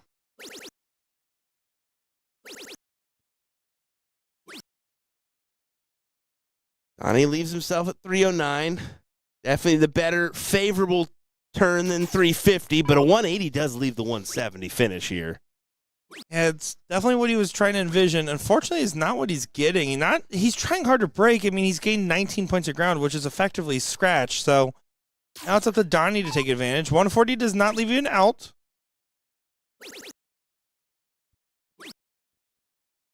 Doesn't get there. Doesn't find the two treble turn. 120 is the bare minimum here to get to that big fish finish. Yeah, I need the two triples and isn't going to find it. Advantage Donnie.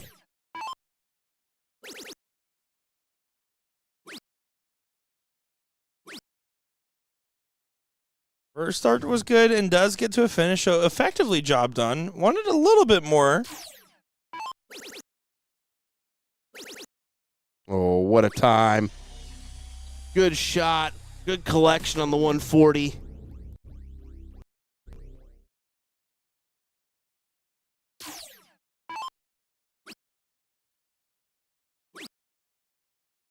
He's going to get a look at this 107.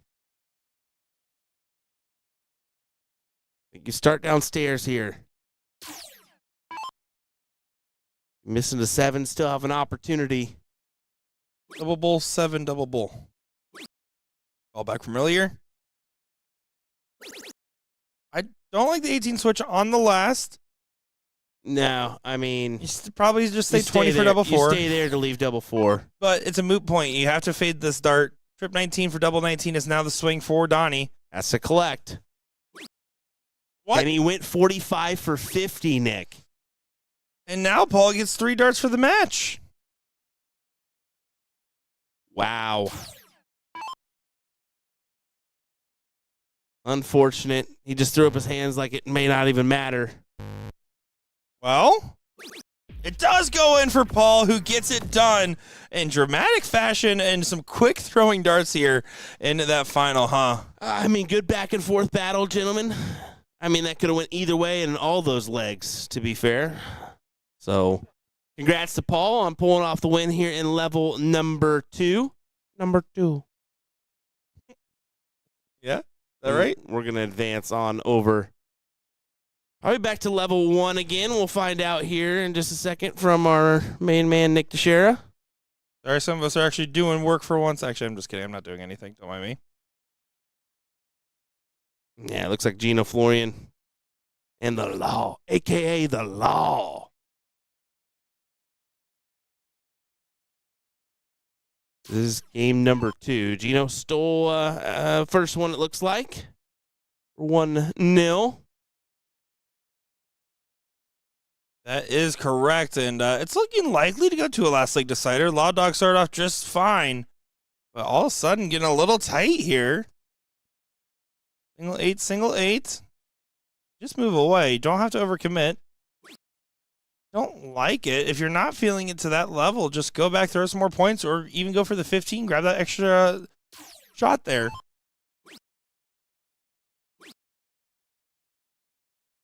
You know, just not getting any luck going. Just barely getting the close. They were all hugging the wire. I shouldn't say barely getting the close. Barely not finding a triple with the way those darts were looking.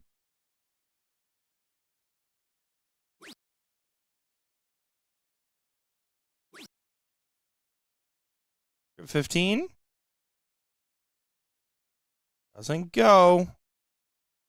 9 mark needed for Gino to get right back into this mix. Would get him 17 points up. Almost does it. Now 13 points down, which means it's 4-3 on the Bulls. So it still does a good job of helping you out here as it's get a little tricky. People struggle so much when closing out the end of these legs going into the Bulls. Not going to be a case here if you hit a first start trip, though. Yeah, this gives you the option to go ahead and go for the win. But it's the one opportunity out of 100, right? Double bull, trip 18. So he did. That's why that last shot mattered from Gino. Low percentage shot, but if you hit it, you're feeling great. Now you're playing for 5 instead by staying on. Doesn't get it. Points and says, that one, to the dartboard.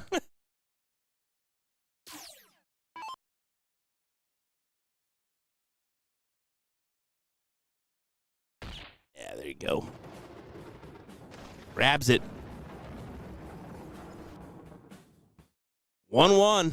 Here we go. Last leg decider. Who will advance into the third place matchup. That is the question to be answered. Dougie Fresh, Dougie Bame awaits. Dougie Bag of Donuts. Looking forward to playing the winner of this one. Really, if I'm Doug, I'm thinking I want that rematch of Porterfield. You still got to get through one of these guys first. And again, Gino, top performing player, and I know that I've seen Law Dog plenty of time, and I've seen him go on good runs, but I mean, this is a good deep bracket run for both these gentlemen so far. Yeah, I agree. Pretty good run here. Kick off your weekend.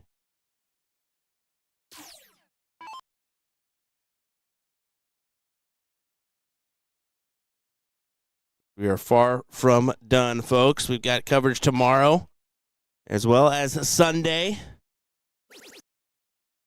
Make sure you set your reminders to join us. A little darts action from Niagara Falls.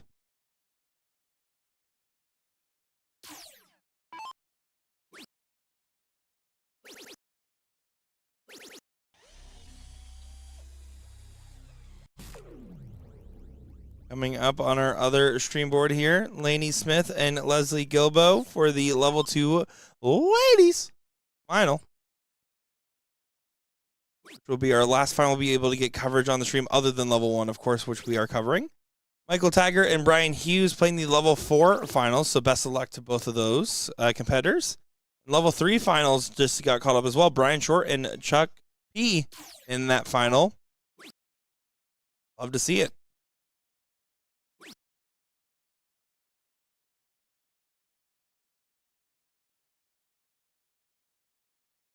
Going to be the front runner here. So far, it's looking like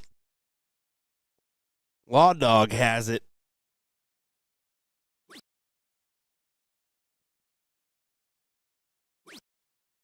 That's the switch. Not quite, yeah. And we saw this earlier with the double 20. He loves to overcommit a little bit on certain segments. I would love to see a play there. I agree with you. I think you had to make the switch on that third dart.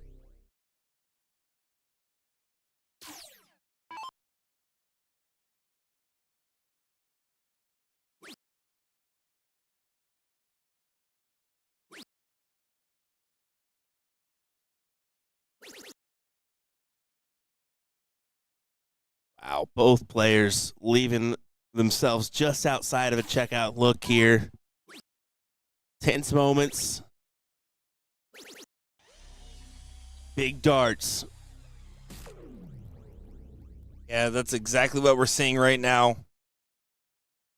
172 needs to get brought all the way down and hope that the 48 doesn't go, but Gino does not look like in the mood to give anything except a good dart at a double here.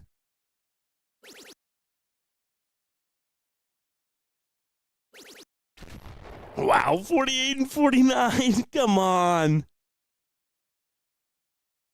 Gino with the better look, though. 8 or 16. He has options.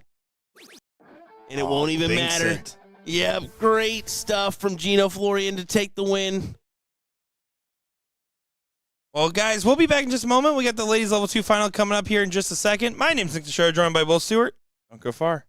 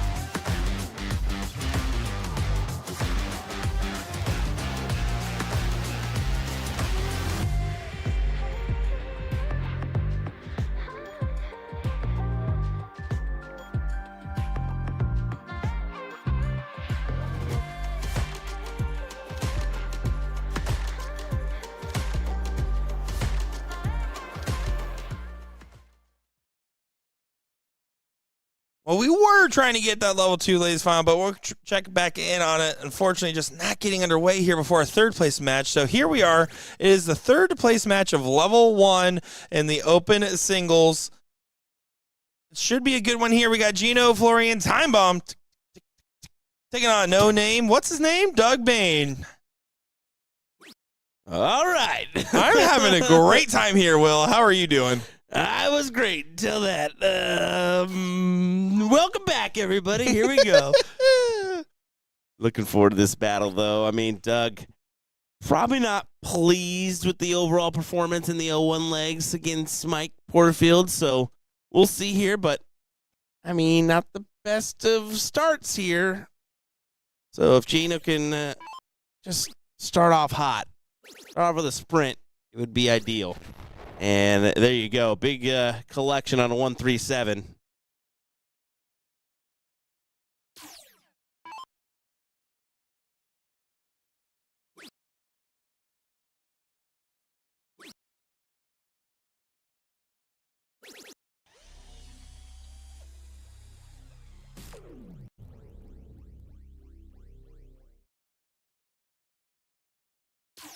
Admittedly, Gino has the easier task ahead. As 20, well, I'm surprised he went up. 25 would have left the 170, but collected on the triple 20 to leave the 135. Wow. Could have been a little scary there for you, Gino. Could have been a little scary.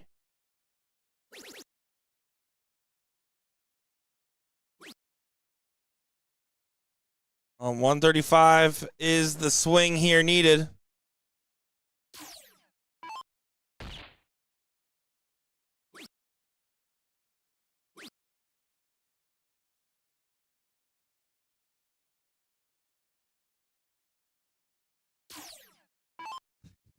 True. 196 is the shot. Gonna have to bring it down, trying to get to 16. Those flights are crossed, but the dart is straight and drills it right on through. Bada bing, bada boom goes the Bane. Just stop it. Just stop it. You need help. Stop. You need help. Triple 18, double 16.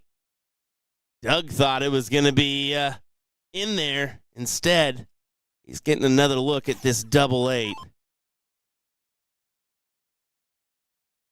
Cut off the hook, and a big shot leads to a big opportunity. Yeah, you felt like Gino was going to get the leg there, and instead, Doug steals it back in his favor, if you can even consider it a steal, right?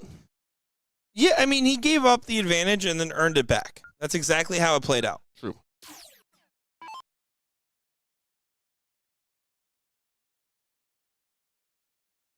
There we go. Gino going to go ahead and get things going here. Starts off with a 5, the best to worst open. As Doug can still hit a 9, get the point advantage and the close.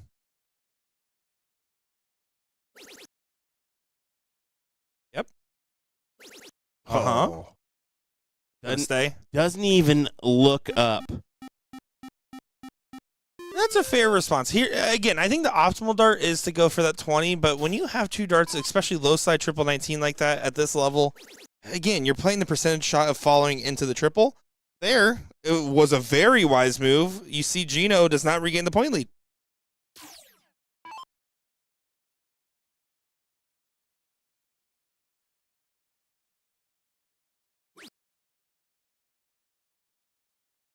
Talking to himself here. I don't mind the idea. Unfortunately, the execution wasn't right. Smart darts aren't always good darts. And yes, guys, if you're curious, half my commentary has been puns. The other half has been stealing lines from Gordon Dixon this whole weekend so far. I realize every time I say it, I owe him a little bit more of my royalties I have to pay out. Look out.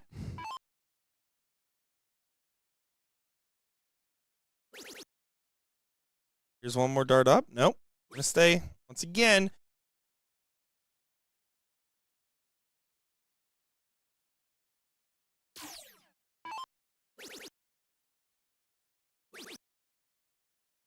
beauty turn from Gino Florian. Florian flooring it. I Getting thought back out in front. really thought about playing off that Florian until I knew you were going to.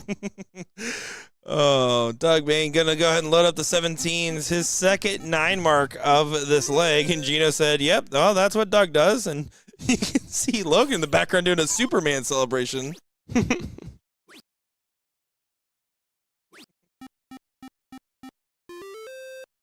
Gino wanted to give it a go as well, but not so fast. This can be swayed. This can be swayed, Nick. Dug himself out of the position, Doug is.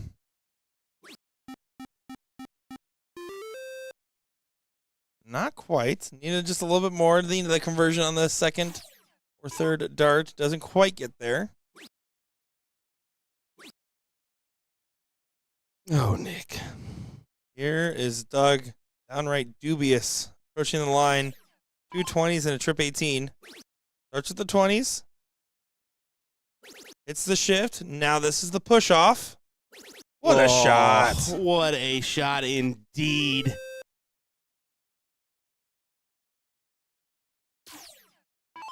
Doug trying to make this a 2-0 win.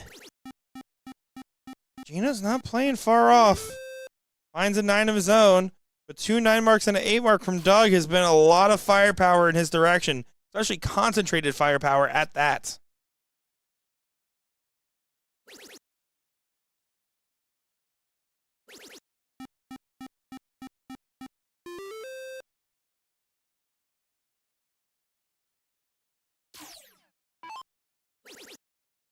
Gonna have to go back-to-back 9s on these 16s.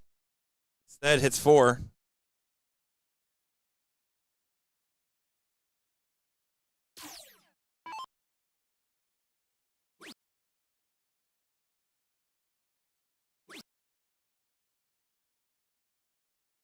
Look how animated Gino is back there, man. Just literally all over the place.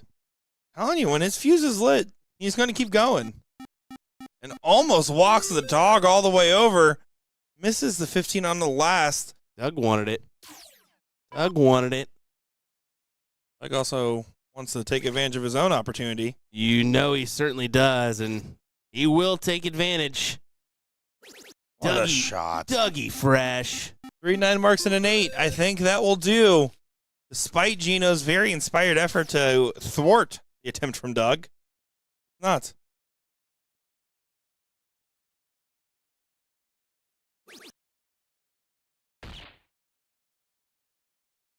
Three needed to advance into the finals. Another matchup with Mike Porterfield that should be entertaining. Double and single. And single. Maybe. Oh, barely. Barely gets it in.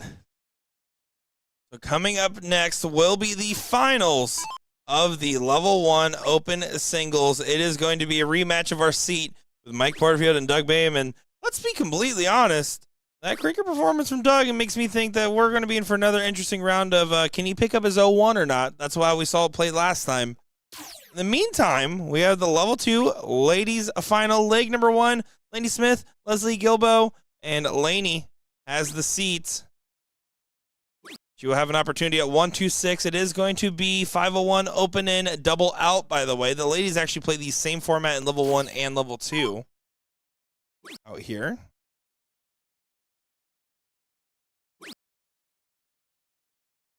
Not to be taken out the 126.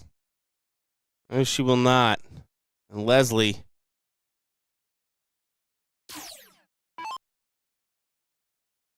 Who's trying to make the comeback special happen here from the loser side.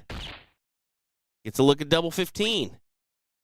Ooh, right on the inside.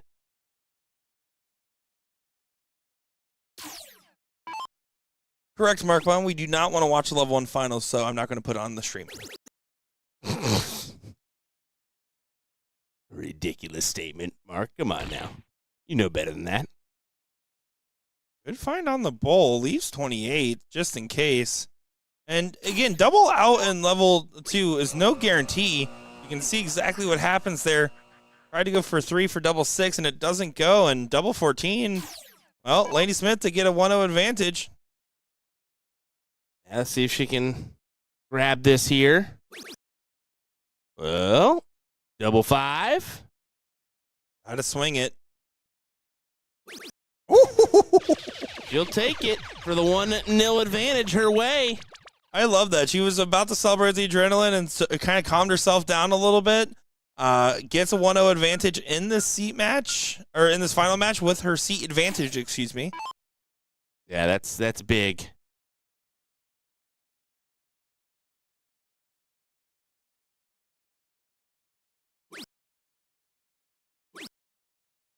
Only a 2-mark opener, so an opportunity for Laney to go ahead and sprint out ahead here.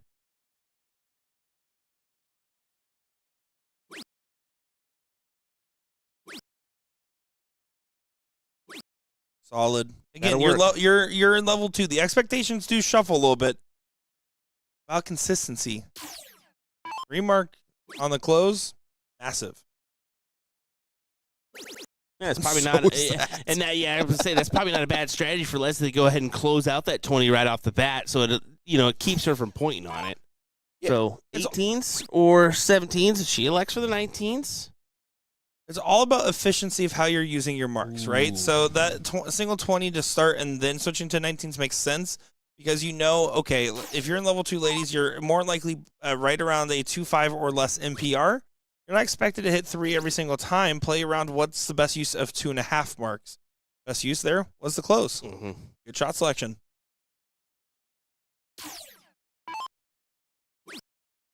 Fortunately, Laney in some trouble after the aggressive play in the 19s didn't pan out. You can see quite the reaction there from her on that one. I'd say so.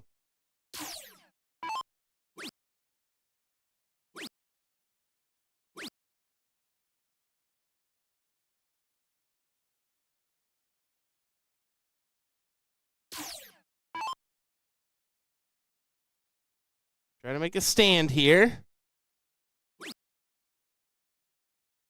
Definitely going to be a tough one, but shaped up to go last leg decider. But comebacks are more and more likely when you go to different levels, right? Yes. Well, Leslie's going to make a fool out of me, though. Go ahead and continues to find these closes. But I've seen, I'm telling you, especially like in just in our years of broadcasting, you can probably back me up on this. You'll see in like the pro side, you're like, okay, you get 1 or 2 shots to hit your 3 or 4 bulls for the win. Sometimes I see people come back by hitting like 27 bulls, and then they eventually have hit the rest of the numbers that they're looking for, and it's ridiculous. See Laney trying to loosen it out here. Yeah. It's okay, Will. Said you can back me up on this. Said the statement, and then you just didn't. So that's You're cool. welcome. You're so welcome. At this point in the evening, bud, who knows what's coming out of your mouth? That was a sensible statement. We're dialing it back a little bit. We'll be right back. We'll be right back. Oh my. Well, yeah, bull's the only option here.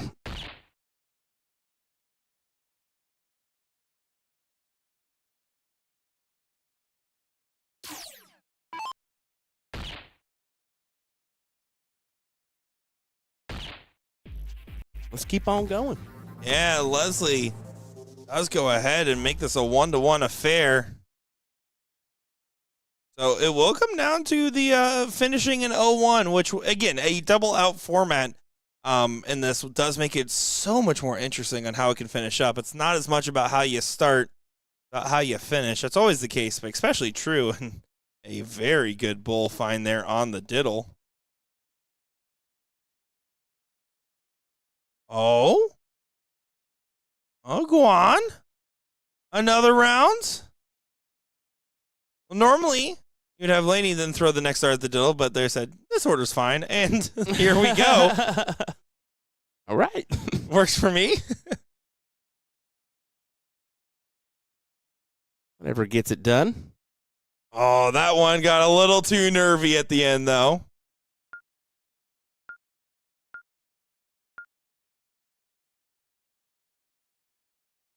We're jamming back there behind these ladies. Definitely singing along to some music brought to you by Touch Tunes.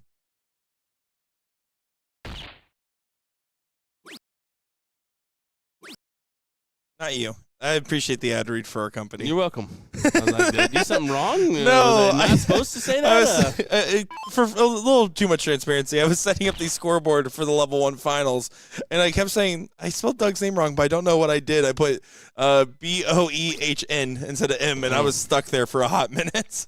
That'll do that to you this hour. Here we go. Just a fair warning, folks, by the way, because we've been following level 1, we will be switching to final once they do get going. But at the rate that things are going, this could be over now. Could be going to a second set. Yeah, we just won't know until someone hits the out, right? Outright hits the out?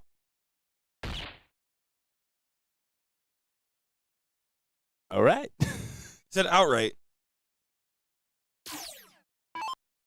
Anyone understand, Nick, isn't it past your bedtime? Yes.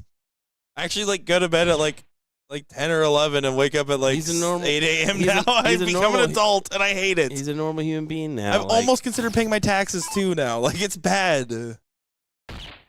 Almost considering. Almost. Did you hear that, folks? Oh, look at this. Another bowl. Leave 220 would be sick. How about that? Double 20 says, I don't need those 10 points. I'll take it. Great shot. Especially setting yourself up with the 230 here. It gives you an option when you return. Hey, she makes the best of her turn as well to leave 149. Low tons are always going to be golden in Fat Bowl formats. It is shining in here, in this final, in these moments. Lainey keeps switching to that 20.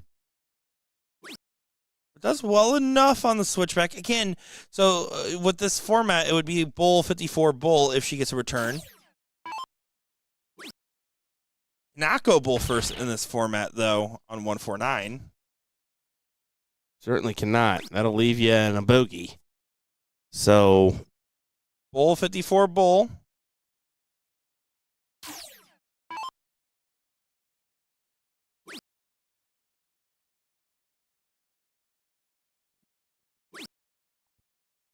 Got to set up a little bit more, and does do so at that last start. And again, no guarantees. It's a big last, though. Puts pressure. 13 for bull. 7 for bull now should be the swing. Ooh. Oh, what a big win. They're going to go the distance, aren't they? They're acting like it's over. There's a whole nother set to the shenanigans. I believe there is. That should go one more. Yeah, they're going to waste no time setting back up. But we're going to go ahead and keep you guys posted from the sidelines here as we are going to be moving on to the finals of level 1 over here. It's Mike Porterfield taking on Doug Bain in this final, a rematch of our seat. And, Will, who's going to win this final? I give the sway towards Mike just because, he got the job done previous, and it was the 01 that was really the storyteller, wasn't it? Well, the problem is the 01 is the storyteller, and 3 of the 5 legs are 01 in this format. So it does. Yeah, you're right. If I'm going to pick one of the 2 games to be good at today, it will be the game of 01. It's all about the ends. It's not like Doug plays bad once he's in, but there's a big asterisk there. Mm-hmm.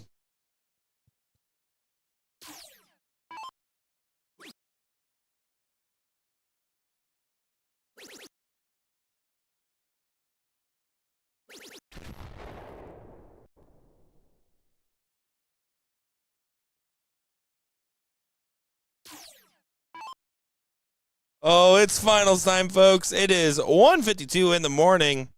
We have this match left, and of course, that second set of the ladies' final. Ooh. I believe every other level is done now, or in their second set if they needed it.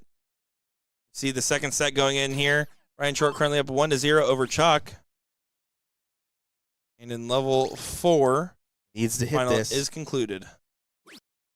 So shout out to Michael Taggart, 2-1 win over Brian Hughes. There's 3 matches left in the building, plus whatever's left in the potential blind draws. Yeah, I forgot about that blind draw as well. That's still going on in the background, I'm sure. They've run 2 today so far, by the way. That's excellent.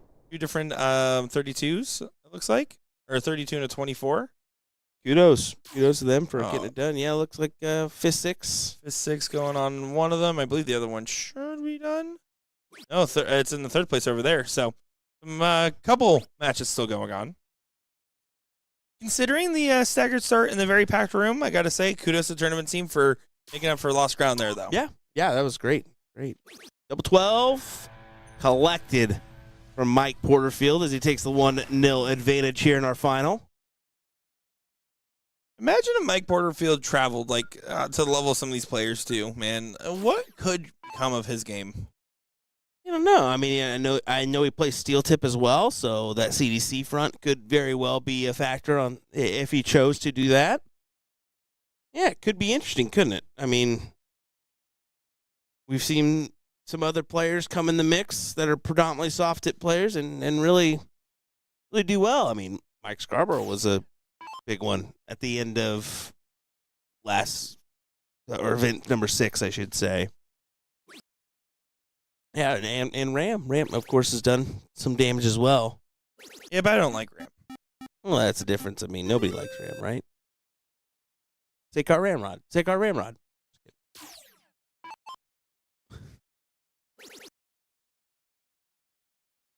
It was these cricket legs where Doug found success. Right now, success is somewhat in the way of Mike. Let's see what option he chooses here. He's been pretty conservative on the 20s. Last year, Doug Bain won the seat against Mike Porterfield 3-1. Mike Porterfield then wins 6 of the next 9 legs to double dip in the final. Win that final set 3-1 against Dougie Fresh out here. Great call out from chat. Yeah, that's a good call for sure. So basically, Doug not getting the seat should be a good sign based off that data. You just got to do what Porterfield did to him last year.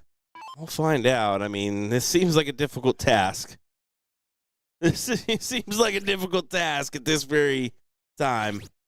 I mean, Porterfield ain't playing nothing but some good darts right now. Big 7, 102-point advantage his way with the 2 houses.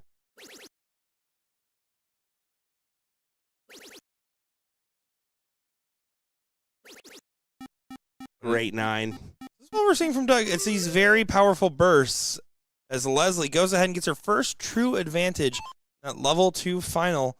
1-0 lead, and now could be potentially double dipping the seat of Lainey Smith. And no matter what, based off the reactions, those girls are just there to have some fun, aren't they? Yeah, they're enjoying themselves. Bonus for the winning person getting a little extra dough, but no matter what, they have had a massive amount of fun tonight. Back-to-back 9s. And then followed up with a 7. The standard continues to rise, but every time Doug gets going, Porterfield seems to find that extra gear above. And again, this 2-0 advantage is something to really fight for in this format. How about that from Porterfield? Going to the 17s before trying to close the 19s. I love it. I honestly just wish he would have committed a little bit more to it. I think that last dart essentially goes in. He was a little bit better. He was a little too quick on a switch. And now all of a sudden, Doug's going to go ahead and try to walk all the way around. Doesn't get quite the 9, but does do his patented spin around town. The spin-a-rooney. That's what we call that. Is that what we call that? Yep. Oh. Spin-a-rooner. Can I just say a little peek behind the curtain here more than I probably should? Well, hold on. Mike Porterfield hits a 9 mark. So peek behind the curtain. Will's been sitting on the order screen on Uber or DoorDash for way too long because he can't decide if he wants to pull the trigger on this very questionable looking restaurant. No, it's when I want to pull the trigger because I don't want to pull it too soon and then my food arrives too early, right? That's the key. I'll allow it. There you go. You didn't think about that one, did you? I just assumed you were like having moral debates about the haddock you're about to order. Imagine me just get up and leave in the middle of this final for my food. Let me tell you, slim to no options on the old DoorDash about this hour here in Niagara Falls. It's off season in Niagara. Every time we're out here, it's oddly a ghost town compared to what you would expect. Yes, very much so. I mean, in the summer, I'm sure it's jamming.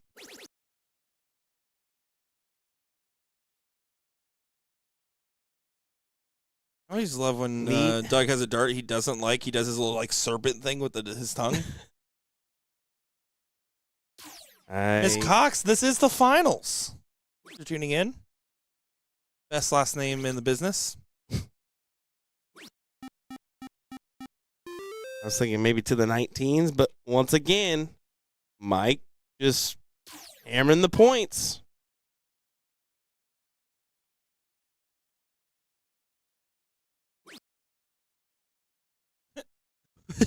What was that from Doug? He the first time immediately looked at Porterfield and smiled like he had something up his sleeve. He does. Heck, he does. A bit of tenacity. Is that what he has up his sleeves? That's it, Nick. You know where a general keeps his armies? Well, where? Up his sleeveys. Ha ha. Ha ha. Porterfield still fighting along, but he has lost grounds now, controlling the 18s and 17s instead of the 18s and 20s. Doug will not get the go-ahead. He really wanted to try to steal third base there. Let's see what he does now. Maneuvers over, finds a triple. Can't find a bonus, though. He does have the point advantage. We'll probably see Mike go ahead and commit to points. It has to fully commit now. Leslie is set to take this with 3 more bulls, currently having a 3-house and 55-point advantage. What a final for Leslie. Congrats to her. After facing a 1-0 deficit to rally all the way back for 4 straight legs. Big time stuff, yeah. That's the way to do it. And to be fair, she had the reins most of the match there. Just kind of, unfortunately, she messed around with the out, and Laney found it in that first leg. So, well, if you hit the over for Porterfield having 1,000-point games at 4.5, you are correct. Porterfield does play with his points pretty heavy.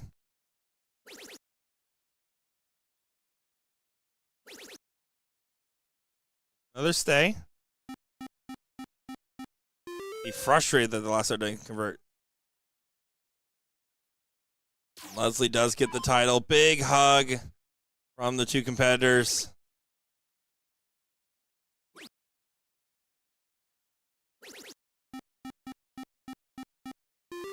Porterfield continues to hold on. Here's the thing that's impressive about Mike Porterfield. I know it's a point-heavy strategy, so therefore you get to play the same segment a lot.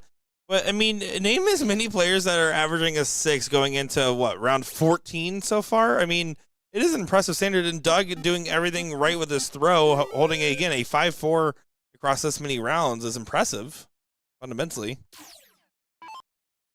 Porterfield needs the first start trip so he can grab the 2 19s. First start trip, grab the 2 19s. Better trip on the last. You don't. So, again, play with the insurance policy there. You're doing a 17 to 19 transition. It's not even a top-bottom. Yeah, I just, you're playing with fire, and eventually you're going to get caught here, right? You will not. Wow. Wow. I just want to let you guys know that final, since I said it's finished, they are still hugging. By the way, the opponents, that's how much that meant to them. They just let go of each other. That's incredible. Mike, you just need one big dart. You just hit the single. Fat. Just hit the single. The fat. Hit the nick. There you go. Woo. Woo! Now a new segment might give a little bit of renewed focus as well. That's one of the best things you can't ask for when you get into battles like this. It's just let me think about something else other than the number I've been thinking about for the last 27 million darts.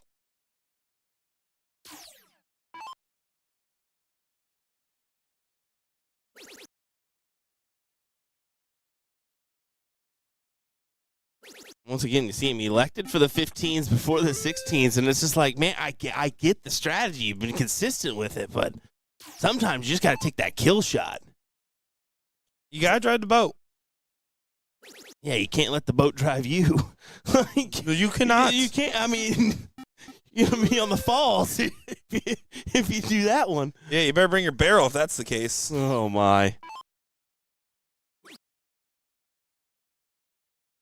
And see, he takes it then. And then it's like, now what are we doing? Well, what we're doing is some 2 a.m. darts. Hey, whatever gets the job done. Mike Porterfield looks promising to take the 2-0 advantage. Hold on. No way.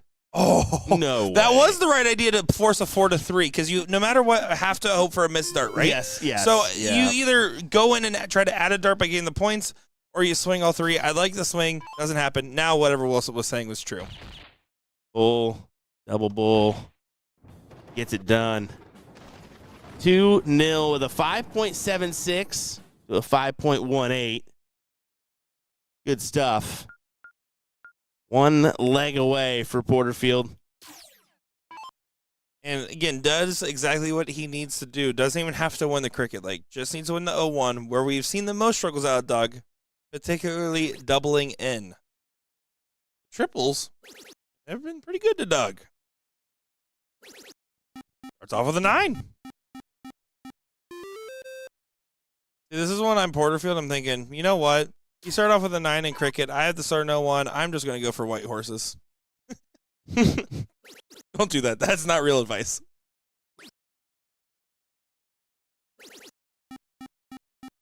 Good back up with a 7.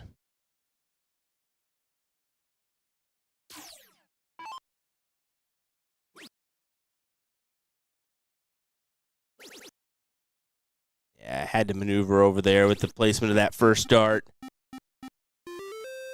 Great transition.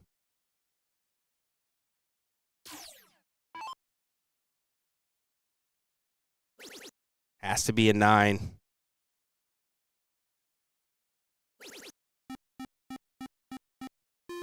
It's a 6. Those 19 should go. Yep. Now has to swing, right? It's an awkward spot. I don't love it. Now he's taking 1. I don't like that shot selection because now it's trip 19, trip 20, trip 18.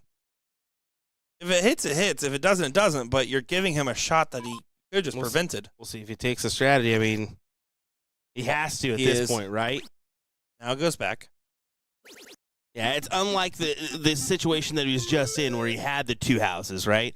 So in that circumstance, Mike had to take the look at the 20s and 18s, but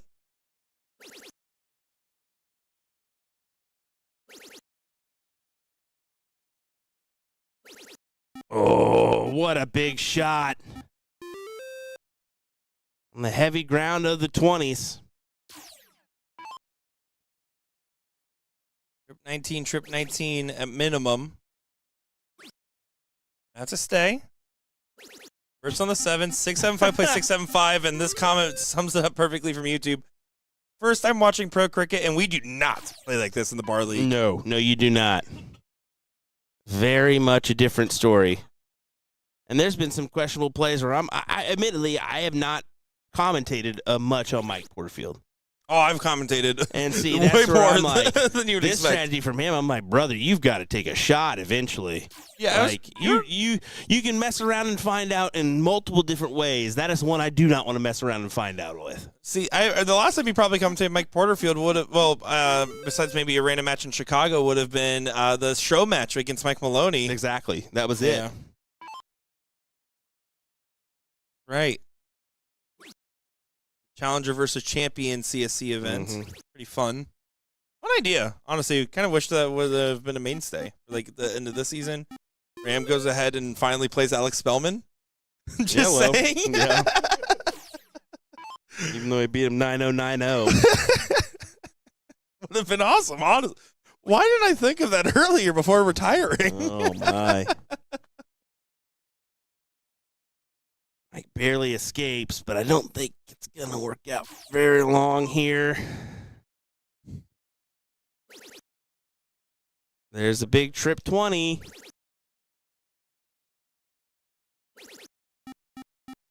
Wow. Wow. Yeah, good play from Doug. I'm jamming the over on 1,000-point game supporter field, by the way. I'm jamming it. 9 needed. Oh, you saw in the background, everybody was wanting that one to go in. Man, it looks so likely. I love, by the way, it is 2 in the morning, and there is still quite the crowd just here to watch this match. That's exactly right. I love it. Nobody has left, due to it being a little bit early in the morning now at this point. So nice to see the spectators still around for this one. And Eric's saying, to be honest, wasn't also the finals 2 years ago too? No. This, honestly, they might have been the finals 2 years ago, and last year I actually think was Don Stewart beating out Isaac Robinson in the final. Look at that, big 7. Right when you think, all right, this is surely Simple. Doug's. Yeah, it should be now. Close the 19s. You need one. What? You Just need hit one. the one. Hit the one. You need one. Come on, guys. At this point, you can see Porterfield grinning about it. They're grinning. They said, let's just see how high we can get our averages by shooting the same numbers. Oh, my. This will Come on, finally guys. force it because he has to switch. And because of the close not finding it on the 17, this should be as simple as finding trip 17, single 19. They know it. They know what they're up to. They know. Single 19. Single 19 does finally go for Dougie Payne. And I am so happy the last 2 games of this set are going to be a 1. I just want to say that. Wow. Oh, my goodness. But incredible standard as far as Mark's output. They are just cranking them. Another 9 mark, Mike Porterfield on the corner pockets. But still, Doug said, not going to bother me. This is some shenanigans. This is definitely a little shenanigans in place. Bring Jason Barlow to hit the bun for someone early in the match. That's what we need. And then all of a sudden it's Mac shenanigans. Yeah, I guess we're done here. Well, we hit the 200-point limit, Mr. Doug. Trying to not get skunked. And he goes to the audience and says, I'm going in his head, is what he pointed at. Are you? Because I can guarantee you Porterfield's head's empty. You're fine.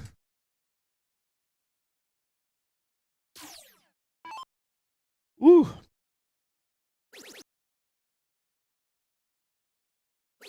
Yep. All right. This is another 200-point lead. But Porterfield's loving it. Well, okay. Any other player would be cursing out a storm, and Porterfield's over here like, yeah, I like it. Here's another 9 mark for Porterfield. Just shy at a 5, so now Doug's going to go trip 20, single 20 for trip 15.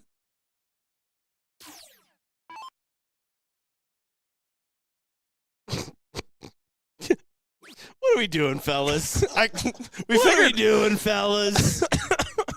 Too much. I mean, We're doing too much. 3 singles, not good enough. Listen, No. bracket runs fast. You want to do this? This is great, right? What is happening, man? Oh, my. What is happening? I mean, bonus coverage for you folks that are still joining us in the wee hours of the morning here for our coverage. Have I stayed up late for a level 4 match in my day? Certainly. Is that what we're watching here? Certainly not. I mean, they were 6-2-3 apiece right there. No, it's incredible what they are doing for how long they are doing it. Ram saying 53 9-mark records in the CSC, guys. Hey, Ram, on Monday, you free to play Alex Spellman in a show match, by the way? We had an idea earlier. I don't know if you were here. Yep, we need it. Bull is found for Doug. And that's a 2-1 matchup now. You can see that they're just off screen here, but Mike came up to just show them some love. They're having some fun. You know, I will say, serious hat aside, this is really just cool to see how much of a good time that they are really having. And while there's absolutely some respect between them, they're also putting on a little bit of a show. Well, you saw Doug turn around and go, "Yep, what do we see? We're gonna get a perfect start here." Well, I think they're plenty warmed up, right? I mean, Doug can't buy a freaking a one leg right now, and that's just it's unfortunate. But he's got to go for the 9. Oh, why does Mike Porterfield not travel? Because he throws more darts in one tournament than most people do in a whole year of traveling on a pro tour. I mean, that's not a bad and his statement cricket there. legs, man, it is crazy. Jeez Louise. Like, the guy is, I mean, he's just, that'll work. 83. They're also partners all weekend. Oh no. Brian lets us know that information. So good luck to everybody else tomorrow. Nick and I may get in the party just because. Yeah, I think we're going to play them first round, you know. Yep. Show them how it's done. We'll play, but only we'll close numbers. Only if we're guaranteed to play them first. That is fair. They'll take it. They'll be like, heck yeah. Easy peasy. Let's go. I mean, great. A good follow-up from the 83 to set yourself up. 1-3-1. Potentially grab a 12 for the title. Yeah, this is still some great stuff going on. Doug's going to have to chase behind. Needs one more of those. Keep it interesting. It's one low. It's a good dart, and it doesn't click. Porterfield gets 6 from 1-3-1 for the match and a title, and to continue his win streak against Doug out here in New York.